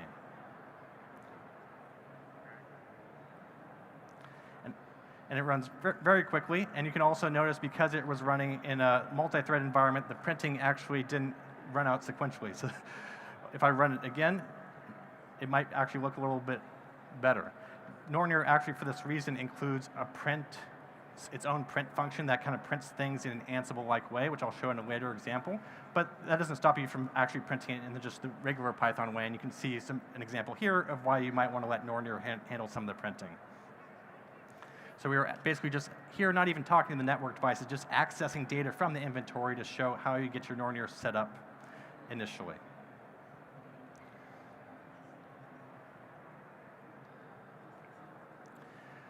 So after you run that task, so you've done nornir.run, you've plugged in a function, and then that function returns results. Within Nornir, it actually has additional capabilities of what they call a result object. And for me, this was the most confusing part in the whole process of Nornir, because when I was coming from Ansible, I was like, okay, I can plug in my inventory file, I can plug in my device connections and my host names. But for Nornir, it actually returns a Python object that you can then work within that nested object. And I've provided a visualization on the left there where the Nornir object at the top level is called an aggregated result. And then for each device, you have a key that you can look up for that host name. So we have 2 devices, so we could do 2 different lookups, one for our iOS device and one for our Nexus device, and then you have the associated results for each of those objects. And if you don't want to worry about all that, you can still just build your own return objects, but this does give you additional features and capabilities for those of you who want to work more Pythonically in the deeper weeds of working with different attributes that they have built in Nornir. We also have a dot result and dot failed and dot exception attributes for these result objects that allow you to extract out the values of either the actual output for the dot result, a true false value if there's any type of failure, and then also it has its own Pythonic exception catching. So if you run and your code and then it throws an error, it doesn't actually crash your script. Nornir handles that exception for you, and it'll put back that exception in the dot exception value within that results object. And if you're not comfortable with this part, don't worry about it. I just at least wanted to give people some explanations and a real example of how you might use this. So I'm going to go through this next demo in a second where we're going to be basically taking some information from our network device inventory yet, still not talking to the network device, but just unpacking and printing out our Nornir object. So let's take a look at that example here. So we'll go to our results object. There are also Nornir utils. So I'm importing at the top another function that I mentioned earlier. There's a print result that allows it to have an Ansible-like printing experience that you'll see in a second, and that's in the Nornir utils additional Python package. Moving into the script, we have our initialization of our Nornir object, and we're plugging in our config file, and we're doing nornir.run and getting our result object from there. And the function is going to be formatting a site label, because I think a lot of us, if we're working in an environment that's of any size, you have some certain types of naming conventions. So I tried to pick a simple example of being able to extract values. And for those of you who might have noticed when I showed you the host file, I've actually commented out the site and role keys in one of the devices. So it's going to force a key error for one of my devices, and the other device, when I run it, will run successfully. So this will then show us what it looks like for Nornir to handle a Python error, and then us to be able to extract out those values on the screen. So we're going to have a result object printed out where we're taking our site and role information and then putting them together in a single string and printing it out to the screen. And one of those is going to throw a Python error. And then we'll take the output of that object and extract out the result. So that's combined site information that we extracted from our inventory file. If there's a failure, true, false, and then if there was an exception, printing that out to the screen. So let's go ahead and see that in action.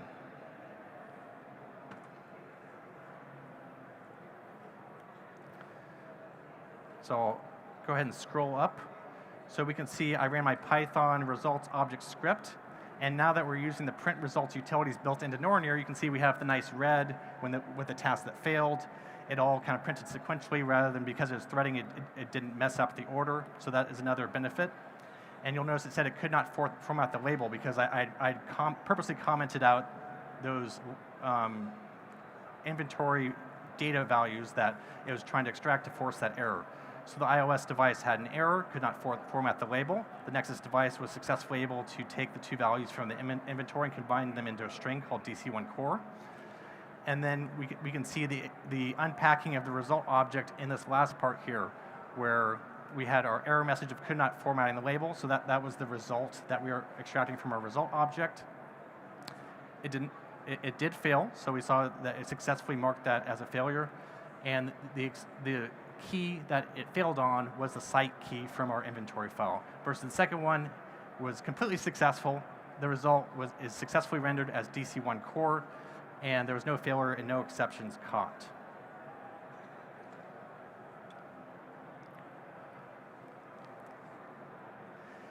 So now that we've shown how to work with the result object, get your Nornir up and running, how do you actually start talking to network devices? So for anybody who's done any type of network automation for any amount of time, you're probably familiar with NetMiko. So NetMiko allows you to talk to network devices, and there's a list of built-in plugins that work with Nornir that you don't have to do any additional work to get them set up. And NetMiko is one of those. So for NetMiko, there's a NetMiko send command Nornir Python import you can do. And this is the most simple example I could think of to kind of show how people can connect to their network devices using Nornir, where you create your Nornir object, you plug in your inventory file, and then run basically nornir.run, and we're doing what's called keyword arg. So the NetMiko send command is expecting our command string, and so we're able to just plug that in as an additional parameter within our nornir.run, and then it'll be passed along to our NetMiko send command function. And so we don't have to build another function necessarily. I'm just trying to keep this relatively tight and simple to show you how can I actually talk to a network device relatively easily. So let's go ahead and see that one in action. So I'll move to the code. So just like we saw earlier, the same code from the slide where we are importing Nornir, doing nornir.run against our Nornir object, and using the NetMiko send command. And you'll notice that we didn't actually have another function that we're calling. We're just using it as straight from the import and passing in the show version as a keyword argument as an additional parameter that gets passed right into send command, and we'll be printing it to the screen using the Nornir print result helper function. So now let's see that to screen. So Python 3, NetMiko show command. So now it's actually connecting to the two devices. So first it's connecting to the iOS device, and then to the Nexus device, probably in parallel with its threading. And we have our results. So we can see our first result at the top here. And it took a little bit longer than normally just because we're on the conference Wi-Fi, but we have our netmiko send command, and you can see at the top here, that's the function we were calling. And then we have our iOS device is the name of the host that we're working with, and it's doing the netmiko send command. We have simply printed out the show version to the screen for our iOS device, and then doing the same thing for our Nexus device. So that gives you a simple example of how I can fairly easily talk to my network devices using netmiko. For this next example, I wanted to show kind of simulating a playbook-like structure. Of course, you can just run your tasks one after another in your main script or however you want to format your Python code, but you can actually create Python functions that chain together multiple tasks and then load in data from previous tasks. So at the top, I have an example of a method that I'm running that's running two tasks. One that's going to do a show hostname, extract out the string of the hostname, and then a second task that will take that hostname value that it stored in a temporary variable, and you can see that in these two functions where we're extracting it out, we're doing task.host, and that's not from my inventory file in terms of a variable. I'm just creating a new variable on the fly, and I'm storing those per host variables in there. So I have multiple devices I'm working with, and I'm automatically being able to save that into a new key. And then I reference that in a later function called set loopback description. You can see there it says description hostname, which is then defined from our task.host.get for our hostname from device, where it's extracting out the string value that we had pulled from a previous example or previous function. So using that methodology, you're then able to have multiple tasks executed in sequence and referencing the data in between the tasks. So let's go ahead and see here. For our task chaining, we're working with both the iOS device and the Nexus device. So we do the get hostname, we were able to extract out the hostname, and then we can show that we were able to now send netmiko configuration commands using the netmiko config commands library. And one other thing I forgot to mention is we actually did one other thing that I glossed over in the code, and we were actually filtering out the Nexus device. Because sometimes you don't want to run all your commands on all your devices. Maybe you want to have just a subset of devices run with your commands. And the way you do that is when you initialize your Nornir object, you can use the additional filter method and then define the platform or whatever other variables you want to be filtering on. So in this case, it's saying I only want to run these commands on my iOS devices, and I do that with Nornir.filter, and that platform equals iOS is referring back to that group's YAML file that I was working with.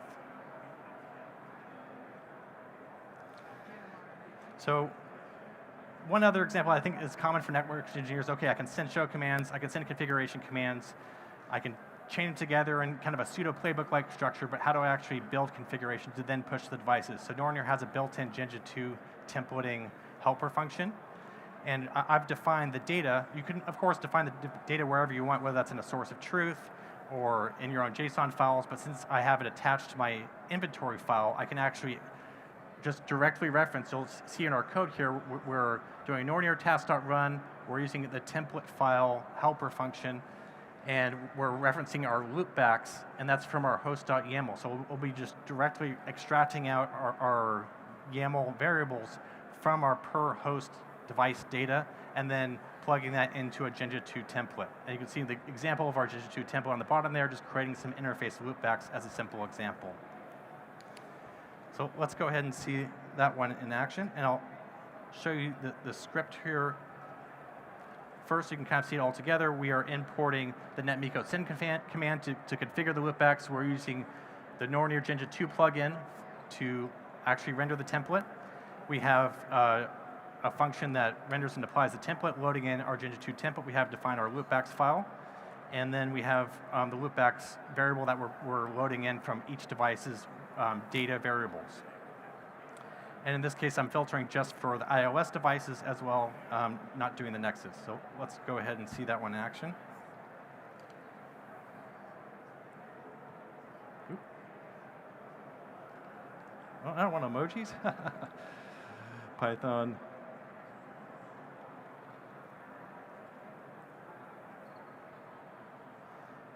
So now we're going to be both rendering the Generative 2 file and then pushing it to our iOS device because we filtered onto just our iOS devices.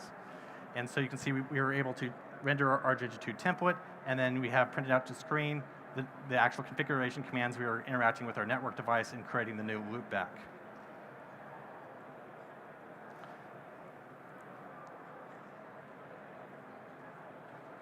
Whoop. One too fast. So one final example I wanted to show you is like, what if we kind of stitch together Nornir with an outside library? So in this next example, I'm including the CSV library, which is built into the Python standard library, where you can take these JSON objects and then serialize them into a CSV. So another plugin that I haven't shown yet is the Napalm plugin for Nornir, where Napalm allows you to have a standard set of keys to talk to your network devices and parse out your operational data into a JSON object. And once you have that JSON object, then you can use Python to plug that into a CSV file, which you can open in Excel. So you can basically use Nornir to build reports. So you can say, okay, I want to know all the interfaces. I want to know all the ACLs for a particular device.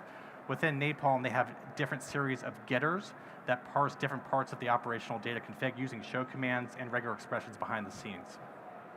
And so for this final example, we're going to be using that Napalm getter to talk to our network devices, and then we're going to use the Python standard library of CSV to take the values that we got from Nornir and then output it into a CSV file. So let's see that code. So you can see at the top here, we're importing CSV from the standard library, not Nornir at all. We're then importing the Nornir plugin of Napalm Get and the print result to screen. We're creating our Nornir object and filtering down just for the iOS devices. And we're using the napalm.get directly to then get our result object. And once we have that result object, I'm going to open a file handler to create my CSV file. And I have a lot of code here that's basically, I know what the key values are going to be because I've run the script before. So you want to make sure, if you're doing this yourself, have the right key values for the extraction of those data fields. And I'm basically going to then plug it into the CSV file. So we'll extract out the data and then take that data and put it into a file to be formatted. So now let's see that in action.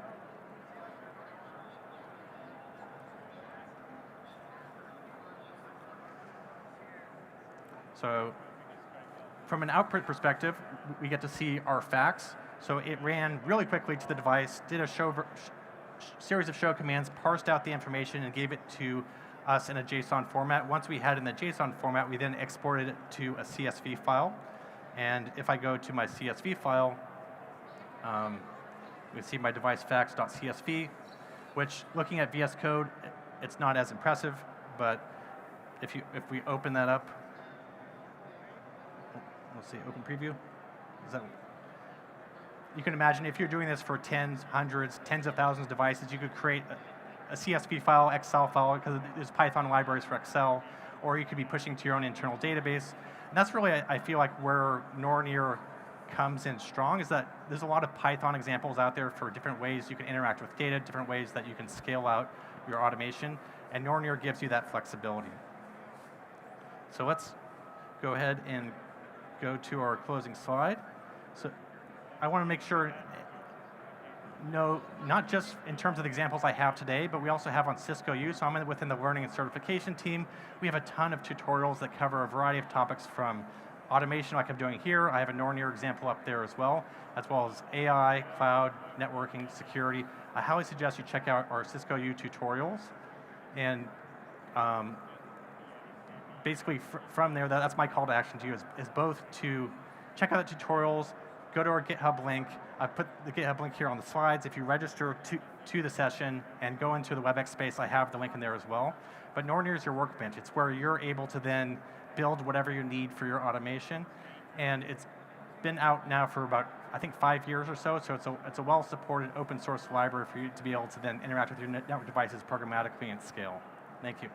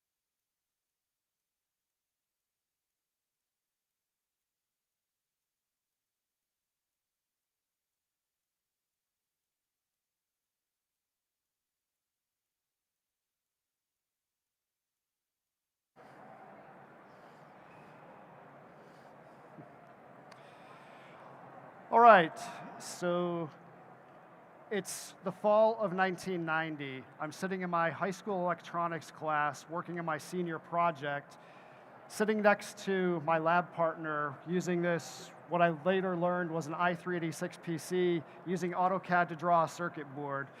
And I remember my lab partner saying to me, do you think you'd ever have one of these computer things? I mean, what would we use them for? And my response was something to the effect of, if I was ever doing things with designing circuit boards at home and things like that, I could see myself having a computer. I mean, that was my gut reaction. That's what I thought in first instinct. Fast forward 35 years later, plenty of PCs. I have a data center in my house. I'm a 20-year CCIE. My gut feeling was wrong at that instance. And what I want to talk about here is how our gut feelings can influence us and how we want to make sure that we're using a process and a procedure with using troubleshooting and not just going with our gut. So the obligatory slide here of all of our sessions have a WebEx team room associated with them, so you can go ahead and follow along with that. We can have conversations after. But my name is Chuck Stickney. I am a learning engineer leader with Learn with Cisco, and I will talk to you about my experiences and what I have learned from electronics, being an electronics engineer, and how to apply those troubleshooting techniques and principles to infrastructure engineering. And that can be used as an infrastructure engineer, as a coder, anything where things break. The procedures and the philosophies that we'll talk through, you can apply those everywhere.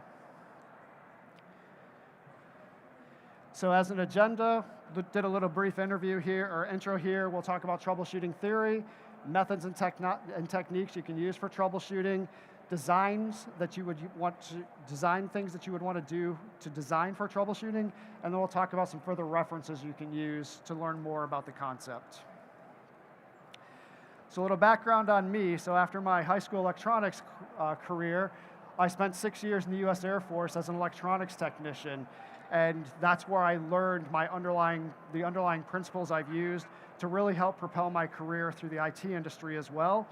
But here you're seeing the only photographic evidence that exists that I ever actually worked when I was in the military. That's the only photo that's there. And you can see the technical manual from my electronics basic school and the troubleshooting principles and techniques course. And what I want to call out for you is the statement on the bottom here.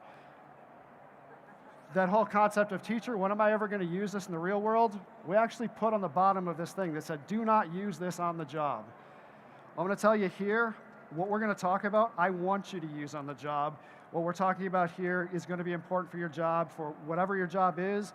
If you work with things that break, following this will work, so definitely use these on the job.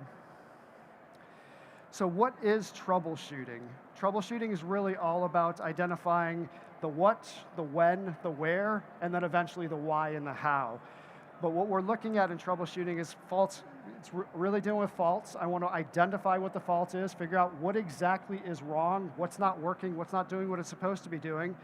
Where does that problem exist? So I want to isolate that fault to the systems or the components that it belongs to, and then I want to remediate that fault or that failure to restore service as quickly as possible, maybe in a degraded fashion, but at least I'm supplying connectivity or capability.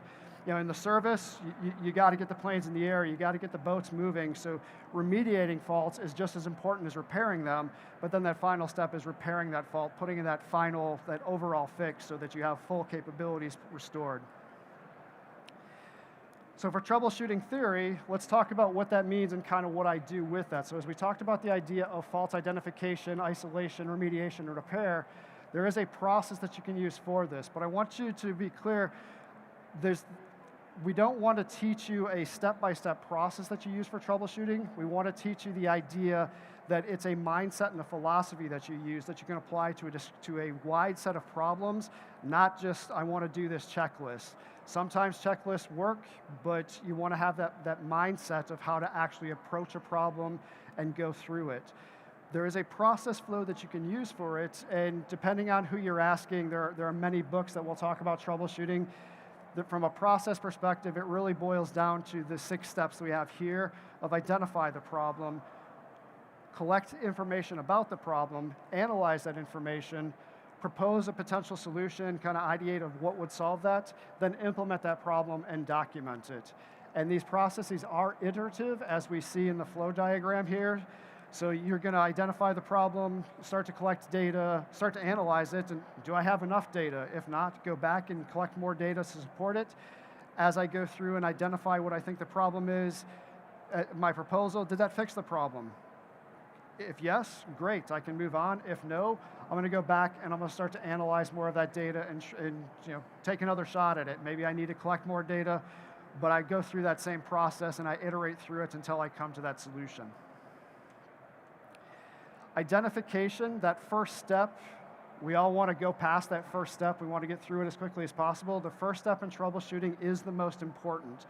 When you're troubleshooting something, you need to know what you're troubleshooting. You need to know what the actual problem is. And you want to be able to summarize that problem so you kind of know where to go and what to look at. And you want to be able to determine the scale of the problem, but the scale of the overall problem, not the symptoms that are there. So many times we'll look to troubleshoot symptoms because internet's down, Wi-Fi's not working, I can't get access to my email. That's a symptom, that's not the problem. So how do I identify and collect that information to be able to truly get to the root cause of what that problem is, condense those symptoms into a problem statement, and at that time I understand the full scope and scale of that problem, and I can then begin to start collecting that data and analyzing it. If you don't do that full-featured the identification of the problem, you're going to start collecting and analyzing data that's not going to be the full scale of what you're looking at. You might solve a portion of the problem, but then realize there's more happening over here because you didn't spend that extra time of truly identifying where the problem is. And again, that process is iterative. So what does it look like to collect and analyze data? So here you can see my old friend, the A&M USM 425 oscilloscope. So don't get one of these. They are not the best, but at the time they were effective. Using this, kind of a little bit of an irony here in that an oscilloscope is one of the tools I might use to actually identify a problem or to troubleshoot that problem or to collect and analyze the data. But here we're going to point to this as a system or as a tool that's there. So when we're looking at things, even if it's just a discrete piece of equipment, I want you to think of it as not as a piece of equipment, not as an oscilloscope or a switch or a router or a firewall or a server, but I want you to think of it of the functions that that device is providing. So even in this one piece of equipment here, I'm calling out 3 specific systems that are inside of that make up what that's doing. So starting with the vertical side of it, which is controlling the amplitude of what that oscilloscope might display, the horizontal, which is showing that amplitude over time, and then the display section, which is actually showing what's there. Being able to look at that one piece of equipment and understand what its functionality is and what it's supposed to do, that helps you identify and isolate what the problem is. But then, okay, I've got a problem with this oscilloscope. Where do I go? I think it's in the horizontal section. What we're showing on the right side of this diagram, that is the horizontal section of this device. So looking at it here, I see thousands of components. I see several boards. I see mechanical switches. I see wire connectors. Where do I start? Where do I go with on this? So I know the problem is here. Do I just start looking at one component after the other, or do I want to put together a philosophy and a process to truly get down to where the issue is? Well, I could go to, in the networking world, I could go look at my diagram, or in the circuit world, I could look at my schematic here, and here I see all of those components, and this is just a subset of what we saw there. I can trace inputs, I can go through each of the lines, I can test each individual component, but that's obviously going to be incredibly time consuming, and I'm probably just using my gut of, do I look at this transistor? Do I look at this resistor? Do I look at this switch over here?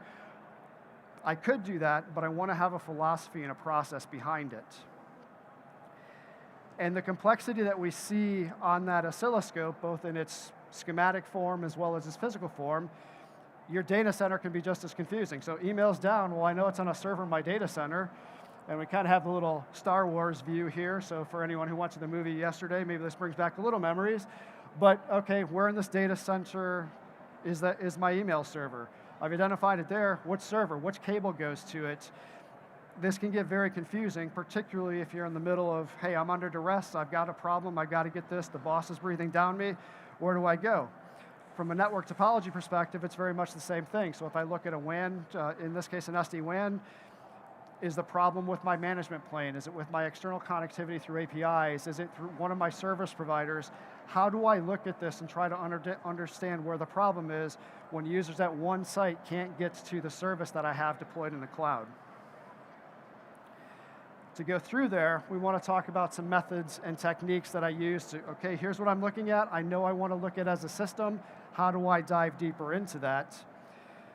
The first thing that we want to do is what we call a flow path analysis. So it's really breaking it down to as much as you can, a singular flow, and look at it from device to device to device, or system to system to system, or function to function to function, and kind of looking at in a linear flow. If I have an input here and an output here, what's happening through those paths? However, not all systems are linear. We're going to have some that I'm taking multiple inputs going into a particular function that we call a convergent path design. And then I might have a single system going into multiple outputs, and that's what we call a divergent path. Those things all come together, and what we see here looks an awful lot like a network diagram as well, where I might have a site with multiple routers going to a cloud, going to my data center, going through multiple egress routers. So these same concepts that we would use for defining a flow in an electronic system, obviously that mirrors quite a bit what we see in the IT world. Looking at those, we don't, as we talked about with the oscilloscope, we don't want to look at that as just device to device to device. We want to break it down to function, and that's where the functional block diagram comes in handy. And I will say from the electronics world, looking at things and troubleshooting them, understanding it, where it goes from a functional perspective, that was one of the things that really helps optimize your time and really helps you get to the root cause of an issue that's happening here. So the top here, we will show a basic electronic system, and very similar to what we're listening to now. So a power supply powering this microphone, which is acting as an oscillator, which goes to a preamplifier, which then comes to the output of the speakers that we're seeing around here. These could all be single component with multiple functions, or multiple devices, but the individual functions that are there. Same thing applies with the network here, where my laptop getting to the cloud-hosted presentation that we're looking at right now, I'm connecting to a local area network, going through a WAN, going through a security inspection, then getting to the server where that information is. Again, from a functional perspective, I'm going through each of these pieces. They may be multiple pieces for a function, or maybe I'm going through a Meraki MX as an example, and my local area network, my WAN transport, and my security inspection are all in one box. But it's still multiple functions that are there, and depending on the problem that I'm looking at, might be one box, but where in that box am I looking? Back to our oscilloscope, this is what a functional diagram looks like for that entire device. So if I was having a problem where in the horizontal section I wasn't getting a good waveform trace, well, now I can start to look, am I looking at my triggering? Am I looking at sweep control? Am I looking at my output amplifier? Seeing that schematic or that circuit board itself, being able to troubleshoot that, yeah, I'm getting the right signal here, but not out here. This helps me identify where to start looking and where to plot that problem. But even looking at this, where I can see all the components, I can see all the subsystems that make up this overall system that I'm trying to troubleshoot, where do I start? What sort of philosophy would I use to identify what's good and what's bad, and where do I begin to look, and how do I begin to look? And that's where we come to the idea of leveraging and isolating at the functional level.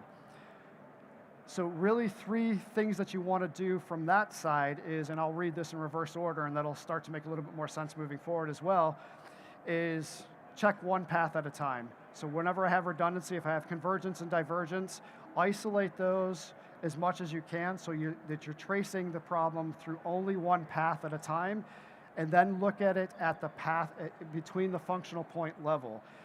As you've broken this down to blocks, you want to check at the input and the output section of each of those functional blocks, not spending any time inside of those until you identify where the issue is across those functions. And then leverage the theory of operation so that you know what to look for when you're doing your collection and your analysis. By show of hands, how many people have ever heard of a theory of operation document before?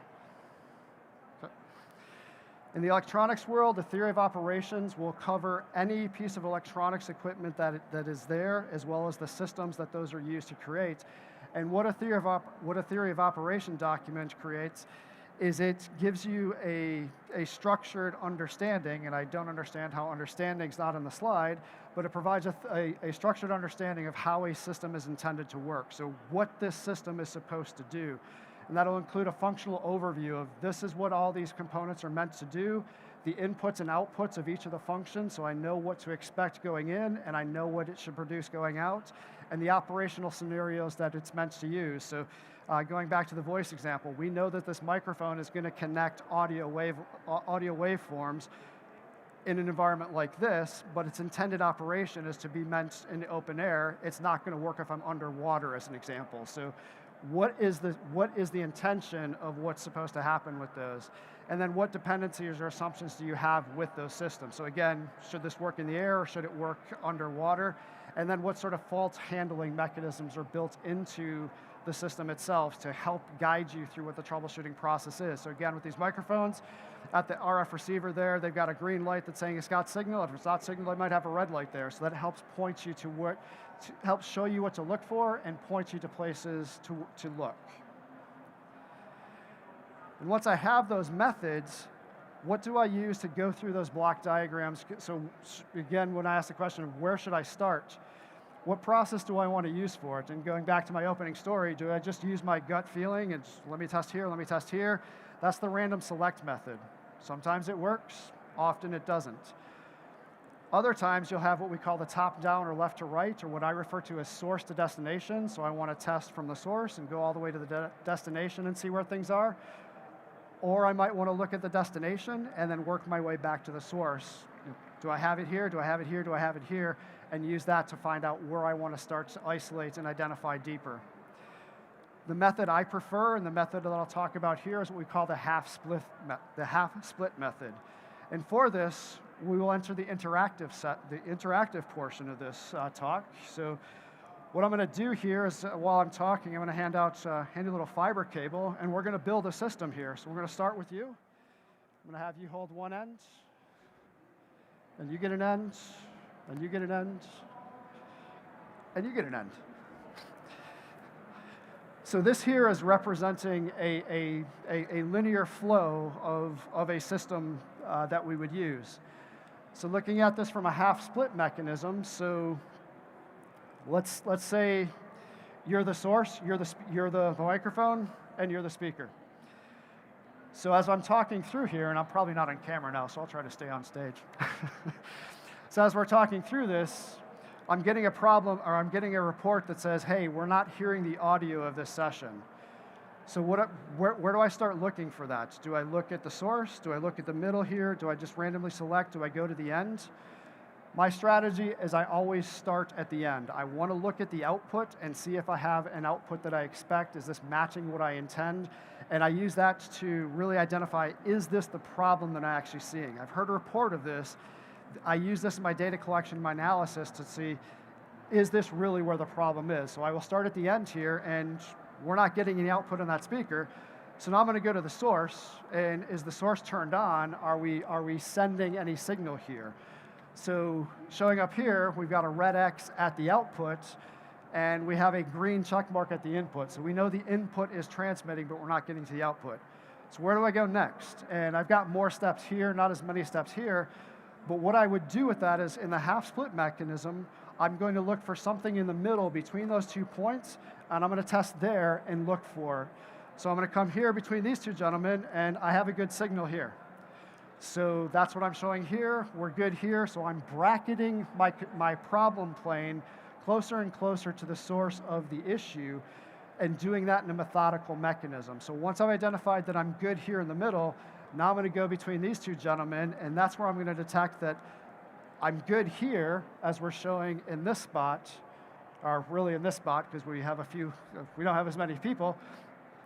And now I know the problem is most likely at the last stage of in this case, it's going to be the output device.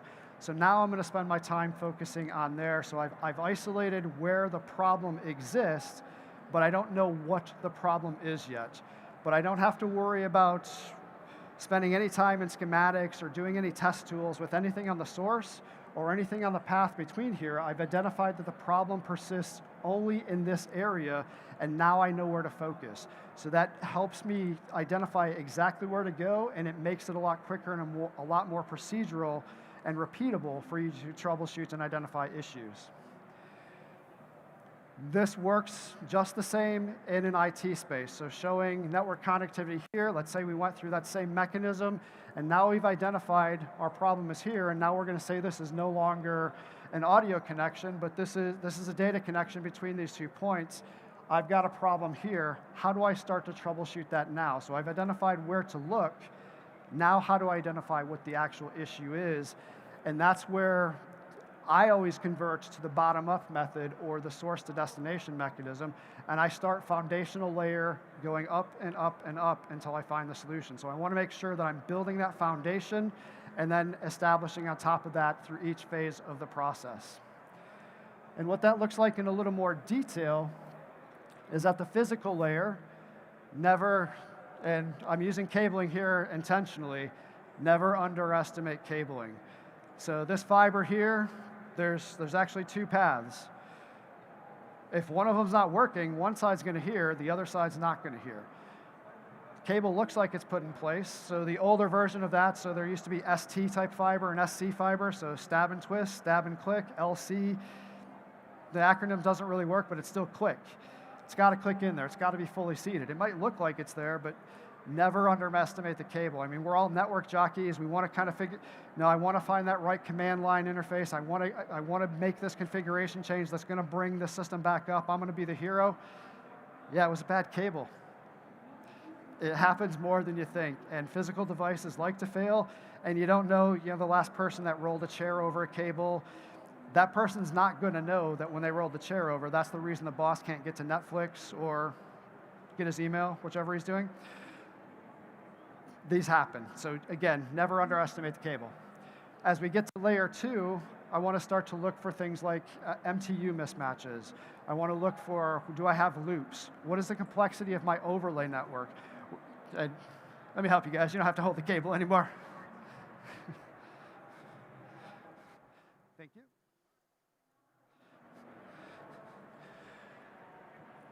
So with overlay networks, it's a fabric world now. And what a fabric world means is we are building virtual networks on top of physical networks. You want to follow the same process of looking at your underlay and then all of your overlays on top of it. So not a lot of physical on the overlay side of it. So make sure your physical is good on the underlay side.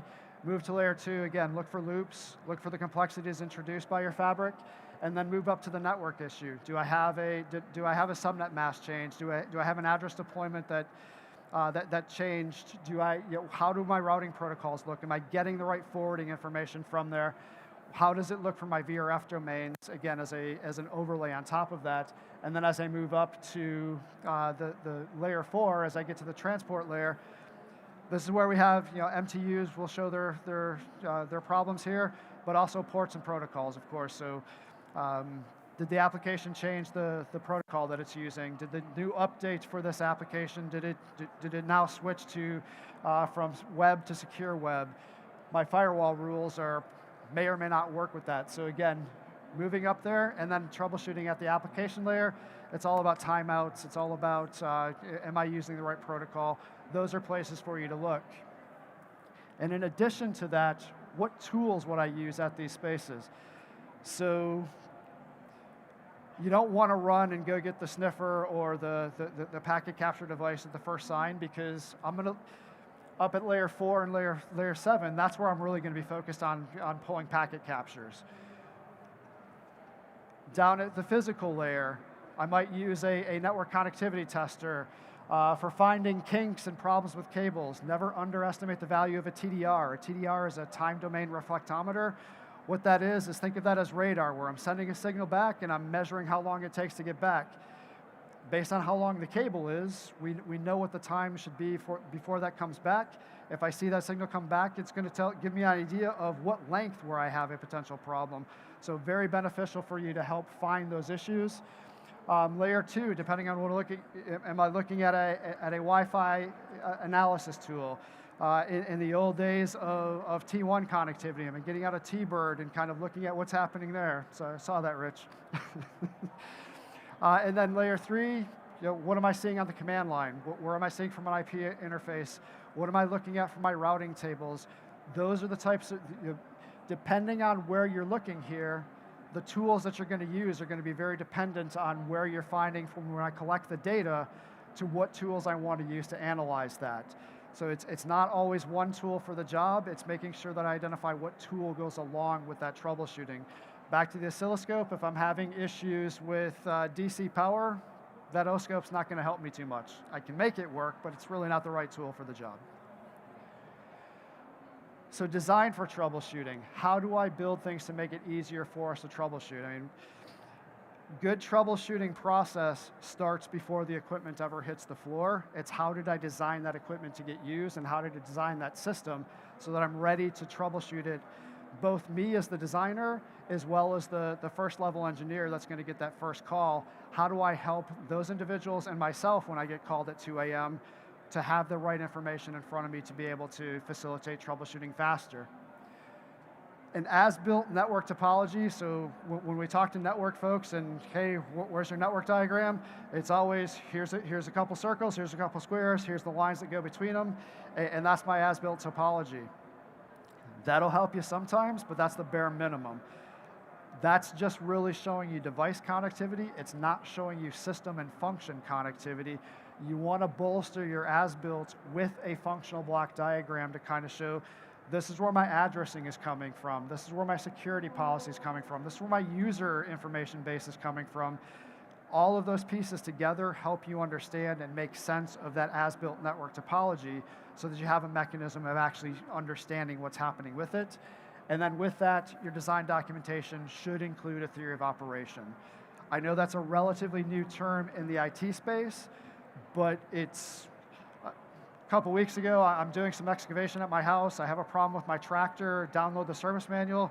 I have a theory of operation manual for my tractor. So this whole concept applies into multiple areas. I want to see us get to, when we do our designs, that we include that concept in our networking and network system, and even our code design. The theory of operation, not only does it help you with troubleshooting, but as we go into, with DevNet, doing our software automation, building our CI/CD pipelines. Our CI/CD pipelines are going to be built based on the theory of operation of what I'm building, not necessarily the network configuration, because that's going to show what it is, but it's not going to show why it is. So you need to know why it is to build the test script from it. And I haven't said the 2-letter buzzword yet, but as we talk about AI and we go to the idea of agentic troubleshooting, you're going to want to train that based on the theory of operation. And if you don't know the theory of operation, your agentic AI troubleshooting, it's not going to know what to do. It's going to be doing a lot of guess based on, I know the components and how the components are supposed to work, but every one of our networks is at least slightly different, and that theory of operation is what's going to help you or your agent to troubleshoot your environment. Plan for your documentation to be offline, to be where you need it. It's great, we've got a theory of operation, we've got a block diagram, we've got our network diagram, we know what our environment looks like, and I've got it in my OneDrive, but now I'm at the office and the internet's down. I gotta have it where I need it. Same with your tools. Always make sure you know where your tools are, always make sure you know where your documentation is, and have it where you need it, where you need it in times of struggle, not in times of goodness. So for further references, we are in the Cisco U theater. So of course we have additional troubleshooting content for you inside of Cisco U. NTOS for troubleshooting enterprise networks, DCIT for data center, DCAIT for doing ACI-based troubleshooting. All of these courses are going to cover some theory similar to what we've talked about, but what's most important with these courses is they have several labs in here to go through troubleshooting scenarios. Troubleshooting is a perishable skill, and it is a skill that is built by repetition and trial. Use these labs, they will help you hone your skills on being able to find different ways and improve your time and your ability to do troubleshooting, both at the tool level and then applying these principles and these methodologies that we've talked about here. So in closing, I'll say, again, the obligatory slide of please complete your surveys. Cisco is very numerical driven. We go based on data, so we will build the content that we present to you based on how our surveys look. So if you like this type of content, if you like all your content here, make sure you submit your surveys. And we do have gamification for that, where you each get points and opportunities to win. And I will say, just as a closing thought, and if any of you watched the keynote this morning, so G2 Patel, our CTO, he stole my thunder a little bit today. So he opened up his session talking about how this Cisco Live was especially special for him, and they all are, but the most recent one. But just like G2, for me, this one is especially special for me because my daughter is actually here at Cisco Live and in this session. So I appreciate, and she's really embarrassed now. So I appreciate you spending time with us, learning about troubleshooting. I appreciate you being at Cisco U, and I'll be available for questions afterwards. And you can hit me up both on, well, my social, LinkedIn, Chuck Stickney. You can find me there, and you can find me in the Teams room, and I'll be here to talk after the session. So thank you very much. Appreciate it.